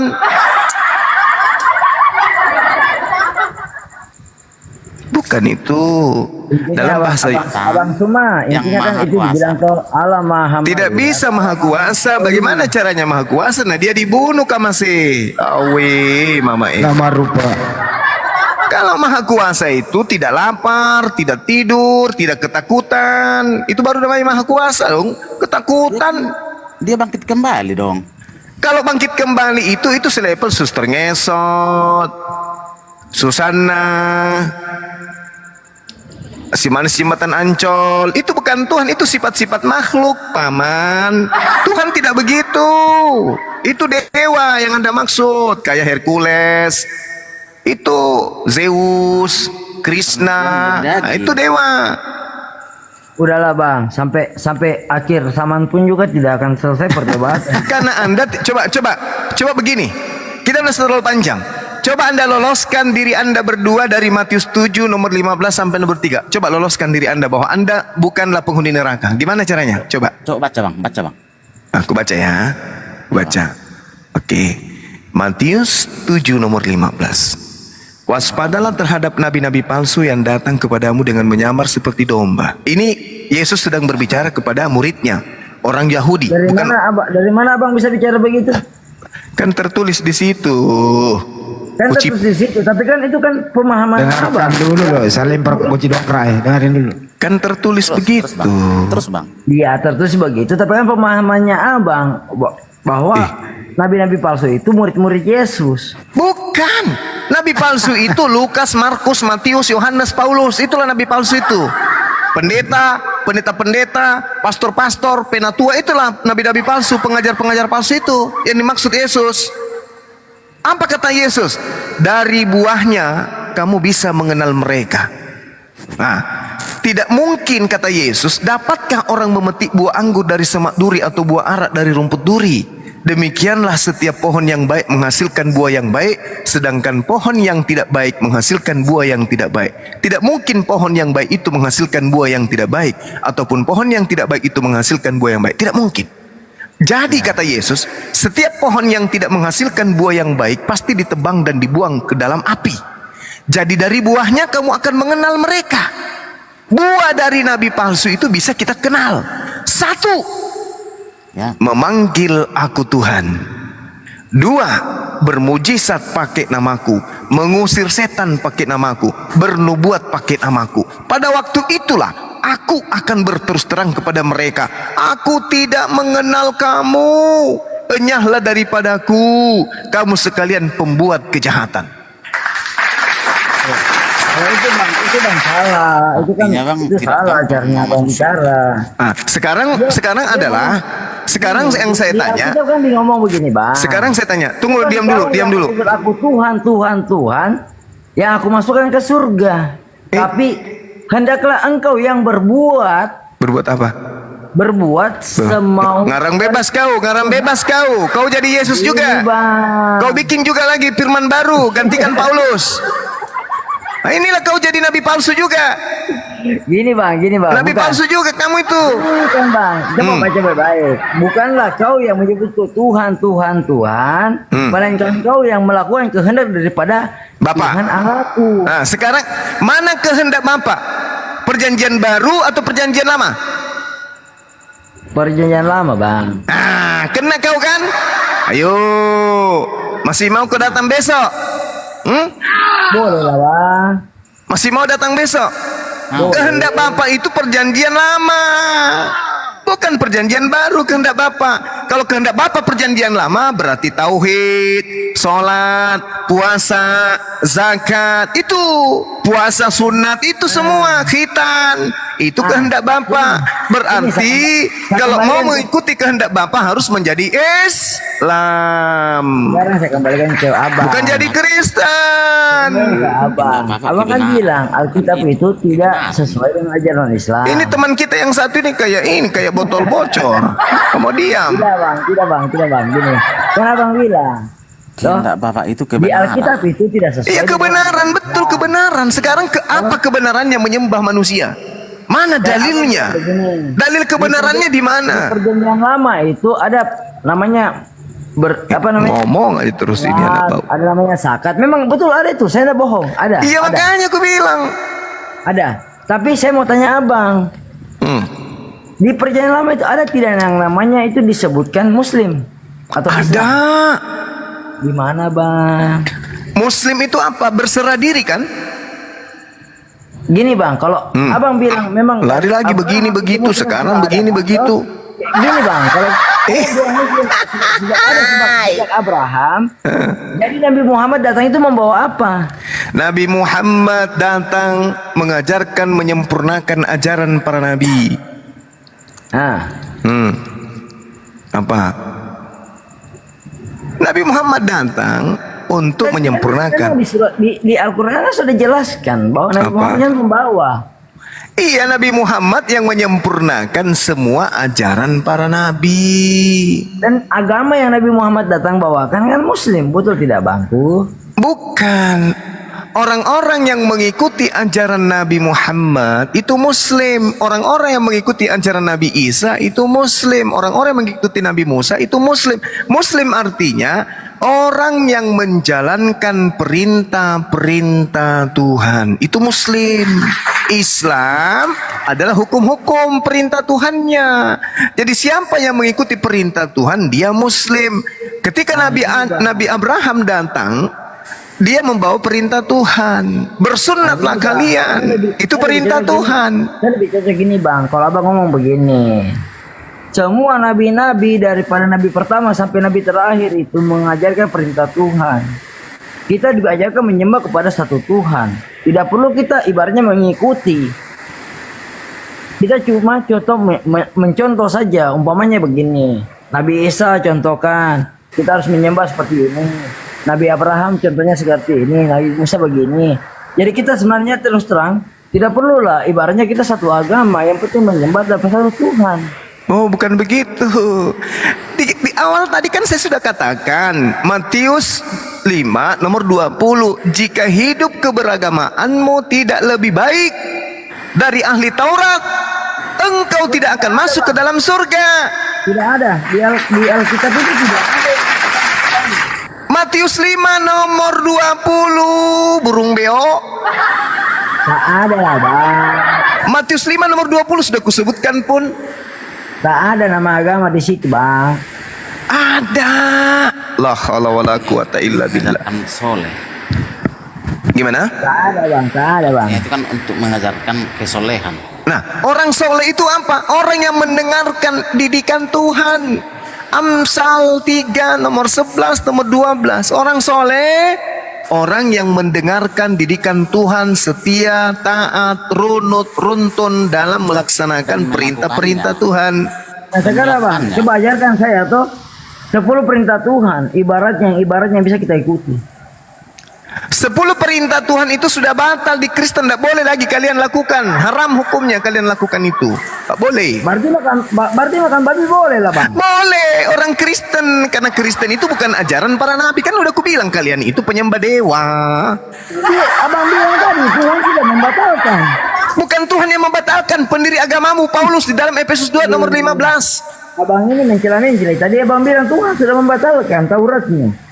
Tuhanmu Paulus yang membatalkan itu. Saya tidak mentuhankan Paulus, abangku. Apa? Saya tidak mentuhankan Paulus. Kalau kau tidak mentuhankan Paulus, siapa yang mengajarkanmu makan babi? Makanya dari tadi saya mau ngomong, emang semua Kristen itu makan babi atau tidak? Nah, itu karena enak katanya. Itu ada. Kau sendiri dibawamu tuh, cungkil kepalanya tuh, katok kepalanya dari atas. Kenapa kau bilang babi enak? Katok kepalanya pakai kaki, itu dibawamu tuh. Gini bang. Gini bang. Nanti ku ciptakan lagu judulnya gini bang. Bang, abang kan dari Sulawesi Selatan. Bapak saya juga dari Sulawesi Selatan, asli Bone. Makanya saya heran kenapa nggak ada orang Bugis menyembah dewa. Gini bang. Nama saya kan Nasrani, bapak saya itu namanya bapak saya kan Muslim. Berduka cili. Gini bang, kita kan namanya lahir sedunia. Muslim, kita tidak bisa menentukan. Bapaknya.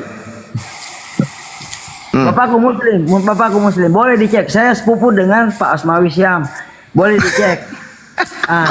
Kau bikin malu orang Sulawesi Selatan kau. Urusan namanya kepercayaan bang. Walaupun dari Arab pun, kalau dia mau niat Nasrani kan. Iya, nah sekarang permasalahannya, setelah Anda tahu tanda-tanda nabi palsu itu ada pada diri Anda masih mau di situ? Tapi kan saya tidak meyakini, bang.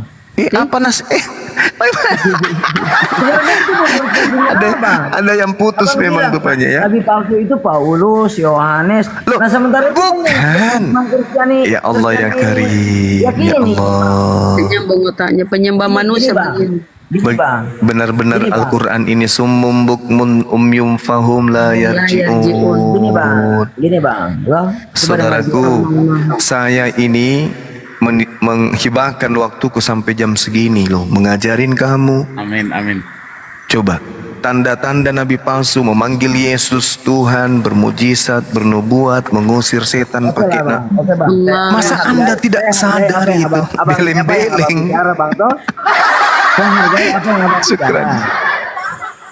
Sekarang kita ngomong secara logika saja bang, toh? Apalagi logika, hancur kamu itu. Iya, begini aja bang. Anak-anak lahir ke dunia, aku mau masuk dulu bang. Tunggu saudara Esther, biar dulu ada akal. Aku suka kalau dia bawa akal. Gimana? Anak-anak lahir.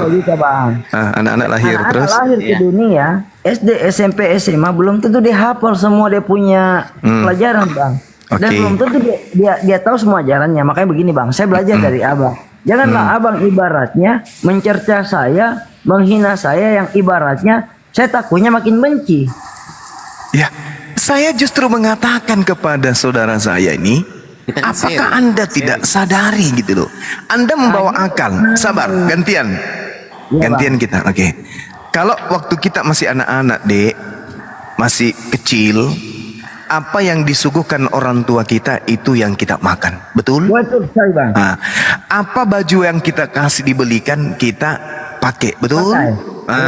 Sekarang begitu meranjak besar 10 tahun, begitu mau makan kita sudah bisa memilih, betul? Betul. Kalau kita dikasih makanan yang kita tidak suka kita nangis, betul? Betul. Kalau kita dikasih baju yang kita tidak suka kita tolak, betul? Betul.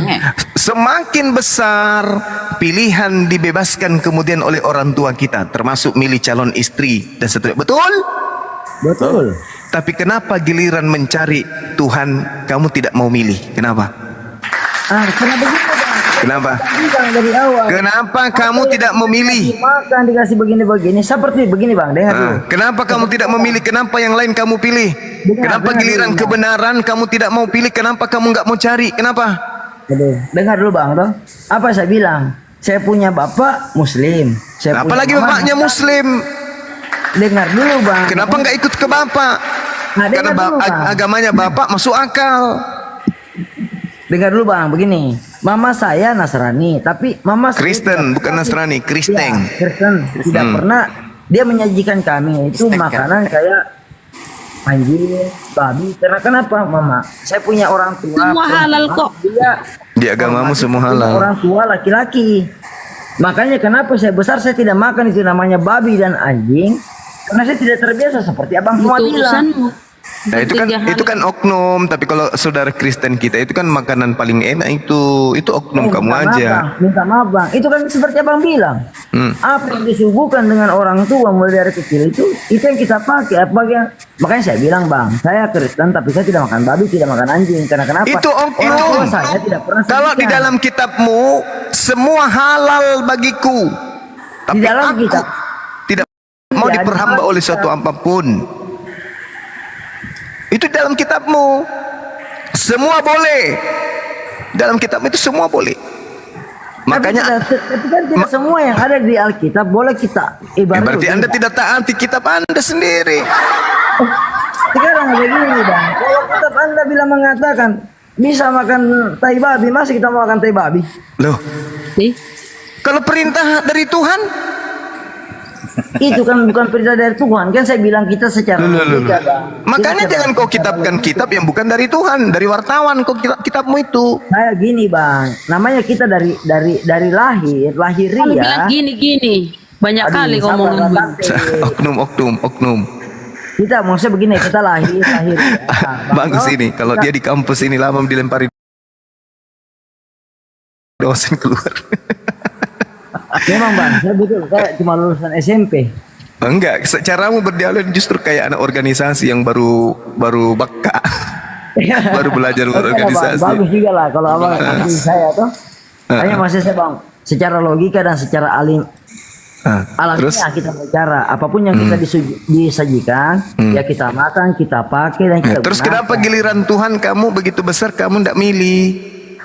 Aduh, gini bang, itu yang dibilang bang, kita namanya mencari kepercayaan itu susah bang. Makanya dari saya kenapa susah? Mencari kepercayaan itu pakai akal. Gini bang. Kok susah? Kalau gini bang, kalau abang mau saya masuk ke daerahnya abang harus ibaratkan bagaimana merayu saya secara bijaksana. Oh bukan. Abang maki-maki saya bilang, kau begini, kau kafir, kau begini. Bukan. Salah bang. Bukan begitu. Orang dulu Nabi Musa diperintahkan membunuh. Coba kau baca di Perjanjian Lama. Bunuhlah. Kenapa Tuhan memerintahkan orang itu dibunuh? Kenapa? Karena mereka tidak menggunakan akal. Mereka hidup mengotori bumi hanya jadi sampah. Maka mereka diperintahkan dibunuh. Umat Islam tidak begitu amat. Meskipun risalah kenabian pada Nabi Muhammad sama seperti Nabi Musa, tapi tidak sekejam Nabi Musa perintahnya. Kenapa? Karena manusia zaman sekarang dibantu oleh alat-alat. Walaupun dikatakan bilang bunuh, Nabi Musa tidak membunuh. Mati ya. Dalilnya di dalam kitab yang kamu pegang itu, bunuhlah, jangan kau biarkan apapun yang bernapas. Iya, betul. Tapi besarnya kan pada saat Nabi Musa melarikan diri.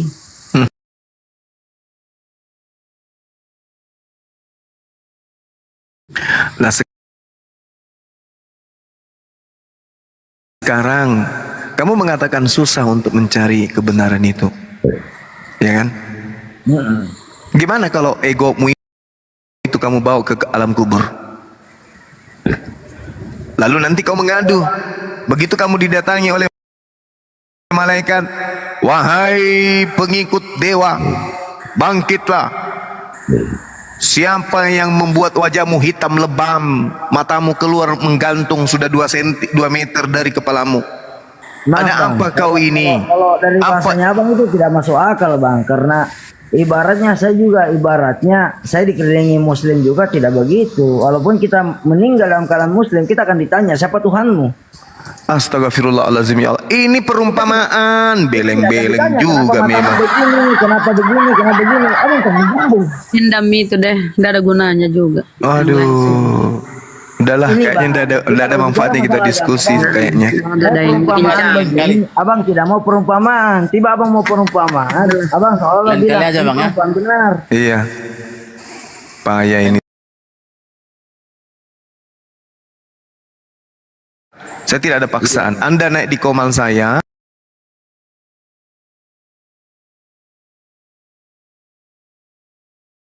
Memang begitu, kadang menggunakan perumpamaan, kadang menggunakan lelucon, kadang kalau di dalam Hanya maksudnya kubur. saya bang, seperti cowok dan cewek. Bagaimana itu Udahlah, ibarat ibarat.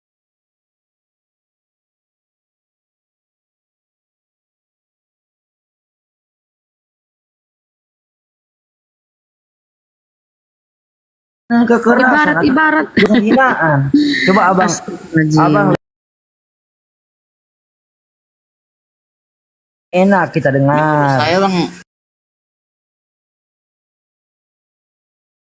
paling sukar masuk surga bang. Payah. Kenapa? Karena di surga Betul, harus yang suci, yang kudus, betul. seperti Allah, seperti Tuhan. Nah, terus? Tuhan itu tidak perlu dibilang suci. Nah, itu pasti. Ini satu burung beo, bukan nih gilirannya masih juga ngomong. Sorry bang. Cuma sorry bang. Tapi kalau di Tuhanlah yang kudus. Iya, tapi kalau di Islam, Bung, dikatakan di dalam Al-Qur'an, yauma yajma'ukum liyaumil jam'i dzalika yaumut taghabun wa may yu'min billahi wa ya'mal shalihan yukaffir anhu sayyi'ati wa yudkhilhu jannatin tajri min tahtihal anhar khalidina fiha abada dzalikal fawzul azim. Ingatlah pada hari ketika Allah mengumpulkan kamu pada hari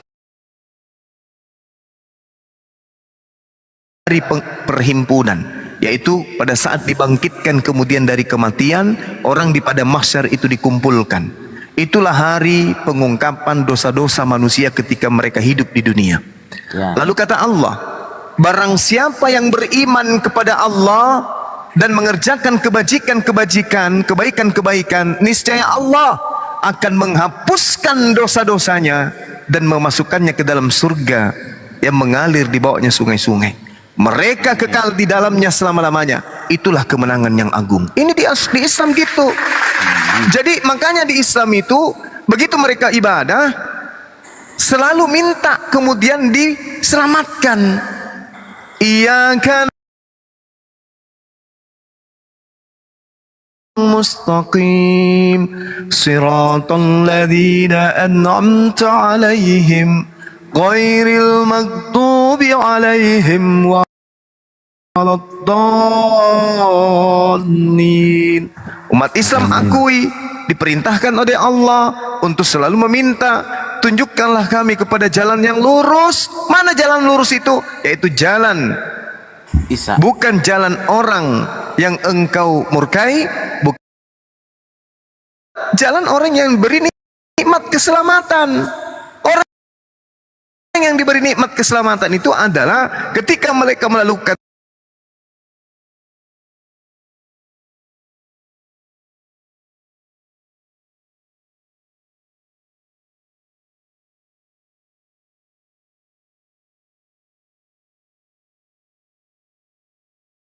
Allah dan mengerjakan kebajikan dalam kehidupannya, berupaya melakukan kebaikan meskipun ada dosa, tapi berupaya untuk menghindari dosa, berdoa, bertaubat, berupaya bertobat dan seterusnya. Kata Allah, akan dihapuskan kesalahan-kesalahannya dan dimasukkan ke dalam surga, mereka kekal di dalamnya selama-lamanya.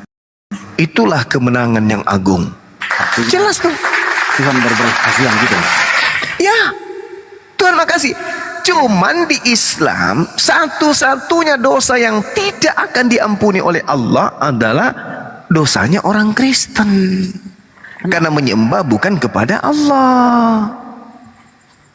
Mereka berbuat baik, orang Kristen berbuat baik, orang Kristen berbuat menolong orang dan seterusnya, tapi mereka menyembah kepada dewa. Ya percuma.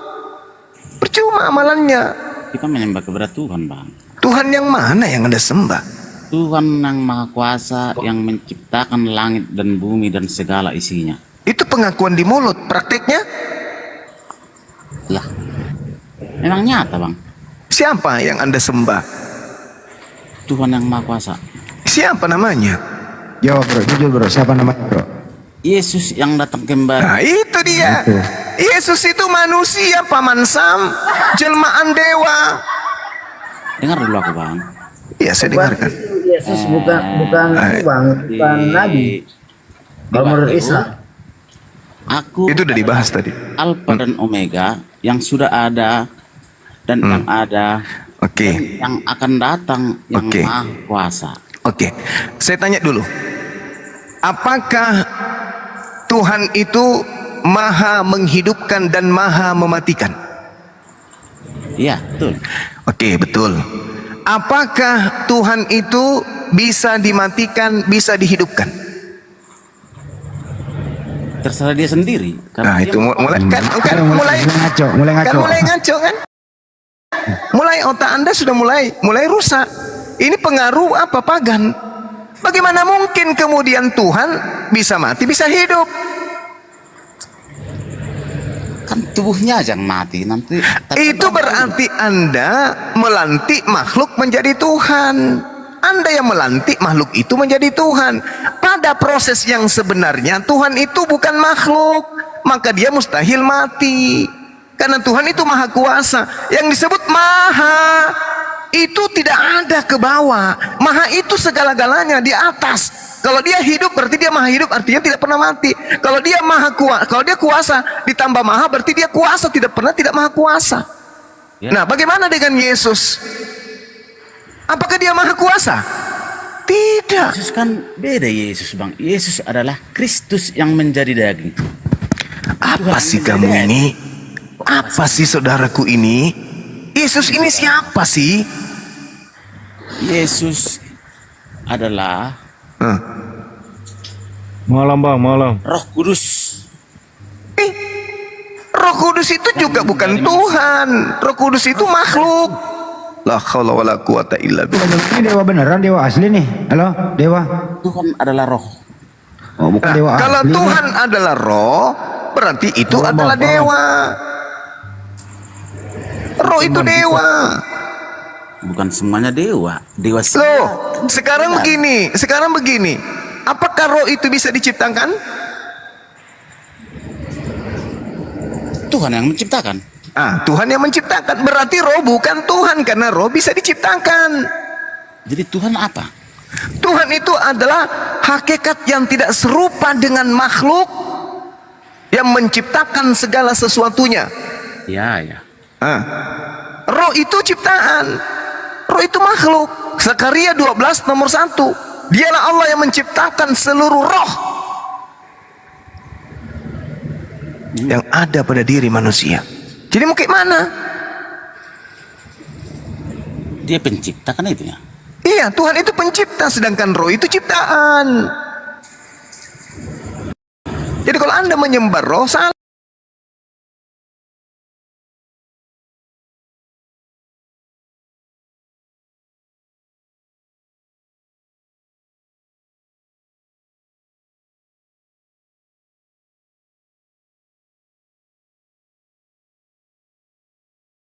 Itu bukan Tuhan, roh itu makhluk. Berapa kali harus pamanmu ini bilang?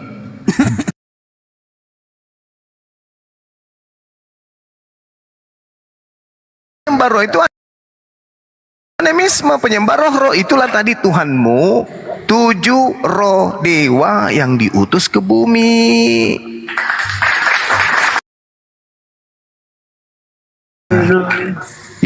Tidur maki, renungkan gitu Matius 7:15 sampai nomor 20. Siap abangku. Baca nanti itu. Dengerin dulu gua. Baca nanti itu, kemudian siapkan kunci dongkrak ya. Oke. Abangku. Ya. Fallback ya? Ye. Lu banci kita tunduk. Terima kasih abangku. Ya, sama-sama deh. Belajar kok lagi tuh Matius 7 ya, 15 sampai 23. Siap abang tuh, siap bang. Tapi Nanti kita jalan-jalan di sepakat Makassar ya. bang tuh. Yesus Jalan di adalah Makassar. adil ya.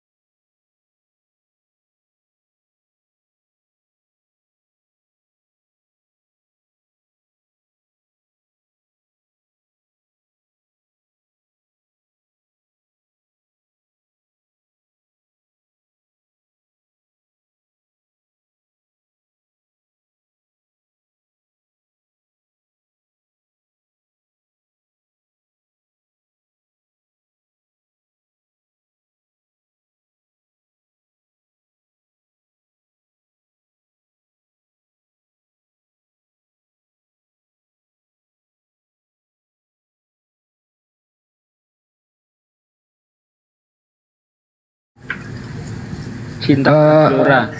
Karena wah masih ada. Ada Stefanus nih. Stefanus, selamat pagi. Ya, selamat pagi. Seventinus. bukan Seventino ya. Iya. Stefanus Ben. Ya, Si Panoang bukan? Ya, kan dia kasih. Kasih kalau lo. Ya silakan Pak Ben. Bisa dengar saya? Ya semua saudara. Dengar. Lanjut. Halo. Ya, halo. Ya, Bang. Halo. Selamat malam. Ramai sekali ya? Iya, ramai. Oke. Kalau mau sepi ke kuburan Bang, sepi tuh. Ini ngomong-ngomong yang dipermasalahkan ini tadi apa? Enggak ada masalah Bang, enggak ada masalah. Oh, bagus. Tapi rame ya. Iya, Masalah ramai. kenapa kau menuhankan manusia bang? Itu masalahmu. Beneran mau membuat masalah. Menahankan manusia. Sejak kapan saya menahankan manusia? Yesus itu manusia Bang. Memang. Tuhanmu kayak itu yang namanya Yesus. Gimana ya? Memang Dia mikir. enggak gini loh. Iya. Kalau kambing itu ngomong sama kucing kan gak nyambung. Jadi untuk berbicara sama seorang kambing, kucing mana nyambung kan begitu? Jangan kau samakan, kan Tuhanmu itu domba yang disembelih. Ya terserah. Itu kan makanya itulah terserah bahasamu lah. Enggak gini aja Bang. Kau yang nyebut binatang di sini kok. Kau Jangan menyebut ikutin. Ini aja Pak, gini nih. Tengah malam dengerin. Dengerin Tuhan kamu Yesus ya? Gimana? Tuhan kamu Yesus. Bahasa kami gini ya. Tuhan kami adalah Tuhan Allah yang satu. Bukan Yesus. Jangan gini. Saya dari tadi mendengarkan abang selalu menggiring orang-orang Kristen untuk beropini sesuai dengan pandangan abang. Tapi itu enggak masalah. Biarin. Bagi saya itu kan biasa aja. Saya pun demikian ketika saya berbicara agama saya. Enggak Bang, dipersingkat Bang, Tuhan Anda itu siapa? Nih, makanya saya bilang Tuhan saya Tuhan Allah yang Maha Kuasa. Oke, Allah yang Maha Kuasa, bukan Yesus ya? Itu dia adalah putra Allah yang turun ke dunia. Jadi Tuhan kamu Dewa. berapa? Tuhan kamu berapa? Satu dong. Yesus bukan Tuhan ya? Dia adalah putra Allah yang turun ke dunia. Ngapain? Dia adalah putra Allah yang turun ke dunia. Ngapain dia ke dunia? Untuk menebus dosa-dosa manusia. Dengan cara apa? Ya, dengan mati di kayu salib. Buset, tepuk tangan. Itu dia jelas. Jadi Tuhan turun ke bumi untuk dibunuh ya. Begitu. Ya Bang ya, Tuhan turun ke bumi dibunuh. Tidak gini, Dibunuh tidak yang ada menolaknya. seorang pun yang bisa jangan potong dulu. Ya bukan Tidak saya ada potong Pak Esther yang potong. Oh, Pak Esther. Tidak ada seorang pun yang bisa membunuh Tuhan. Loh. Terusin Pak, terusin lucu ini. Nah, jadi gini. Karena tidak seorang pun yang bisa membunuh Tuhan, maka dia hadir ke dunia ini dalam bentuk manusia. Artinya Tuhan Anda berubah menjadi bukan Tuhan. Itu berubah jadi bukan. Gini, dari tadi ngomongnya apa tadi barusan? Turun ke bumi menjadi apa? Turun ke bumi menjadi apa? Menjadi Tuhan atau menjadi bukan Tuhan? Menjadi manusia. Nah, manusia ini Tuhan atau bukan? Manusia ini Tuhan atau bukan? Jadi gini, jangan selalu tunggu. Jangan menggiring opini yang Anda tidak bisa kemudian meloloskan diri Anda dari pernyataan Anda sendiri. Tuhan Anda berubah menjadi bukan Tuhan kan? Kalau oke, tahan dulu yang itu ya, boleh? Kenapa? Ditahan dulu ya. Kenapa? Itu ya. Kenapa bisa? Kenapa? Membuat lutut gemetaran? Itu bisa. Enggak. Masalahnya begini, saudaraku. Agama Kristen itu adalah agama yang tidak rasional. Ya. Inilah buktinya. Makanya Anda mengatakan tahan dulu ya di situ ya. Kenapa? Karena akal Anda kena. Tuhan jadi manusia, berarti Tuhan menjadi bukan Tuhan. Apakah bisa diterima? Tuhan berubah menjadi bukan Tuhan. Lalu alam semesta ini yang jaga siapa kalau Tuhannya berubah? Seibarat manusia menjadi babi. Apakah manusianya masih ada? Nggak ada lagi karena dia sudah jadi babi. Tuhan menjadi manusia, apakah Tuhannya masih ada? Nggak ada karena dia sudah jadi manusia. Kalau dewa menjadi manusia itu masih cocok dengan agama pagan. Tapi kalau dia Tuhan jadi manusia mau kemana? Ke pagan kagak bisa, ke agama samawi tak bisa. Coba. Kira-kira Anda mau letakkan di mana tuh? Oke, sudah? Sudah. Oke. Jadi gini. Saya bilang ngikut-ngikut siapa tadi, Pak Esther ya, yang gini-gini terus. Bukan, itu burung beo, udah turun dia. Burung beo. Enggak lah, jangan gitulah. Aku kasih nama dia burung beo dan dia suka. Oh ya. Malah sepanjang debat dia ambil lipstick sekali. Jadi gini, saya bicara tanpa ada rasa jengkel, tanpa ada rasa dendam. Oh iya, harus. Beda pendapat. Iya, harus. Atau berdalam. Oke, tapi pada intinya seorang Tuhan tuh bisa nggak hadir telanjang mata di depan kita? Seorang Tuhan. Kok seorang Tuhan? Ini ajaran seorang dewa. Kalau seorang dewa boleh, karena itu masuk dalam konsep paganisme. Kalau seorang Tuhan, kita mau kemanakan ini? Barang ini mau di... Terus Tuhan itu dibahasakan oleh manusia sebagai apa? Gimana? Seorang Tuhan itu dibahasakan kita manusia awam ini kayak gimana? Tuhan ya. tetap aja. Bisa nggak digambarkan? Seorang itu pagan itu. Iya. Seorang dewa. Makanya saya bilang tahan dulu pernyataan itu. Nah, yaudah, coba abang gambarkan. Secara kita manusia, Tuhan itu kayak gimana sih? Tuhan itu laisa kamitslihi syai', tidak serupa dengan makhluk. Jadi kita tidak bisa kemudian membayangkan wujudnya seperti apa. Tapi dia ada. Cukup. Sudah segitu ya. Ya. Tuhan itu tidak bisa kita gambarkan dalam pikiran kita manusia. Ya. Kan? Nah, oleh karena itu, karena kita tidak bisa menggambarkan manusia, lo gimana kita bisa bilang Tuhan? Orang kita aja tidak memahami Tuhan. Oke, baik. Saya jawab. Oke. Saya sekarang mau mengatakan stop. Oke. Sekarang Anda coba teriak, Tuhan. Coba Anda teriak. Jangan teriak-teriak ini pelan-pelan aja, pelan-pelan. Tuhan, coba. Tuhan. Nah, kira-kira Tuhan dengar nggak? Nggak tahu. Lah? Nggak tahu. Loh, dengar dong. Emang Tuhan budak? Apa ini? Inilah penyembah manusia itu gitu. Karena Tuhanmu manusia, makanya Tuhanmu nggak mendengar. Sekarang saya tanya, ketika Anda mengatakan Tuhan. Kira-kira yang Tuhan ini yang sebenarnya dengar kagak?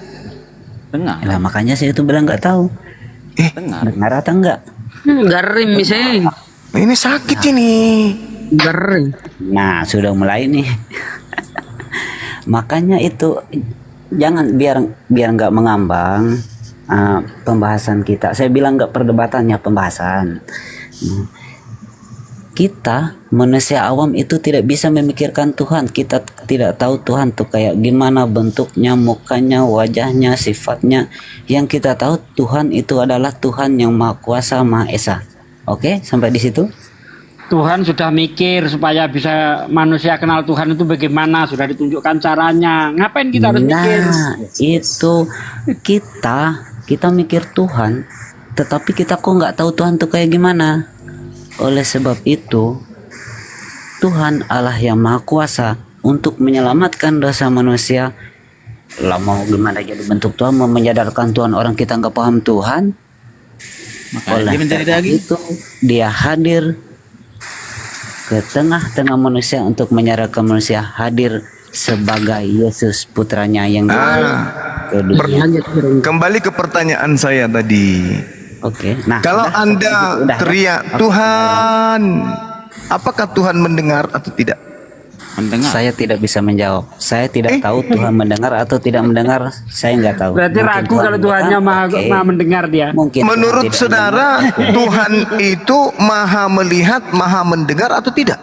Maha tahu, maha mendengar, maha itu tahu, maha mendengar, maha melihat. Nah, makanya saya tanya, ketika Anda mengatakan Tuhan, apakah Tuhan yang sesungguhnya mendengar Anda? Yes, mendengar. Mendengar. Nah, apakah Anda harus melihat dia sampai Anda harus mengatakan bahwa dia mendengar? Kalau ke arah sana sudah belum sampai ke sana, berarti perdebatan. Tidak mesti kan? Tidak mesti dilihat kan Tuhan itu? Ya. Karena Tuhan itu maha mendengar. Yang perlu melihat kita itu Tuhan, bukan kita yang perlu melihat Tuhan. Tuhan yang maha melihat. Kita ini hamba ciptaan. Meja itu tidak perlu melihat tukang meja. Tukang meja yang perlu melihat meja. Kita ini tugasnya hanya beribadah, menyembah kepada yang menciptakan kita, bukan mencari mana engkau Tuhan. Orang yang mencari Tuhan itu orang maaf, orang idiot. Sekarang kamu cari akalmu, bisa kamu tunjukkan? Berarti saya termasuk orang idiot ya? Oh, bukan saya mengatakan itu. Tapi berapa Bang Handi? Kamu sendiri. Korintus yang mengatakan itu. 2 Korintus 4 nomor 10. Nah tuh, kami bodoh karena Kristus. Oke, kita lanjut. Jadi ketika Tuhan itu maha mendengar, maha melihat, kita tinggal meyakini Tuhan itu ada. Ya ada sih. Ya, terus kenapa harus menjadi bayi? Jadi jangan sampai naik ya, jangan sampai naik perdebatan, sebatas itu dulu ya. Nah, kenapa harus jadi bayi? Ya, tunggu dulu. Kita paham Tuhan maha mendengar, Tuhan maha tahu, melihat, Tuhan maha baik. Kenapa kita masih tidak percaya dan berbuat jahat? Nah, kenapa? Lalu, ya. Kenapa? Kan, abang dan saya kan paham Tuhan tuh maha mendengar kok, maha tahu, dia maha mengerti. Tapi kenapa orang-orang Yahudi pada masa lalu, orang-orang Yahudi pada masa lalu mereka berpuasa, mereka berdoa, mereka melakukan kehendak Tuhan. Terus? Tetapi secara agama mereka nomor 1, prakteknya 0. Apa maksudnya ini? Nah, malah dia membunuh Yesus. Karena itu, ya kan untuk memberikan Tuhan kepada kalian. Abang tahu Tuhan itu maha mengerti. Paham kan? Apa ini maksudnya ini anak bau? Jangan. Abang kan paham kan? Tuhan itu maha mengerti, maha tahu. Iya tahu. Percaya? Iya. Nah makanya. Tapi abang percaya nggak? Apa yang abang terapkan selama ini baik? Apakah abang selama ini berbuat baik? Apakah sudah melaksanakan kehendak Tuhan? Sudah. Itu yang dinamakan kesombongan, dan itulah yang dibenci oleh Kristus. orang-orang pada zaman dahulu, orang-orang Yahudi merasa dirinya lebih baik, merasa dirinya lebih taat, merasa dirinya layak di hadapan Tuhan, tetapi itulah yang sesungguhnya dibenci oleh Tuhan. Aduh, Mau kenapa? apa ini? Kenapa? Justru itulah yang dibenci oleh Yesus. Nah, karena pendapatannya itu udah naik. Lucu ini. Sekarang begini. Oke. Terus, Apakah Yesus suka kepada orang yang memberikan dosanya ditanggung kepada orang lain? Apakah Yesus suka? Anda berbuat zina, tapi dosa zina Anda kasih ke orang lain. Apakah Yesus suka? Kayak gitu-gitu. Anda yang bermaksiat, tapi dosa Anda serahkan kepada orang lain. Apakah Yesus suka? Jangan digiring ya. Loh, saya kan pertanyaannya lurus-lurus aja. Iya.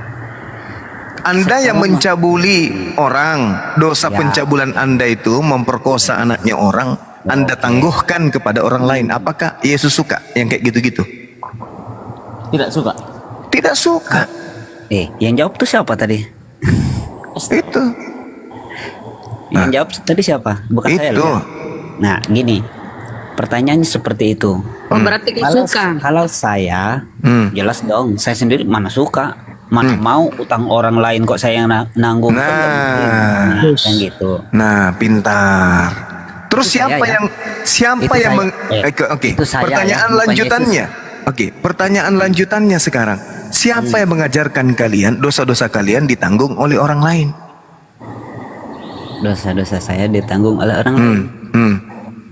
Siapa yang ngajarin? Paulus. Siapa? Sampai orang ini harus mati demi dosa kalian. Itu yang ngajarin siapa? Oh, itu maksudnya.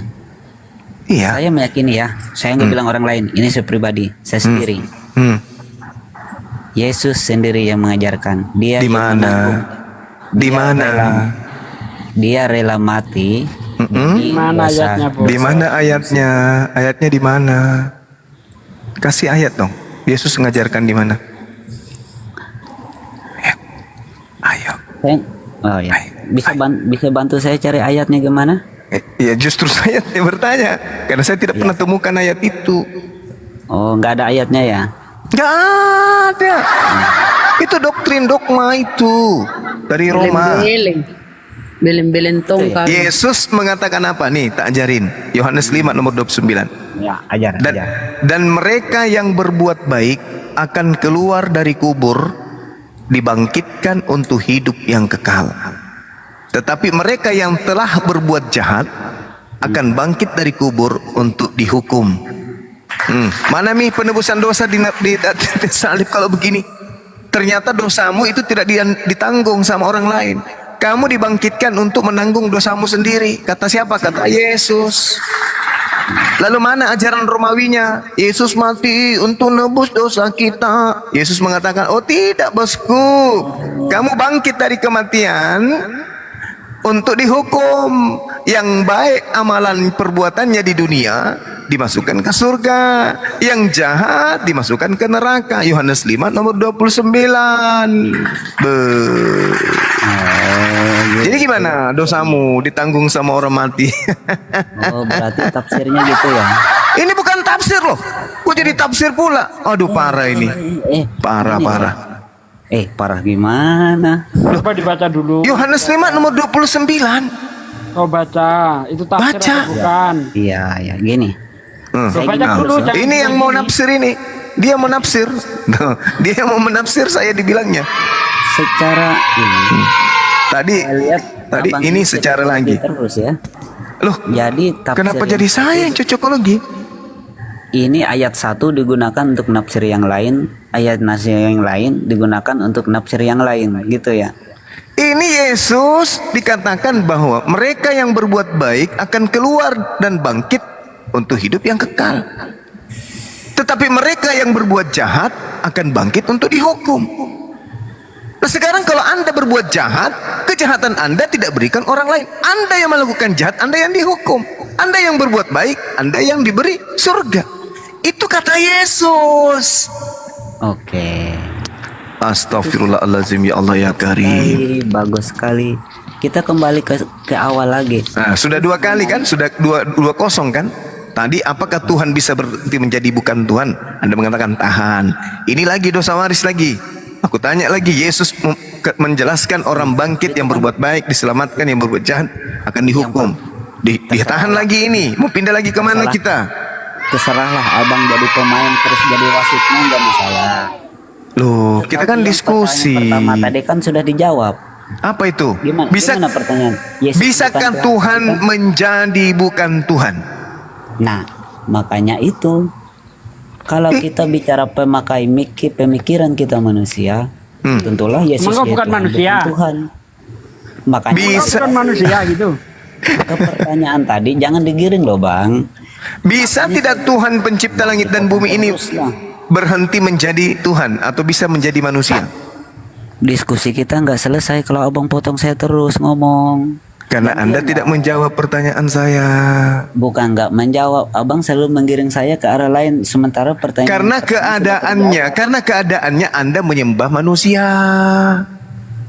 Coba dulu, biar orang Kristen tidak tergiring opini seperti ini ya. Abang bilang Tuhan tadi gimana ya? Tuhan tidak menjadi Tuhan gitu ya? Tuhan itu bukan manusia, Yesus manusia. Bisakah Tuhan menjadi manusia? Bisa. Apakah manusia itu Tuhan? Jangan ke situ lagi. Jangan melebar lagi. Ada apa lagi nih? Makanya ini orang Kristennya selalu digiring ke situ, kalah terus. Tidak, saya tanya sama saudara, apakah manusia itu adalah Tuhan? Bukan. Yesus ini manusia atau bukan? Manusia. Apakah manusia ini Tuhan atau bukan? Manusia ini Tuhan atau manusia mana? Yang Yesus maksudnya. Apakah manusia ini Tuhan? Yesus adalah 100% manusia dan 100% Tuhan. Kalau 100% manusia, 1%-nya bisakah jadi ayam? Nah. Bisa enggak? Kan sudah 100% manusia. Bisa enggak 1% ayam? Bisa jadi kalau pemikiran kita manusia. Berarti manusianya cuma 99%. Tante. 1%-nya ayam. Gundul. Dengarin dulu. Jangan terlalu ngotot. Loh, dengar dulu. Anda mengatakan, bisa tidak Anda mengatakan sebuah cincin emas 100%, tapi di waktu yang bersamaan cincin yang sama juga adalah tai kambing 100%. Bisa nggak? Bisa nggak? Nggak gini aja. Mulai 3-0 kan? 3-0. Inilah yang Al-Quran katakan. Orang kafir itu tidak menggunakan akal. Maaf, saya orang Kristen. Memang orang Kristen tak berakal. Kalau berbicara mengenai kekristenan, orang Kristen tidak pakai akal. Pasti itu. Gitu dong. Orang Kristen yang memakai akal adalah kebanyakan orang Kristen yang dibenci oleh Yesus. Ketika orang Kristen, jadi kalau orang Kristen tidak menggunakan akal, disayang sama Yesus. Berarti gila, orang gila. Orang yang tidak menggunakan akal adalah orang gila. Cuplis. Terserah. Orang gila berarti orang gila dianggap tidak masuk surga. Itu. Orang yang gila itu tidak ada hukuman bagi mereka karena mereka memang gila. Kalau Anda ini bukan gila, Anda ini yang membuat akal Anda tidak berfungsi. Yesus aja suruh pakai akal gimana sih? Gini ya, boleh saya 1 menit terus Anda ngomong sebanyak-banyaknya, terserah. Saya adalah orang Kristen yang beragama tidak menggunakan akal, tetapi saya menggunakan hati. Kata Yesus suruh pakai akal. Anda adalah saya berani berbicara di sini, terserah orang Kristen tersinggung. Ketika Anda menggunakan agama, menggunakan akal, Anda tidak bedanya dengan orang Yahudi. Orang Yahudi yang dibenci Yesus adalah orang yang terlalu banyak menggunakan akal. Kalau tidak dibunuh Tuhanmu sama Yahudi, nggak ada Tuhanmu loh. Ya terserah Jangan kau benci lah. Yahudi. Terserah kau lah. Sekalipun engkau menumbuk orang yang tulul dalam lesung dengan alu bersama-sama gandum, orang tulul tidak akan lenyap daripadanya. Ini Amsal 27 nomor 22. Sekalipun engkau menumbuk orang tulul dalam lesung dengan alu bersama-sama dengan gandum, ketululannya tidak akan lenyap daripadanya. Kenapa orang itu menjadi tulul? Saya tanya dulu. Kenapa orang itu menjadi tulul? Dengar. Kenapa orang itu menjadi tulul? Apakah karena dia gunakan akal atau karena dia tidak gunakan akal? Jawab. Saya termasuk orang yang tidak menggunakan dan tidak berakal. Berarti Anda adalah orang tolol. Oke, kalau begitu dengarkan saya 1 menit. Kalau begitu, dengarkan. Saya memang orang tolol. Kalau begitu, dengarkan saya 1 menit. Anda sudah mengakui diri Anda sebagai orang yang tulul. Nah, dengarkan saya 1 menit. Amsal 5 nomor 23. Ia mati karena tidak menerima didikan, dan karena ketululannya ia besar dan ia sesat. Amsal 12 nomor 23. Orang yang bijak menyembunyikan pengetahuannya, tetapi orang yang hatinya bebal menyeru-nyerukan ketululannya. Amsal 13 nomor 16. Orang cerdik bertindak dengan pengetahuan, tetapi orang bebal membeberkan ketululannya. Amsal 14 nomor 1. Perempuan yang bijak mendirikan rumahnya, tetapi orang yang tulul meruntuhkannya dengan tangannya sendiri. Amsal 14 nomor 8. Mengerti jalannya sendiri adalah hikmat orang yang cerdas, tetapi orang yang bebal ditipu oleh ketululannya sendiri. Amsal 14, 17 sampai 18. Siapa lekas naik darah berlaku tulul, tetapi orang yang bijaksana bersabar. Orang yang tak pengalaman mendapatkan ketululan, tetapi orang yang bijaksana memahkotakan pengetahuan. Oke? Amsal 14 nomor 24. Mahkota orang bijak adalah kepintarannya, tetapi tajuk orang yang bebal adalah ketululannya. 14 dari 29 Amsal. Orang yang sabar besar pengertiannya, tetapi siapa cepat marah membesarkan ketululannya. Amsal 15 nomor 2. Lidah orang bijak mengeluarkan pengetahuan, tetapi mulut orang yang bebal mencurahkan ketululannya. Amsal 15 nomor 14. Hati orang yang berpengertian mencari pengetahuan, tetapi mulut orang yang bebal sibuk dengan ketululannya. Amsal 15 nomor 21. Ketululan adalah kesukaan bagi yang tidak berakal budi, tetapi orang yang pandai berjalan lurus tidak menggunakan ketululan.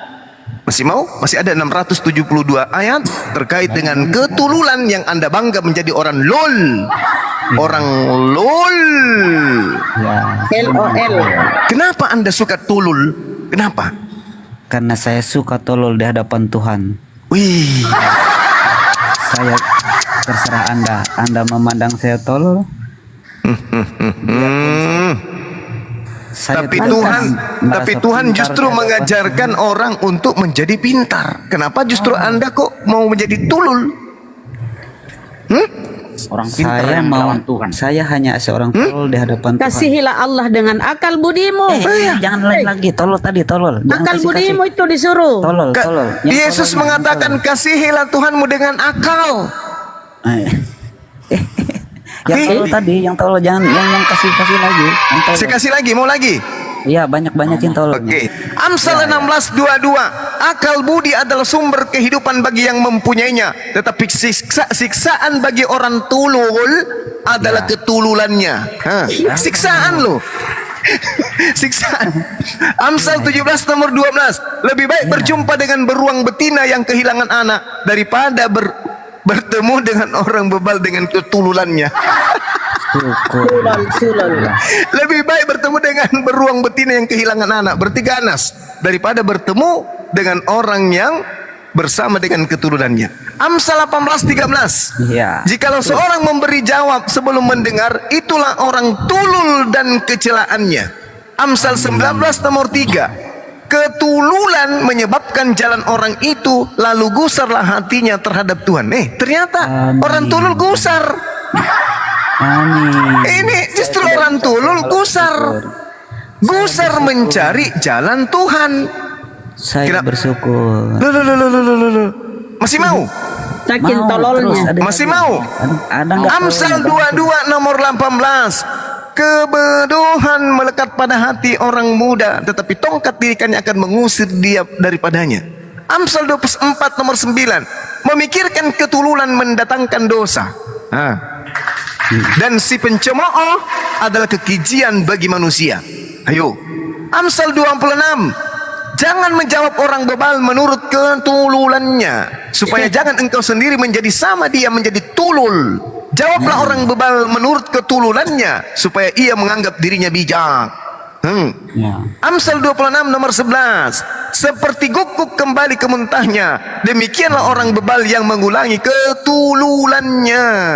Amsal 27 nomor 22. Sekalipun engkau menumbuh orang bodoh dalam lesung dengan alu bersama-sama dengan gandum, ketululannya tidak akan lenyap daripadanya. Betul. Dia disamakan guguk.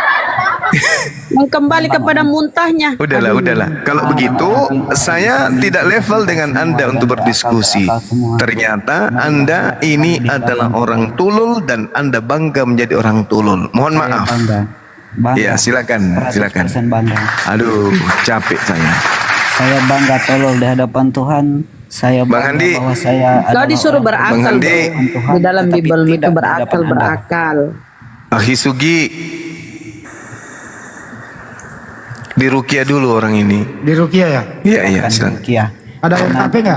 Dua minggu pun Anda meruqyah saya tidak akan pernah berubah pikiran. Enggak, saya butuh air tape. Ada nggak air tape? Jadi gini, sudah. Air comberan Musari. Masih ada lagi? Mau Ini aja bro, step sabar aja. Step di sini tidak perlu step dengerin. Step di sini tidak perlu bicara banyak. Oh, jangan ada perlu bicara banyak. Jadi kalau mau itu menandakan Anda itu kan bicara banyak kan kamu ini nggak bisa kooperatif. Semakin banyak Anda bicara, semakin orang nggak ngerti gitu loh. Kenapa? Yang Anda omongin itu nggak nggak banget gitu loh. Yang sederhana saja lah. Cukup.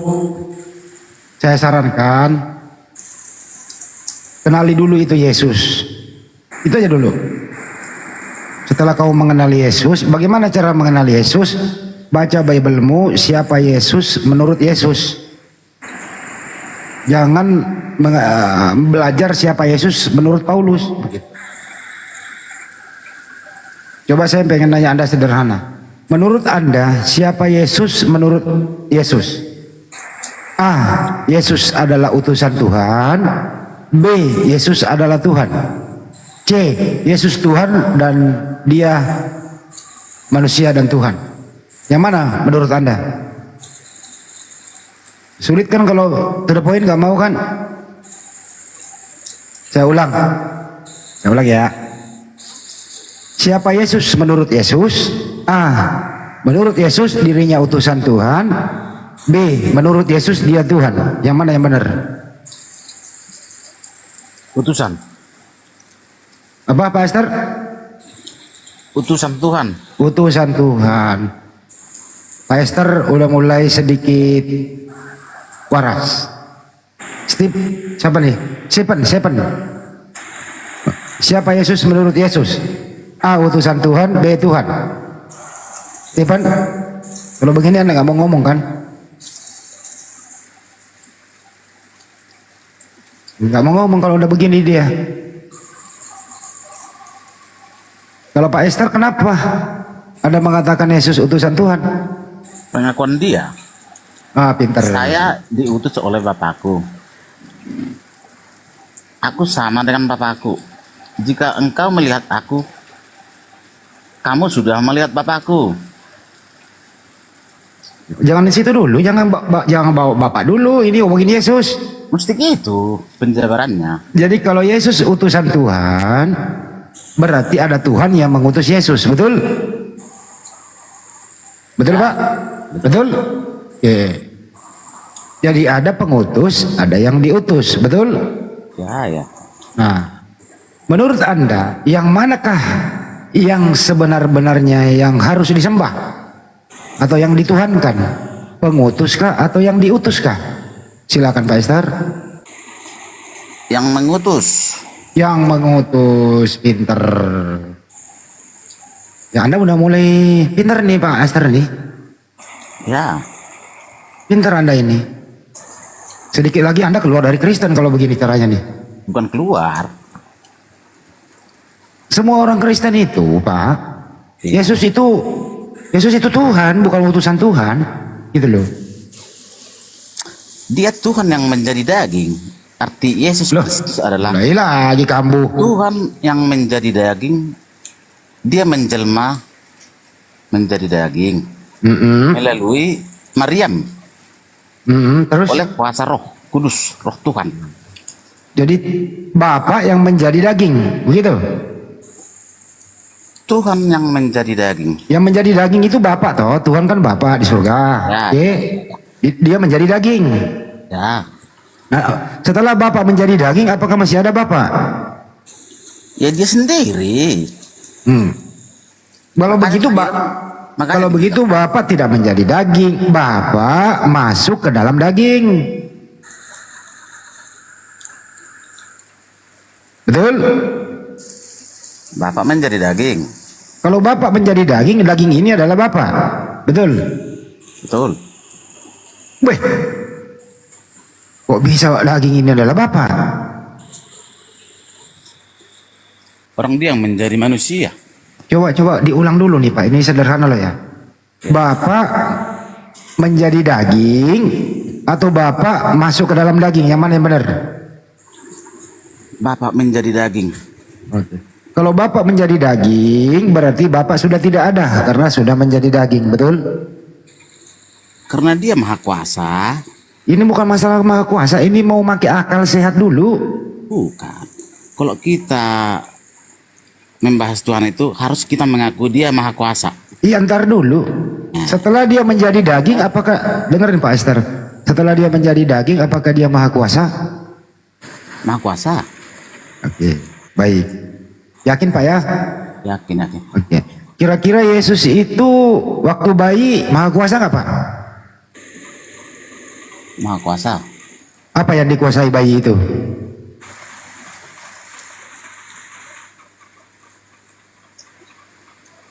Pak, waktu Anda bayi, ya. Pak Ester bayi, apa yang Anda kuasai waktu Anda bayi? Dia kan setelah berumur, karena dia kan udah berumur 33 tahun. Jangan dulu berumur, masih bayi dulu. Dia baru lahir nih, taruh di palungan, dibungkus kain lampin itu loh. Udah jadi. Kayak Yesus nggak langsung dewasa Pak, dia dari bayi dulu. Dari pembicaraan logika kayak gitu. Ya dia dari bayi dulu loh. Iya. Nah, waktu dia bayi itu sudah Tuhan atau belum jadi Tuhan? Artinya kan Yesus Kristus artinya. Pak, jangan lawan akal sehat Pak, mohon Pak. Fungsikan Pak Ester, fungsikan sedikit akal Anda Pak, sedikit aja Pak. Tolonglah Pak, gitu loh.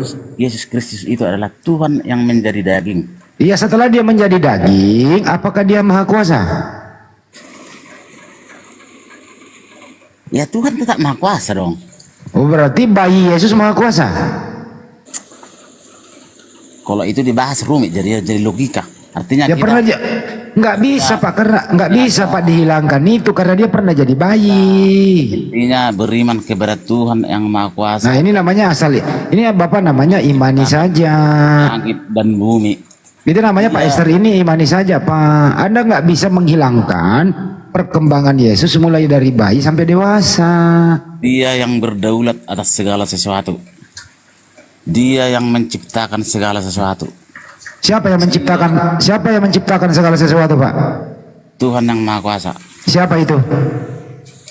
Ya dia Tuhan yang maha kuasa. Siapa namanya? Tuhan yang maha kuasa, Yesus yang datang kembali. Oh, Yesus. Jadi Yesus yang menciptakan Yesus itu yang menciptakan manusia. Yesus yang sudah datang kembali. Enggak, yang menciptakan manusia siapa Pak? Yang maha kuasa.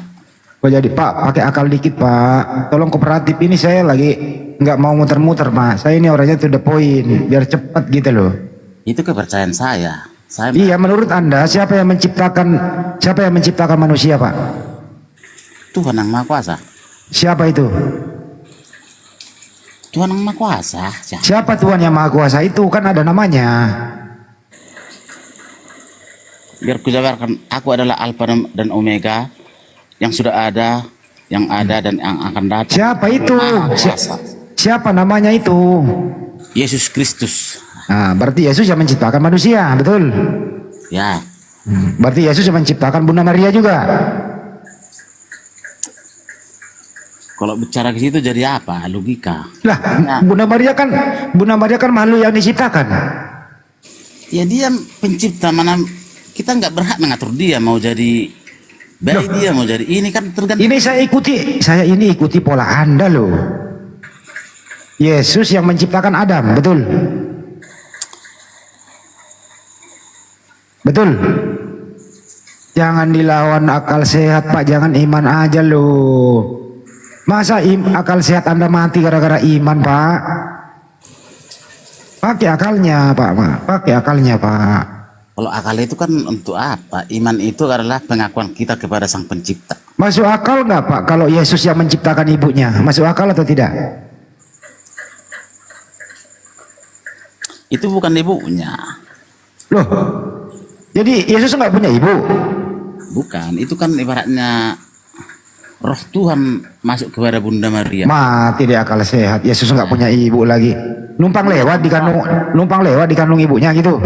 Iya. Dia tanpa dari benih manusia. Iya, tapi kan pernah dikandung, Pak. Ya dikandung. Itu kan ibu jasmani aja. Saya mau nanya ke Bapak dulu ini, sederhana, Pak. Iya. Yang dilahirkan Bunda Maria itu anaknya Maria atau anaknya tetangga, Pak? Kalian mengakui Maryam juga? Enggak, Bunda Maria pernah mengandung. Ya. Nah, isi kandungan Maria itu anaknya Maria atau anaknya orang lain? Anak Allah yang Maha Kuasa. Hah? Anak Allah yang Maha Kuasa.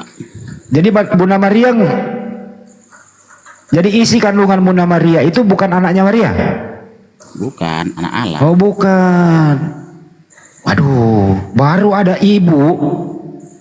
Ada ibu mengandung tapi isi kandungannya bukan anaknya gitu ya. Anak Allah. Jadi Bunda Maria tidak punya anak. Tidak punya anak. Bunda Maria punya anak atau tidak, Pak? Dia Pak Esther. Tapi bukan anaknya. Jadi Bunda Maria tidak punya anak. Tidak. Jadi Yesus anak yatim. Yesus anak Allah. Ya kan Yesus nggak punya ibu, nggak punya bapak, berarti anak yatim.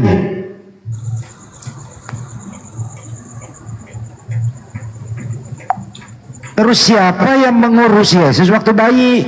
Siapa yang menyusui dia, menina bobokkan dia, merawat dia, memandikan dia, membersihkan popoknya? Siapa yang mengurus dia, Pak, kalau dia nggak punya ibu? Maria. Hah? Maria. Kandungan Bunda Maria itu hanya dipinjam, bukan. Buset, dipinjam.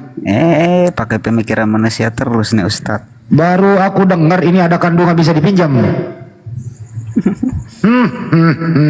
Benar-benar dah. Ya, kalau orang pintar ya kayak gitu. Baru dengar. Yang meminjam kandungannya Maria siapa ya? Mbahmu, ya Tuhan lah. Siapa namanya Tuhan itu? Dia dipilih oleh Tuhan.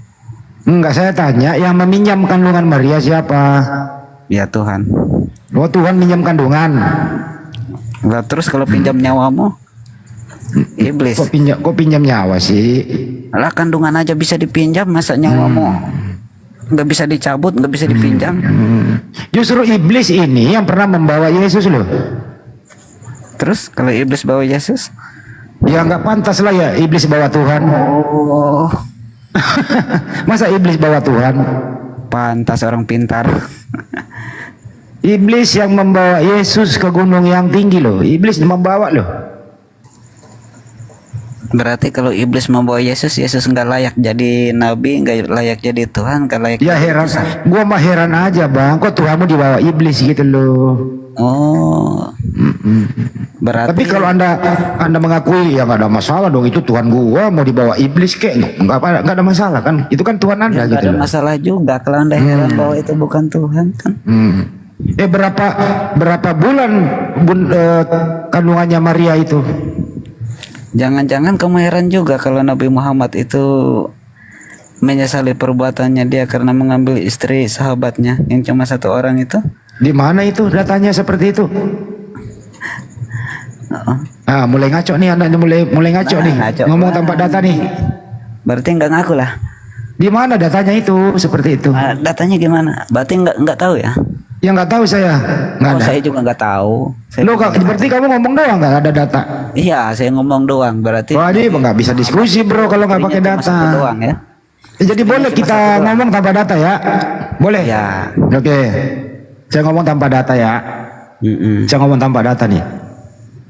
Ternyata di Bible 1928, sangat berbahaya bang. Gitu loh.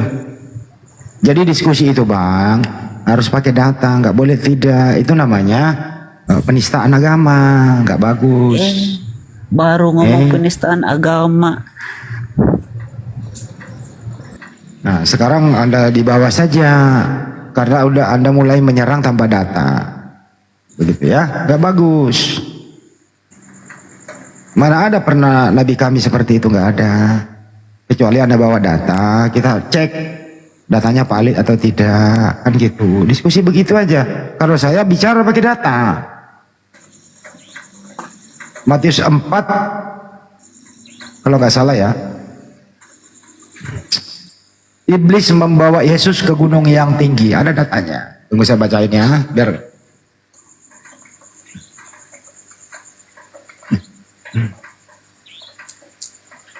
Matius 4, 8 sampai 10 nih. Baca ya. Data ada nih. Kemudian iblis membawa Yesus ke gunung yang sangat tinggi dan menunjukkan semua kerajaan di dunia ini serta segala kekayaannya kepadanya. Lalu iblis berkata kepada Yesus, semua ini akan kuberikan kepadamu jika engkau sujud menyembahku. Yesus menjawab, pergilah hai iblis, di dalam Alkitab tertulis, sembahlah Tuhanmu dan abdikan diri kepada Dia saja. Jadi Pak Esther, kalau Yesus itu Tuhan, berarti iblis pernah membawa Tuhan anda. Datanya ada begitu kalau diskusi. Gak boleh ngomong kalau nggak ada data gitu loh Pak.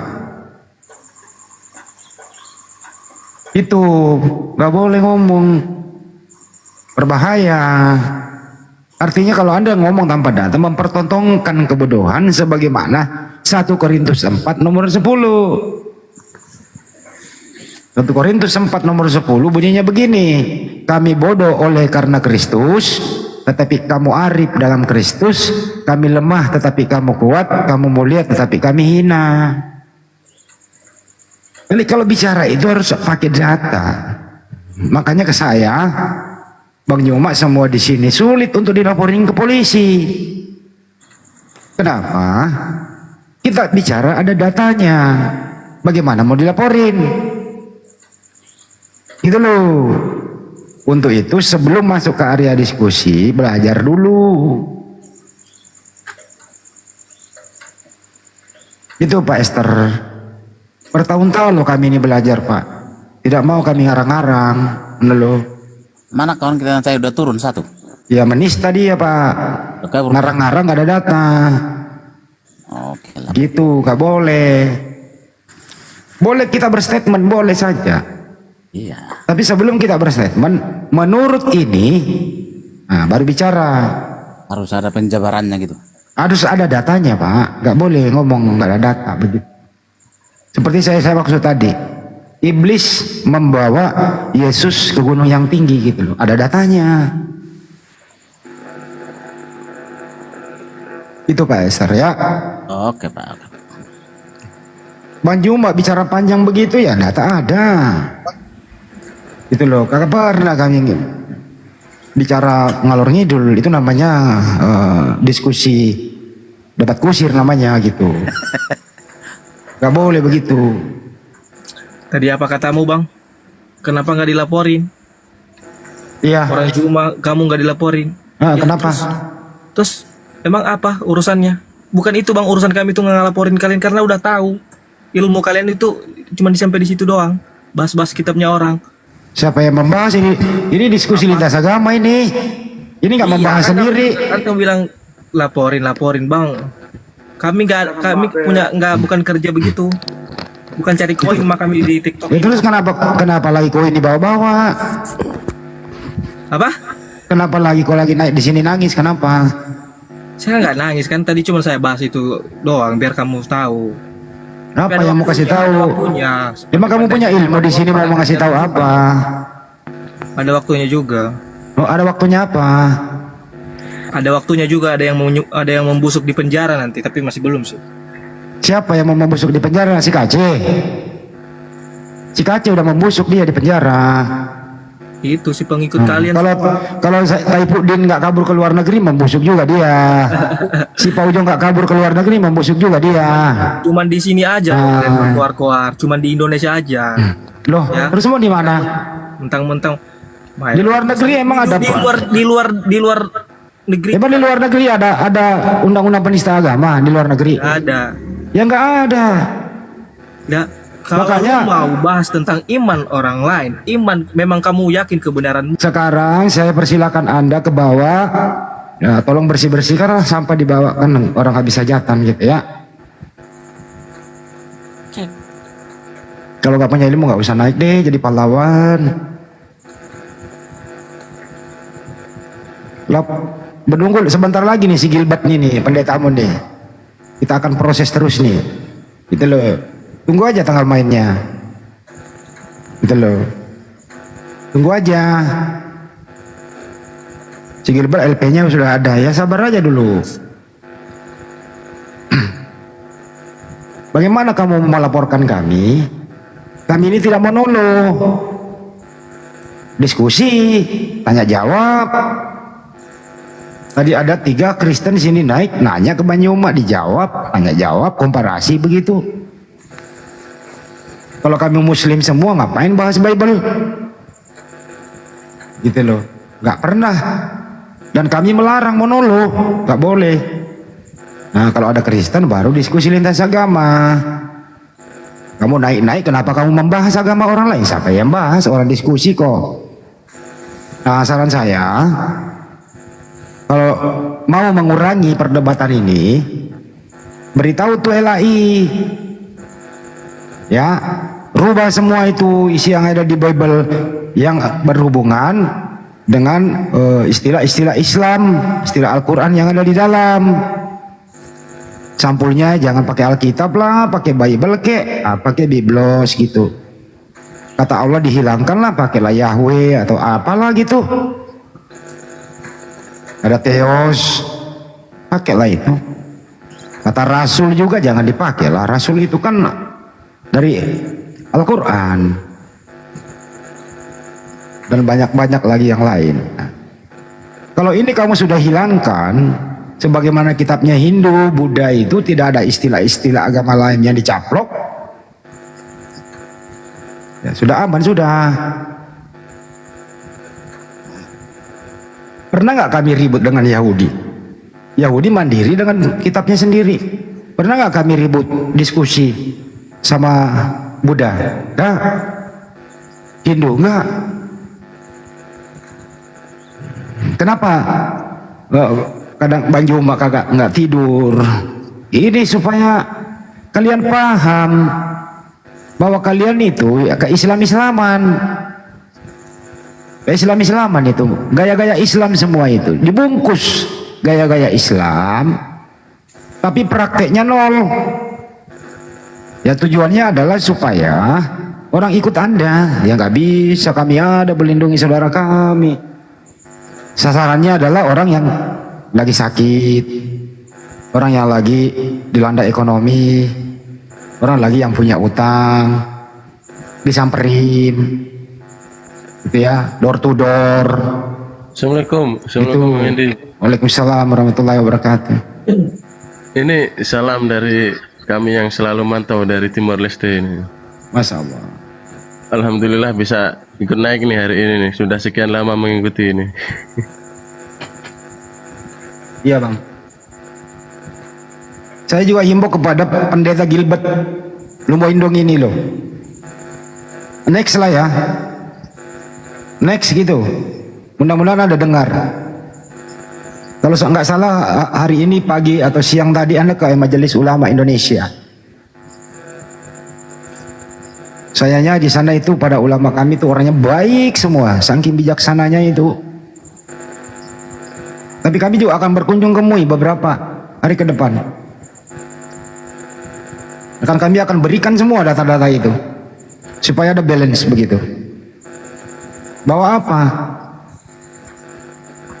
Pendeta Gilbert ini sudah keterlaluan, sudah nggak bisa ditolerir.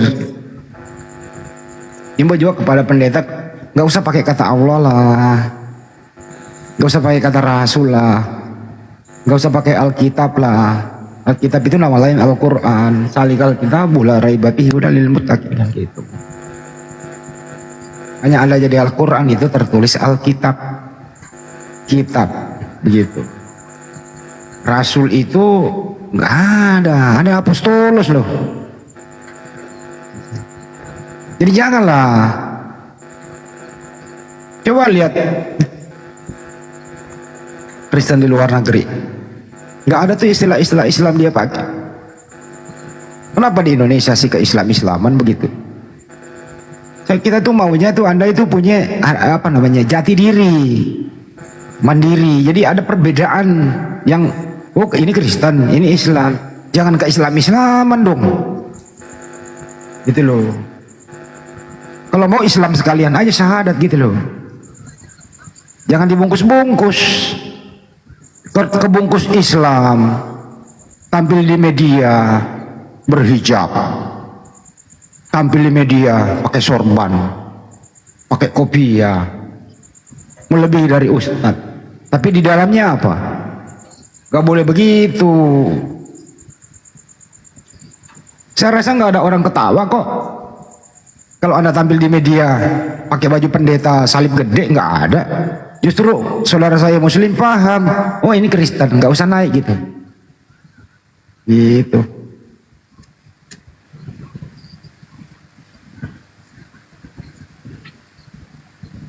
Udah cukup? Penyewa cukup ya, udah jam berapa nih? Istirahat? Iya Bang Andi. Kita istirahat. Kayaknya pada. Jadi terakhir tadi di Makassar gimana, Banyuma? Jadi nggak jadi, ya. Bukan nggak jadi Bang Andi. Ya, si pendetanya yang batalin datang.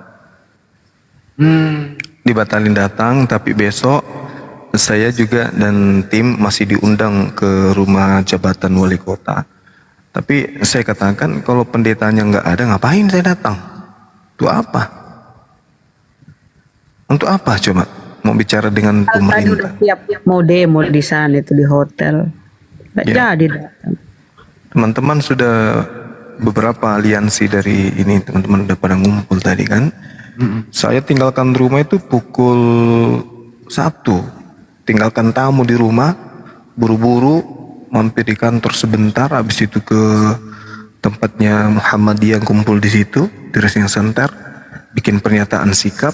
Habis itu tadi rencananya jam 6 kita bergeser ke di TKP tempat diadakan kegiatannya pendeta itu GL. Tapi ternyata tiba-tiba dia batalkan datang. Dan Dia batalin, dia ke MUI tadi, saya lihat dia ke MUI. Nah itu dia. Tapi laporan polisi kita nggak bisa di ini, tetap aja jalan. Jalan terus lah. Makanya saya lihat perkembangan besok kalau misalnya memang dia ada indikasi kemudian tidak mau temu untuk berdialog mempertanggungjawabkan tentang perpuluhan dan 2,5% itu, ya terpaksa kita instruksikan semua API di wilayah untuk melapor. Betul. Gitu Bang Andi. Ya kalau bisa semua ormas Islam lah. Iya. Kalau bisa semua ormas Islam itu melapor. Begitu. Jadi besok itu saya diinformasikan tadi Ustaz Jumzar Bang Suma ini ada informasi diundang besok semuanya. Malas saya. Ngapain saya hadir kalau tidak ada? Masa saya mau bacakan Bible di depan pemerintah itu? Wali kota lah, dari Polres lah, ngapain? Mungkin ada mediasi kali. Iya, mungkin ada perwakilan dari dianya. Tapi saya katakan untuk apa? Kalau tidak ada yang bersangkutan, ogah. Iyalah. Iya kan? Untuk apa saya datang kalau pendetanya nggak ada? Saya kan cuma apologet. Saya cuma mau punya pendapat dengan beliau. Tanya maksudnya apa gitu ya? Iya. Benar Bang Andi. Tapi tadi terjawab sudah sih sebagian oleh pendeta Henry Tan ya. Oh ya, begitu Iya. adanya kan gitu. Betul. Ada Kosmos ini, kenapa nih Kosmos naik turun? Jadi semangat semua teman-teman ya, tunggu komando. Yang jelas jangan bertindak sendiri-sendiri. Dilarang itu ya. Boleh menegakkan hukum tapi nggak boleh melanggar hukum. Ya, negara ini negara hukum begitu ya. Iya betul Bang Andi. Kami juga ada di sini ya, kalau Anda mau melaporkan kami di sini lapor aja. Insya Allah sebelum dipanggil kami akan datang. Gak mungkin akan keluar negeri kayak yang lain kan gitu ya. Nggak mungkin lah. Ini tempat tumpah darah kita. Di sini kita lahir, di sini kita mati bos. Tak mungkin kita mundur selangkah pun. Udah dibilang kita sudah menghibahkan kita punya nyawa untuk agama ini. Apa yang perlu kita takutkan? Mati masuk surga. Dah selesai. Betul. Dulu Banjuma udah ada yang laporin, LP-nya saya dapat kok. Banyak itu menumpuk. LP-nya menumpuk begitu. Cuma lu pikir kami juga nggak bisa tahu siapa yang nge-LP-in? Tahu semua kita. Baik di Metro, ada juga yang di Mabes, ada. Alasannya laporannya apa? Begitu ditanya, ini kenapa? Ini dalilnya. Oh, ada dalilnya. Setelah gelar perkara, apa sih laporan Anda? Ini loh. Dia mengatakan kami bodoh karena Kristus misalnya ya. Wah nggak benar nih Banyuma mengatakan Anda bodoh karena Kristus. Giliran dibuka, loh ada di 1 Korintus 4 nomor 10. Banyuma nggak salah. Kalau Anda marah ya marahin penulis. Kan gitu ya Banyuma? Betul. Nah, gitu. Mudah kok. Bahani mengatakan Yesus dibawa oleh iblis ke gunung yang tinggi. Wah itu penghinaan itu katanya. Loh datanya ada di Matius 4, 8 sampai 10 kok. Berarti Anda nggak salah.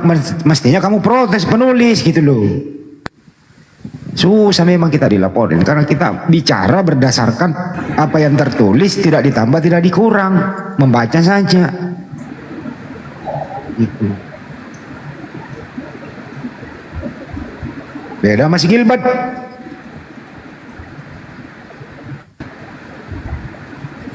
Gilbert bukan kami aja yang marah bro, pendeta-pendeta yang lain, aktivis juga itu banyak loh yang semprot Anda gitu. Ada tamu dihormati dulu sebelum ditutup, silakan Kosmos sama Tanjak. Halo yang baru naik silakan. Ya, selamat malam Bang Andi, Bang Juma. Saya Malam. Kosmos. Iya. Kosmos Batu Ginjal, Udah bukan? Masa mau ditutup ini penonton masih 4.000. Oh ini Pak Bayu. Pak. Tadi malam loh, Bang Juma. Kayak tadi malam sampai jam 4. Assalamualaikum. Saya pakai Bang Andi. Kosmos. Waalaikumsalam. Assalamualaikum warahmatullahi wabarakatuh. Tapi Bang Handi malam ini subuh ini lelah beliau. Capek. Kurang tidur saya.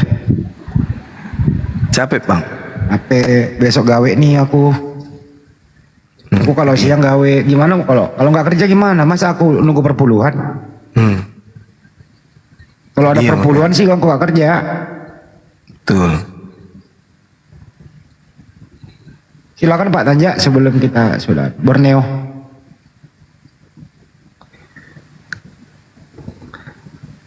Ya, kepada saudara-saudara kita yang ada lagi minta permintaan, Kapten Naga, PN29, Apis Ultra, Nutfia, Ibra, Ricky Yunus, Rizvairus, Sarmi Indramayu, Riki Tiu Kebenaran, Yoseswadi, Ahmad Ugosto, Wahyudi Ahmad, Umiasi Abajuha, Ridho Putra Husain Duren, Bacok Kutu Lama Rupa, Lama Natara. Dan Rejo lah Bacok Kutu nggak ada nggak ya? Emang ada? Lama Rupa, Usman Fani, Diamitra, Saladin, 987 Nando, Iki, Usman Fani, Geven Pratama, Daboribo, Rahman Saltobang, Taba Widodo, Cinta Kolasi, Asira, Wan, W, Fahri Fahbudin, siapa lagi? Laman Utara, maaf belum bisa dinaikkan ya kawan, mudah-mudahan besok kita bisa bincang-bincang kalau ada yang penting untuk dibicarakan. Assalamualaikum Bang Juma. Waalaikumsalam. Disebabkan karena kita sudah mau istirahat. Waalaikumsalam warahmatullahi wabarakatuh. Kejam kali kau. Lalu kita usik. Ya terakhir ini Pak siapa nih? Stephen nih. Apa Stephen siapa sih? Stanley. Stanley silakan. Waalaikumsalam warahmatullahi wabarakatuh. Ya silakan terakhir. Iya. Iya bang, lanjut aja bang, break aja bang. Tadi mau naik tapi sudah selesai diskusi, ditutup aja bang, gerunda-gerundaku. Ya nah itu beleng-beleng semua deh, beleng-beleng. Iya. Senang dengar ini bang, abang Selebes marah-marah sama itu siapa? GL.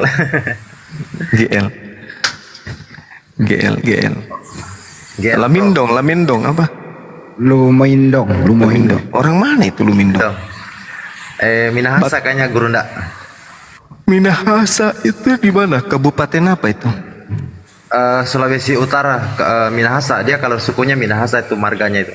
Marganya Siwa, Arapalopo. Arapalopo ya, dekat Tenggak Kendari. Iya. Manado Kanda, Manado. Oh Manado. Manado itu kalau dari marganya beliau marganya Minahasa. Cuma sudah minta maaf kayaknya tadi beliau. Tapi tadi ada di postingannya Kodondi ada laporan dari Pak Hamka ke polisi ya? Ada Pak Ustaz Jumsar juga Arimatea ada. Nah nanti kalau misalnya dia tidak buka diskusi, ya kita instruksikan Sultra juga lapor. Iya Kanda, tinggal tunggu petunjuk Kanda. Kalau ada petunjuk kita OTW Polda Kanda. Oke, sip. Siap. Tunggu informasinya ya, besok. Siap Kanda. Gimana? Untuk Apis Ultra minggu pertama kampus mulai kita sudah mulai kegiatan Apis Ultra Ghost to Campus. Mungkin minta doanya teman-teman Apis seluruh Indonesia. Mudah-mudahan kita dapat apologet baru dari kaum akademisi yang akan memperkuat apologet Islam Indonesia dari Sulawesi Tenggara. Banyak murid-muridnya Abang Sanihu Munir juga di sini kan. Masya Allah iya. Guru saya beliau itu.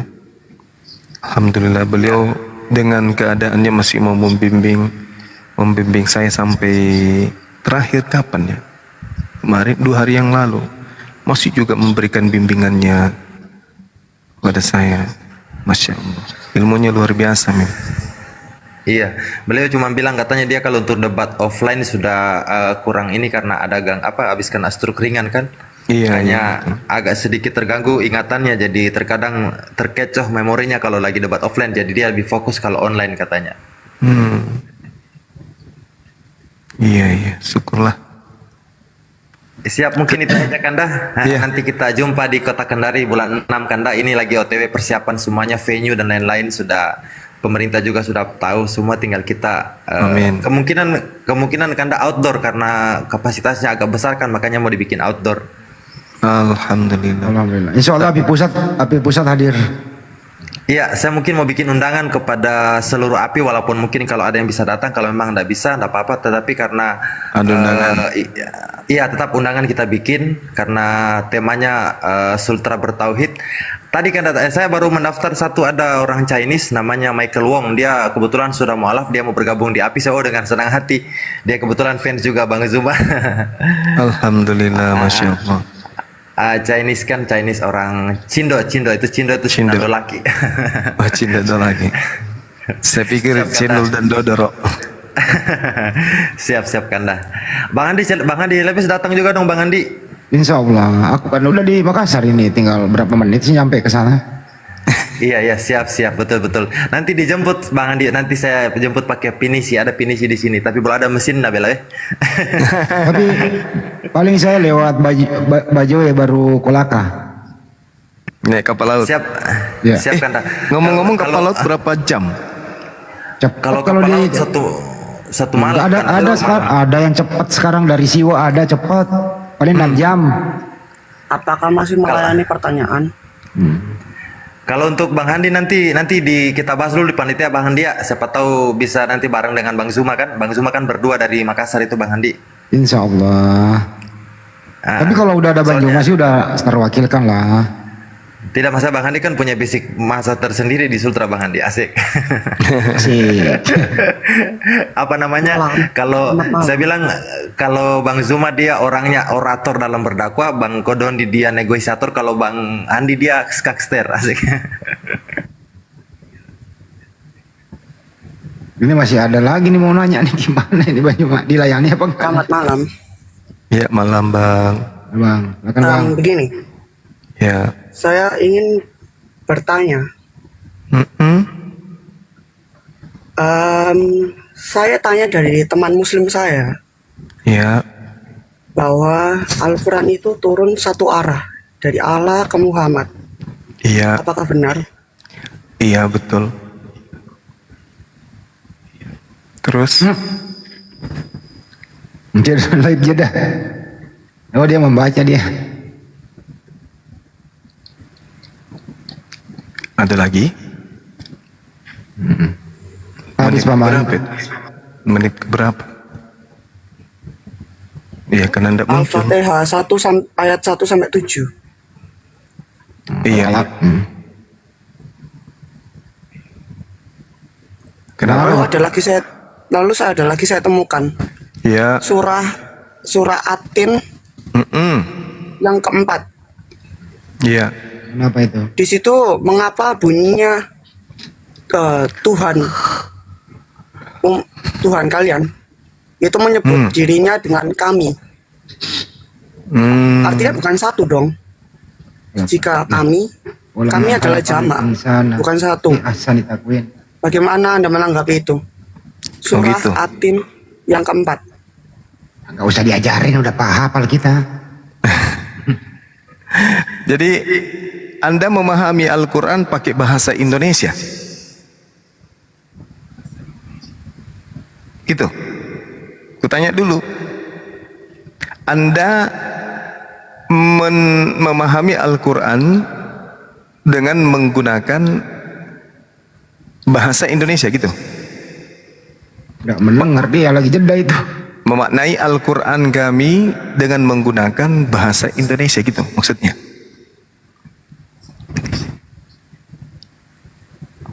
Halo. Jeda dia. Buka Google. Wow. Ya. Ya. Saya tanya pada saudara, Anda ingin memahami Al-Quran, kitabnya umat Islam ini dengan menggunakan bahasa Indonesia gitu? Ya. Nah, sekarang Al-Quran ini diwahyukan di mana? Pertama kali. Dengan bahasa Arab. Di mana diwahyukan, Bung? Madinah atau Mekah kalau tidak salah. Oke, berarti Al-Quran diwahyukan kepada bangsa Arab kan? Pertama kali. Ya.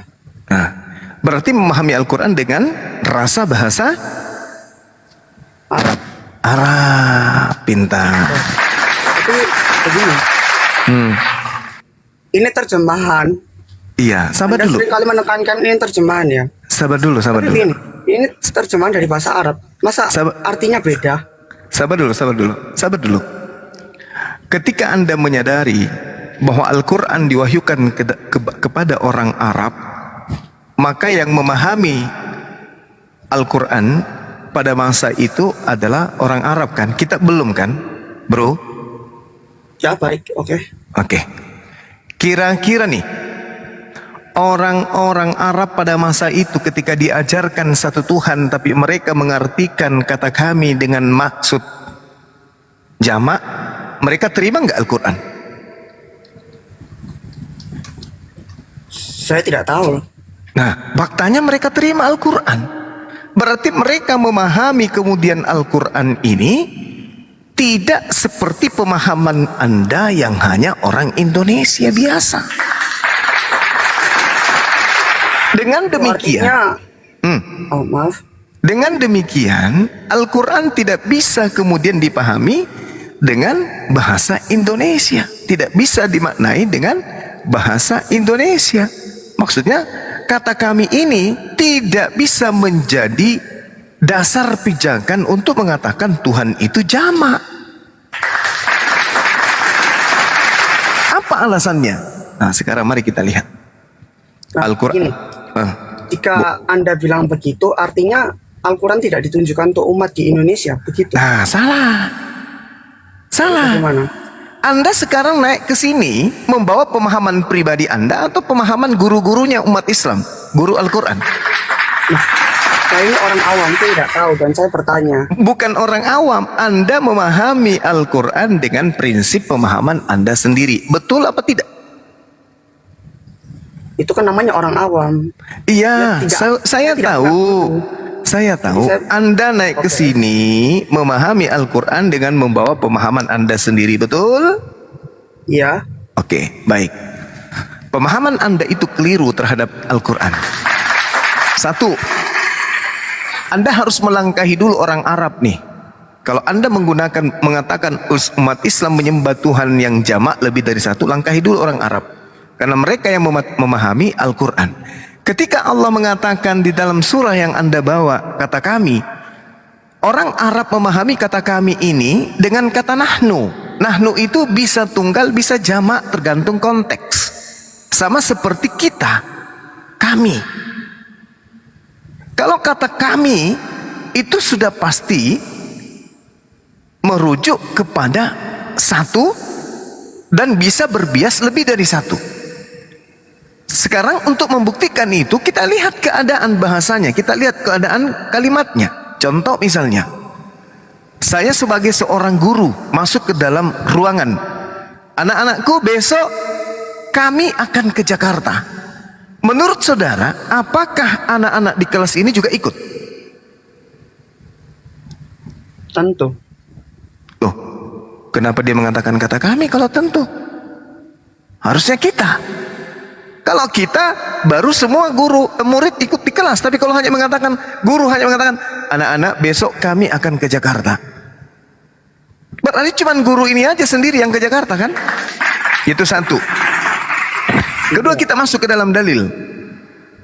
Wa ma arsalna min qabli mir rasulin illa nuhi ilaihi annahu la ilaha illa ana fa'budun. Dan kami tidak mengutus seorang rasul pun sebelum engkau wahai Nabi Muhammad, melainkan kami wahyukan kepadanya bahwa tidak ada Tuhan yang berhak disembah selain daripada aku. Tidak lagi mengatakan kata kami, tapi aku. Kenapa? Karena prosesnya yang berlanjut adalah peribadatan.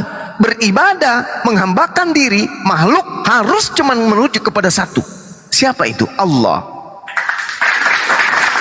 Makanya dikatakan fa'buduni, maka sembahlah aku. Al-Quran surah Al-Anbiya ayat 25. Wa ma arsalna, dan kami, itu ada kata kami di situ.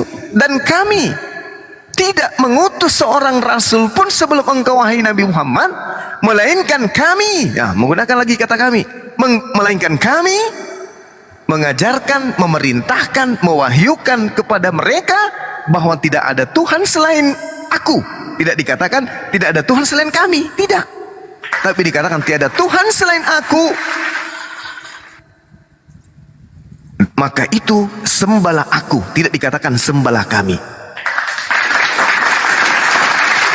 Kenapa dikatakan kata kami? Apa tujuannya? Kata kami itu untuk memberikan rasa kepada yang mendengarkan betapa kuasa betapa kuasa yang sedang berkata ini, betapa kuasa oknum yang sedang berfirman ini. Sama ketika saya berbicara depan staf saya di kantor. Ketika saya mengatakan skala saya, itu skalanya kecil, keagungannya rendah, keagungannya itu kemudian sempit. Misalnya nih, besok aku akan membuat gedung ini naik menjadi 5 tingkat. Skalanya kecil. Tapi kalau saya mengatakan besok kami akan membangun 5 lantai ke atas daripada gedung ini. Kami itu cakupannya luas. Kami itu agung. Kami itu maha. Kami itu luas. Itu bentuk keagungan.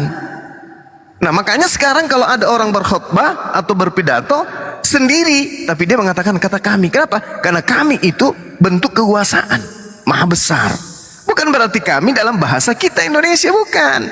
Kami dalam bentuk bahasa Arab, bahasa Quran. Wa ma arsalna min qabli mir rasulin illa nuhi ilaihi annahu la ilaha illa ana fa'budun. Nah, sama seperti sabar. Itu masalah terjemahan. Iya, makanya Al-Quran tidak bisa diprotes menggunakan terjemahan. Karena Al-Quran untuk dipahami minimal 17 disiplin ilmu yang harus dikuasai untuk kemudian bisa memahami secara mutlak absolut makna daripada satu ayat. Terjemahan itu hanya diperuntukkan untuk pemula, bukan untuk digunakan untuk mengkritisi Quran. Tidak bisa. Tidak bisa. Berarti memang benar kesalahan terjemahan. Bukan salah terjemahan. Lalu itu paham ya. Itu bukan salah terjemah, itu sudah benar. Cuman bahasa Indonesia dibandingkan dengan bahasa Al-Quran, kosakatanya bahasa Indonesia sangat minim. Bahkan bahasa Indonesia saking minimnya banyak menggunakan bahasa Quran seperti rahim, nabi, rasul, roh, awal, akhir, ayat, apalagi iman, apalagi banyak yang diambil kemudian dari bahasa Al-Quran karena bahasa Indonesia itu keteteran. Kudus, apalagi salib, apalagi wahyu, malaikat, iblis, roh, setan, syafaat, berkah. Itu diambil dari Quran karena bahasa Indonesia tidak cukup untuk menggunakan semua data-data yang dibutuhkan oleh manusia. Sedangkan Al-Quran lengkap. Maka Al-Quran diambil sebagian. Rahim untuk orang wanita kan, itu diambil dari Quran semua tuh,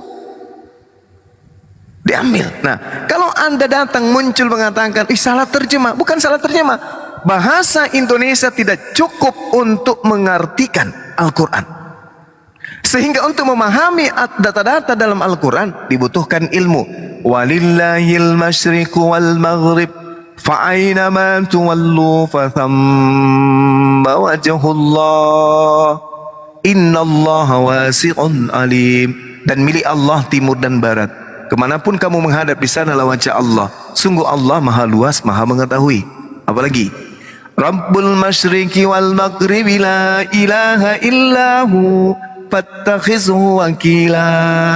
Dialah Allah, Tuhan timur dan barat, tidak ada Tuhan selain Allah, maka jadikanlah Allah sebagai pelindungmu, satu-satunya pelindung. Ini yang dikatakan oleh Al-Quran. Sabbaha lillahi ma fis samawati wal ard wa huwal azizul hakim. Apa yang ada di langit dan di bumi bertasbih kepada Allah. Dialah Allah, Tuhan yang maha perkasa, maha bijaksana. Lahu mulkus samawati wal ard yuhyi wa yumit wa huwa ala kulli syai'in qadir. Miliknya lah kerajaan langit dan bumi. Dia menghidupkan dan mematikan, dan dia kuasa atas segala sesuatu. Dia Allah, tak ada yang lain. La ilaha illallah. Begitu. Iya. Boleh saya mengatakan sesuatu? Boleh, silakan. Oke. dari yang sebelumnya saat Anda tadi melawan orang yang naik-naik sebelumnya, saya tidak tahu siapa tadi, Esther dan siapa itu. Iya. Dan Anda menyebutkan kata dewa itu. Kenapa bisa dewa? Bukankah itu berarti sama saja seperti kesalahan bahasa Indonesia? Oh tidak. Tadi kalau Anda ingat, Al-Quran ini diwahyukan di mana? Di Arab. Berarti di sana menggunakan Allah. Ya kan? Ya. Nah, sekarang kitab Anda itu dituliskan di mana? Original teksnya apa? Roma, Yunani. Sembahan mereka apa? Theos. Theos ini apa? Dewa. Coba Anda buka kitab saudara. Kitab saudara dalam bentuk original teks tertulisnya adalah Theos. Theos sama dengan dewa. Setelah itu, lihat konsepnya. Konsepnya Anda lihat. Kerangka daripada ketuhanan agama Anda. Dia datang dalam bentuk roh, dewa, lalu menjadi manusia, dewa lagi. Mati, bangkit jadi dewa. Itu dewa, itu paganisme. Nggak cocok dengan agama Samawi. Nggak cocok dengan agama Yahudi. Nggak cocok dengan agama Islam. Kalian beda sendiri. Menyembah dewa, Theos. Gitu loh Bang. Ada lagi? Begini. Ya. Jadi saat Anda bilang di Alkitab mengambil kata Allah itu mengambil dari Al-Quran. Ya, itu kan benar berarti karena kekurangan memang kekurangan bahasa Indonesia. Karena begini, dalam Theos ada kan di kitab Anda dalam Inggris kata-katanya Tuhan, dewa atau apapun tetap God. Ya, terus kitab Anda dari bahasa Yunani masuk ke Indonesia. Theos bahas terjemahan Indonesianya ada dewa. Kenapa ngambil ke Arab? Theos tidak bisa berarti Tuhan. Kalau Tuhan dalam bahasa Yunani akontas. Definisi dari Tuhan dan dewa itu sama. Coba, dewa adalah coba definisi dewa. Dewa adalah coba terangkan ke saya. Tuhan dewa dan ada. dewa. Tunggu. Jangan kayak gitu. Definisikan. Dewa adalah sosok maha kuasa. Nah, sosok kan? Sosok berarti makhluk kan? Ayo. Nah, berani tidak Anda mengatakan Tuhan adalah sosok? Enggak kan? Beda antara Tuhan dengan dewa. Tuhan punya pikiran. Tuhan punya pikiran. Gini, saya bertanya, apakah Tuhan punya pikiran? Tuhan itu maha mengetahui. Yang punya pikiran itu makhluk. Maksud dari sesosok adalah pribadi. Cara Tunggu. seorang pribadi. Definisi dewa dulu. Definisi dewa itu apa? Nggak ngerti dia definisi dewa. Saya bacain aja. Ya, silakan. Dewa adalah entitas supranatural yang menguasai unsur-unsur alam atau aspek-aspek tertentu dalam kehidupan manusia. Nah, kalau kita melihat identifikasi daripada dewa ini, maka dewa ini identik dengan makhluk suci yang berkuasa terhadap alam semesta. Makhluk. Dia makhluk. Makanya terbagi. Ada Bapa, ada Anak, ada Roh. Ada burung merpati. Karena dia makhluk. Yang identik sebagai makhluk suci yang berkuasa terhadap alam semesta. Itu ajaran politeisme. Itu ajaran politeisme yang diajarkan oleh Roma. Baik. Ya kan memang posisinya sedang dijajah Roma. Bukan dijajah Roma. Memang Katolik itu dari Roma. Bukan dijajah Roma. Memang Kristen Katolik itu adalah Roma, bukan Yahudi. Yahudi itu monoteisme. Yesus adalah orang Yahudi. Yesus yang adalah Yesua, yang adalah Isa. Orang Yahudi pada saat itu kan dijajah oleh bangsa Roma. Nah, makanya orang-orang Farisi di antara mereka membuat buku untuk penjajah. Lahirlah kitab kalian. Orang Farisi? Orang Farisi membuat buku yang mana maksud Anda? Roma, Filipi, Kaliki, Galuku, Pararang, Nakandengaseng. Efesius. Oh, Efesius. Efesus. Itu kitab apa? Efesus, Filipi, Filemon, Tesalonika, Roma, Galatia, Timotius. Itu kitab Roma itu semua. Maksudnya kitab Roma? Itu atau ditulis oleh orang Roma? Itu ditulis oleh orang Farisi untuk orang-orang yang tidak bersunat. Dalil Galatia 2 nomor 8, Galatia 1 nomor 16. Galatia nomor 2. Makanya syarat agama Anda itu theos, dewa. Kenapa dia bisa menjelma? Karena dia dewa. Kalau Tuhan pencipta langit dan bumi nggak bisa menjelma. Karena Tuhan pencipta langit dan bumi itu maha kuasa. Ya? Definisi Tuhan itu apa? Kalau Tuhan jelas berbeda dengan definisi dewa tadi. Karena kenapa? Kalau dewa dimensi makhluk. Sementara kalau berbicara mengenai Tuhan, itu bukan makhluk, sesuatu yang diyakini, hakikat yang diyakini, dipuja, disembah manusia sebagai yang maha kuasa, maha perkasa. Ya, tolong carikan di Google. Tolong carikan di Google seperti tadi Anda mencari dewa, itu juga di Google bukan? Dewa itu kan makhluk, dimensi makhluk yang suci, yang berkuasa atas. Supaya adil, kita sama-sama cari kata dewa dan Tuhan di Google. Bukan ya udah cari aja. Kenapa? Oke, bentar.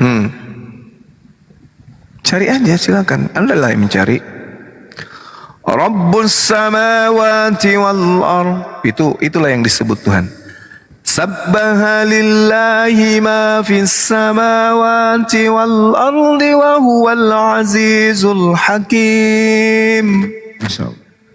Lahu mulkus samawati wal ard.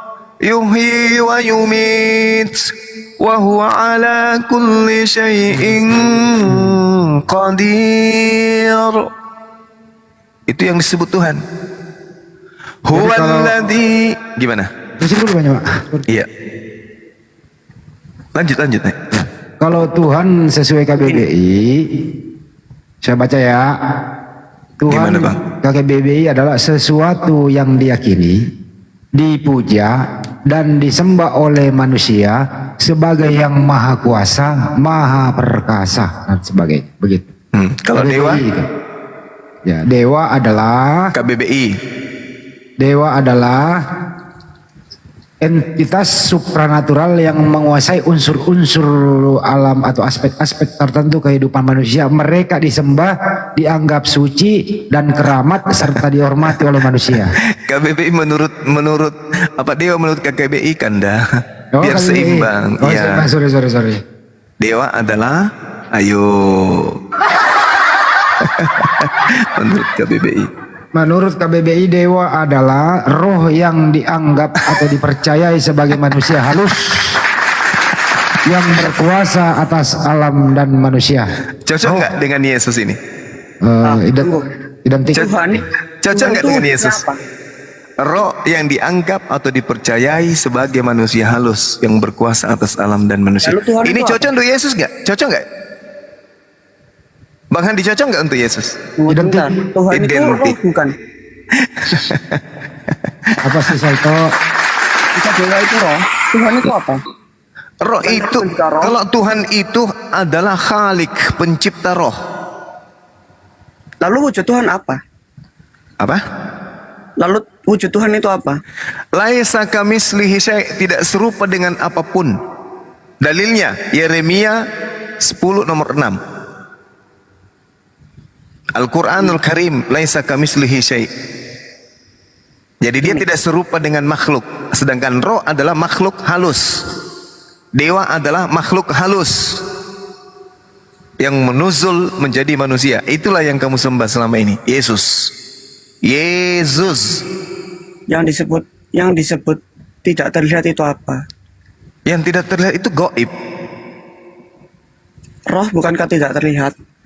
Roh tidak terlihat tapi dia makhluk. Tuhan bukan fisik ya kan? Tuhan itu wujud. Wujudnya apa? Ada. Wujud itu bahasa Arab artinya ada. Bukankah Tuhan itu bukan wujud tapi sebutan? Loh, Tuhan itu ada. Justru kita ada karena kita berasal dari hakikat yang ada. Kita tak ada seandainya tidak ada yang menciptakan kita. Karena yang menciptakan kita ada, maka kita ada. Andai saja yang menciptakan kita itu tidak ada, maka kita pun tak ada. Siapa yang mau menciptakan kita? Sementara yang mau menciptakan tak ada. Berarti yang menciptakan ini adalah ada, wujud. Kira-kira nih, kalau tidak ada pencipta, apakah Anda ada? Tentu tidak. Tentu tidak. Berarti pencipta kita itu ada, betul? Apakah saya beragama atau saya ateis? Maksudnya? Saya ateis, saya tidak percaya Tuhan. Kenapa? Dia nggak percaya Tuhan. Kata-kata dia itu tidak ateis. berpengaruh pada seorang ateis. Nah, sekarang kalau Anda seorang ateis, Anda berasal dari mana? Saya ini bisa dibilang percaya Tuhan tapi tidak beragama. Agnostik itu mah. Saya tanya, kalau Anda tidak kemudian kalau Anda ini tidak, Anda bertuhan? Tidak. Anda tidak percaya Tuhan? Ini tujuan saya ikut ini untuk membuktikan sesuatu. Bahwa bahwa Tuhan itu ada. Tentu, bagaimana bisa dibuktikan Tuhan itu ada? Oke, baik. Sebentar kalau Anda tidur, Anda bernapas dalam keadaan terlelap, betul? Ya. Yang membuat Anda tarik napas siapa? Ya diri saya lah. Hah? Yakin? Loh, tentu diri saya. Anda sadari itu? Tentu. Berarti Anda tidak nyenyak tidur? Karena Anda menyadari. Ya bagaimana? Anda yang membuat diri Anda bernapas siapa? Pada saat Anda terlelap, siapa yang membuat Anda bernapas? Tentu saja tubuh saya sendiri. Yakin? Dalam sains. Yakin? Selama jantung kita berdetak, artinya Nah, itulah organ yang kita saya bekerja. tanya. Siapa yang membuat jantung Anda berdetak pada saat Anda Diri saya tertidur? sendiri. Bagaimana bisa? Anda bisa membuat diri Anda jantungnya berdetak? Bisa. Begini, pemikiran seperti ini menyesatkan. Bagi saya Loh, kok menyesatkan? Anda merasa diri Anda mampu melakukan segala sesuatu dengan diri Anda sendiri, kan? Yakin Anda? Loh, saat kita bangun kita sadar, kan? Iya, sekarang ketika Anda tertidur, siapa yang membuat Anda bernapas? Kita sadar bahwa tubuh kita bergerak saat kita bangun. Tidur sadar. Pada saat Anda terlelap, yang kutanya pada saat Anda terlelap. Tentu saja badan saya berfungsi dengan sendirinya. Bagaimana Apakah saya bisa berjalan? badan Anda bisa berfungsi dengan sendirinya? Bagaimana bisa? Jika seperti ini, bukankah Islam tidak sesuai sains? Loh, inilah yang disebutkan bahwa ketika orang berakal mencari Tuhan, katakan kepada mereka bahwa aku Tuhan lebih dekat kepada dirinya daripada urat lehernya kepada dirinya sendiri. Ya, Anda tidak bisa percaya ayat itu sih. Kenapa bisa? Makanya saya tanya, karena saya orang beragama, saya tanya, siapa yang membuat susunan napas Anda pada saat Anda terlelap? Bisa lebih rinci lagi maksudnya bagaimana? Oke, sekarang coba Anda tahan napas selama 5 menit. Tahan, saya hitung. Tahan ya, yang bernapas. 1, 2, 5 menit 3. itu membunuh namanya. Nah, membunuh. Berarti pada saat Anda ingin kehilangan oksigen, apa yang Anda lakukan? Bernafas. Bernapas. Kenapa pada saat Anda tidak tersadarkan, Anda masih bisa bernapas? Ini ya. Tunggu. Pertanyaan saya, kenapa pada saat Anda tertidur lelap, Anda punya tubuh masih bisa bernapas? Kenapa? Loh, begini, tadi saya disuruh tahan nafas, saya itu sadar loh. Ya. Oke, Anda sadar kan? Pada saat Anda sudah kehilangan oksigen, dengar. Pada saat Anda merasa sudah kehilangan oksigen, tiba-tiba Anda menarik napas, betul? Betul. Kenapa Anda menarik? Karena Anda sadar. Iya. Pada saat Anda tidak sadar, kenapa masih ada yang menarik napas Anda? Karena itu fungsi otak. Hah? Apakah sekarang otak Anda nggak berfungsi? Berfungsi. Sekarang kalau Anda tertidur, otak Anda berfungsi? Ya tentu berfungsi. Hah? How? Tidur kok mikir, gimana tidur mikir? Wow, keren ini. Bisa tidak Anda membuktikan bahwa saat tidur itu kita tidak sadar? Loh, ya ampun. Jadi menurut Anda pada saat Anda terlelap Anda sadar? Coba definisikan sadar menurut Anda. Sadar itu terjaga, siaga, merespon setiap ada gerakan, gelombang, not, nada. Nah sekarang Anda tertidur lelap. Begitu juga di otak. Otak ada gelombang. Kenapa Anda, apakah Anda setiap Anda tidur Anda sadar bahwa Anda instruksikan kepada napas Anda, kepada rongga dada Anda untuk menghirup udara? Atau tidak? Itu seperti pertanyaan untuk anak TK. Tidak begitu cara kerja otak dan tubuh. Sayangnya Anda nggak mampu menjawab. Pertanyaan untuk anak TK tapi Anda tidak mampu menjawab, berarti level Anda jauh di bawah daripada anak TK. Definisikannya. Ya udah cukup lah. Kenapa bisa kayak begitu? Anda mengatakan sesuatu yang hanya bisa dijawab ya dan tidak. Disebabkan karena Anda ingin supaya otak Anda berfungsi. Sekarang begini, Anda menahan napas 5 menit, Anda mengatakan itu sama halnya Anda mengatakan menyuruh saya mati.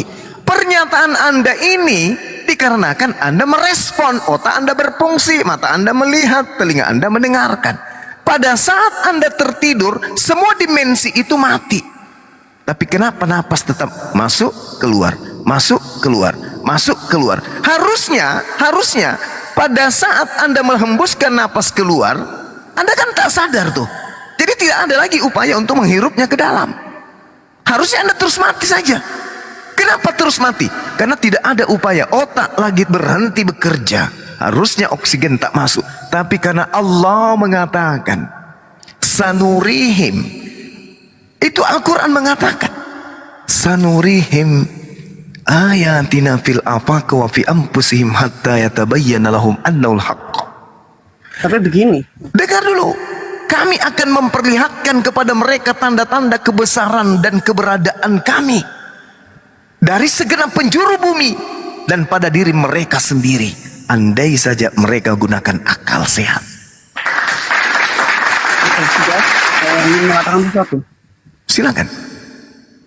Ingat, sebelum Anda berkata, saya katakan kepada saudara, bukan Anda yang membuat napas Anda keluar masuk, bukan tubuh Anda, tapi ada esensi yang menjaga makhluknya, yang dia menyatakan, hambaku si fulan belum saatnya untuk meninggal.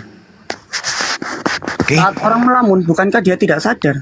Oh, melamun aja itu adalah upaya sadar. Melamun itu saat kita bangun. Sabar. Melamun itu adalah kondisi di mana tidak terkoneksinya fisik dengan akal. Itu melamun. Oke? Ingat, akal itu sadar bukan?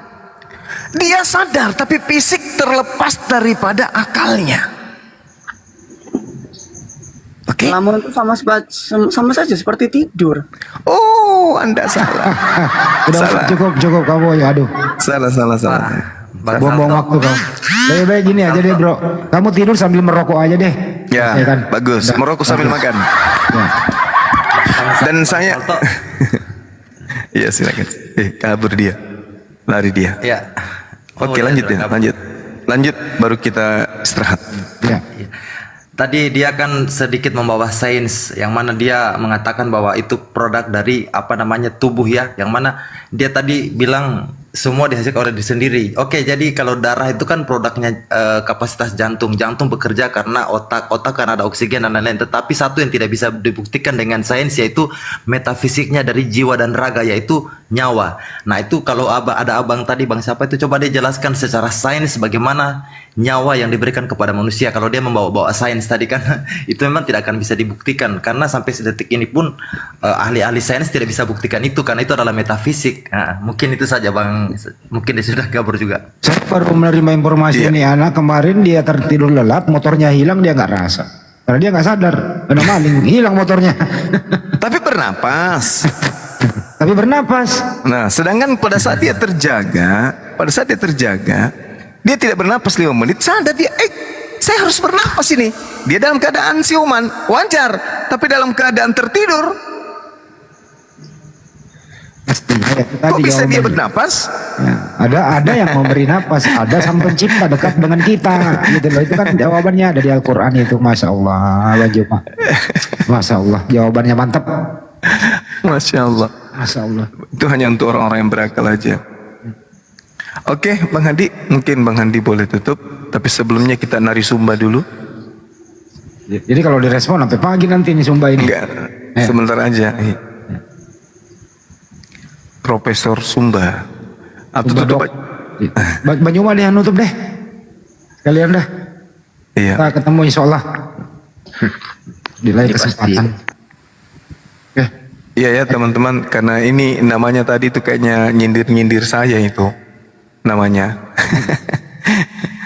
Allahu Akbar, Allahu Akbar. Baik sahabat-sahabat sekalian, terima kasih banyak untuk pertemanan dan persahabatan kita, dan juga untuk kebersamaan kita pada malam hari ini sampai subuh hari ini. Kita tutup dulu ya. Kita tutup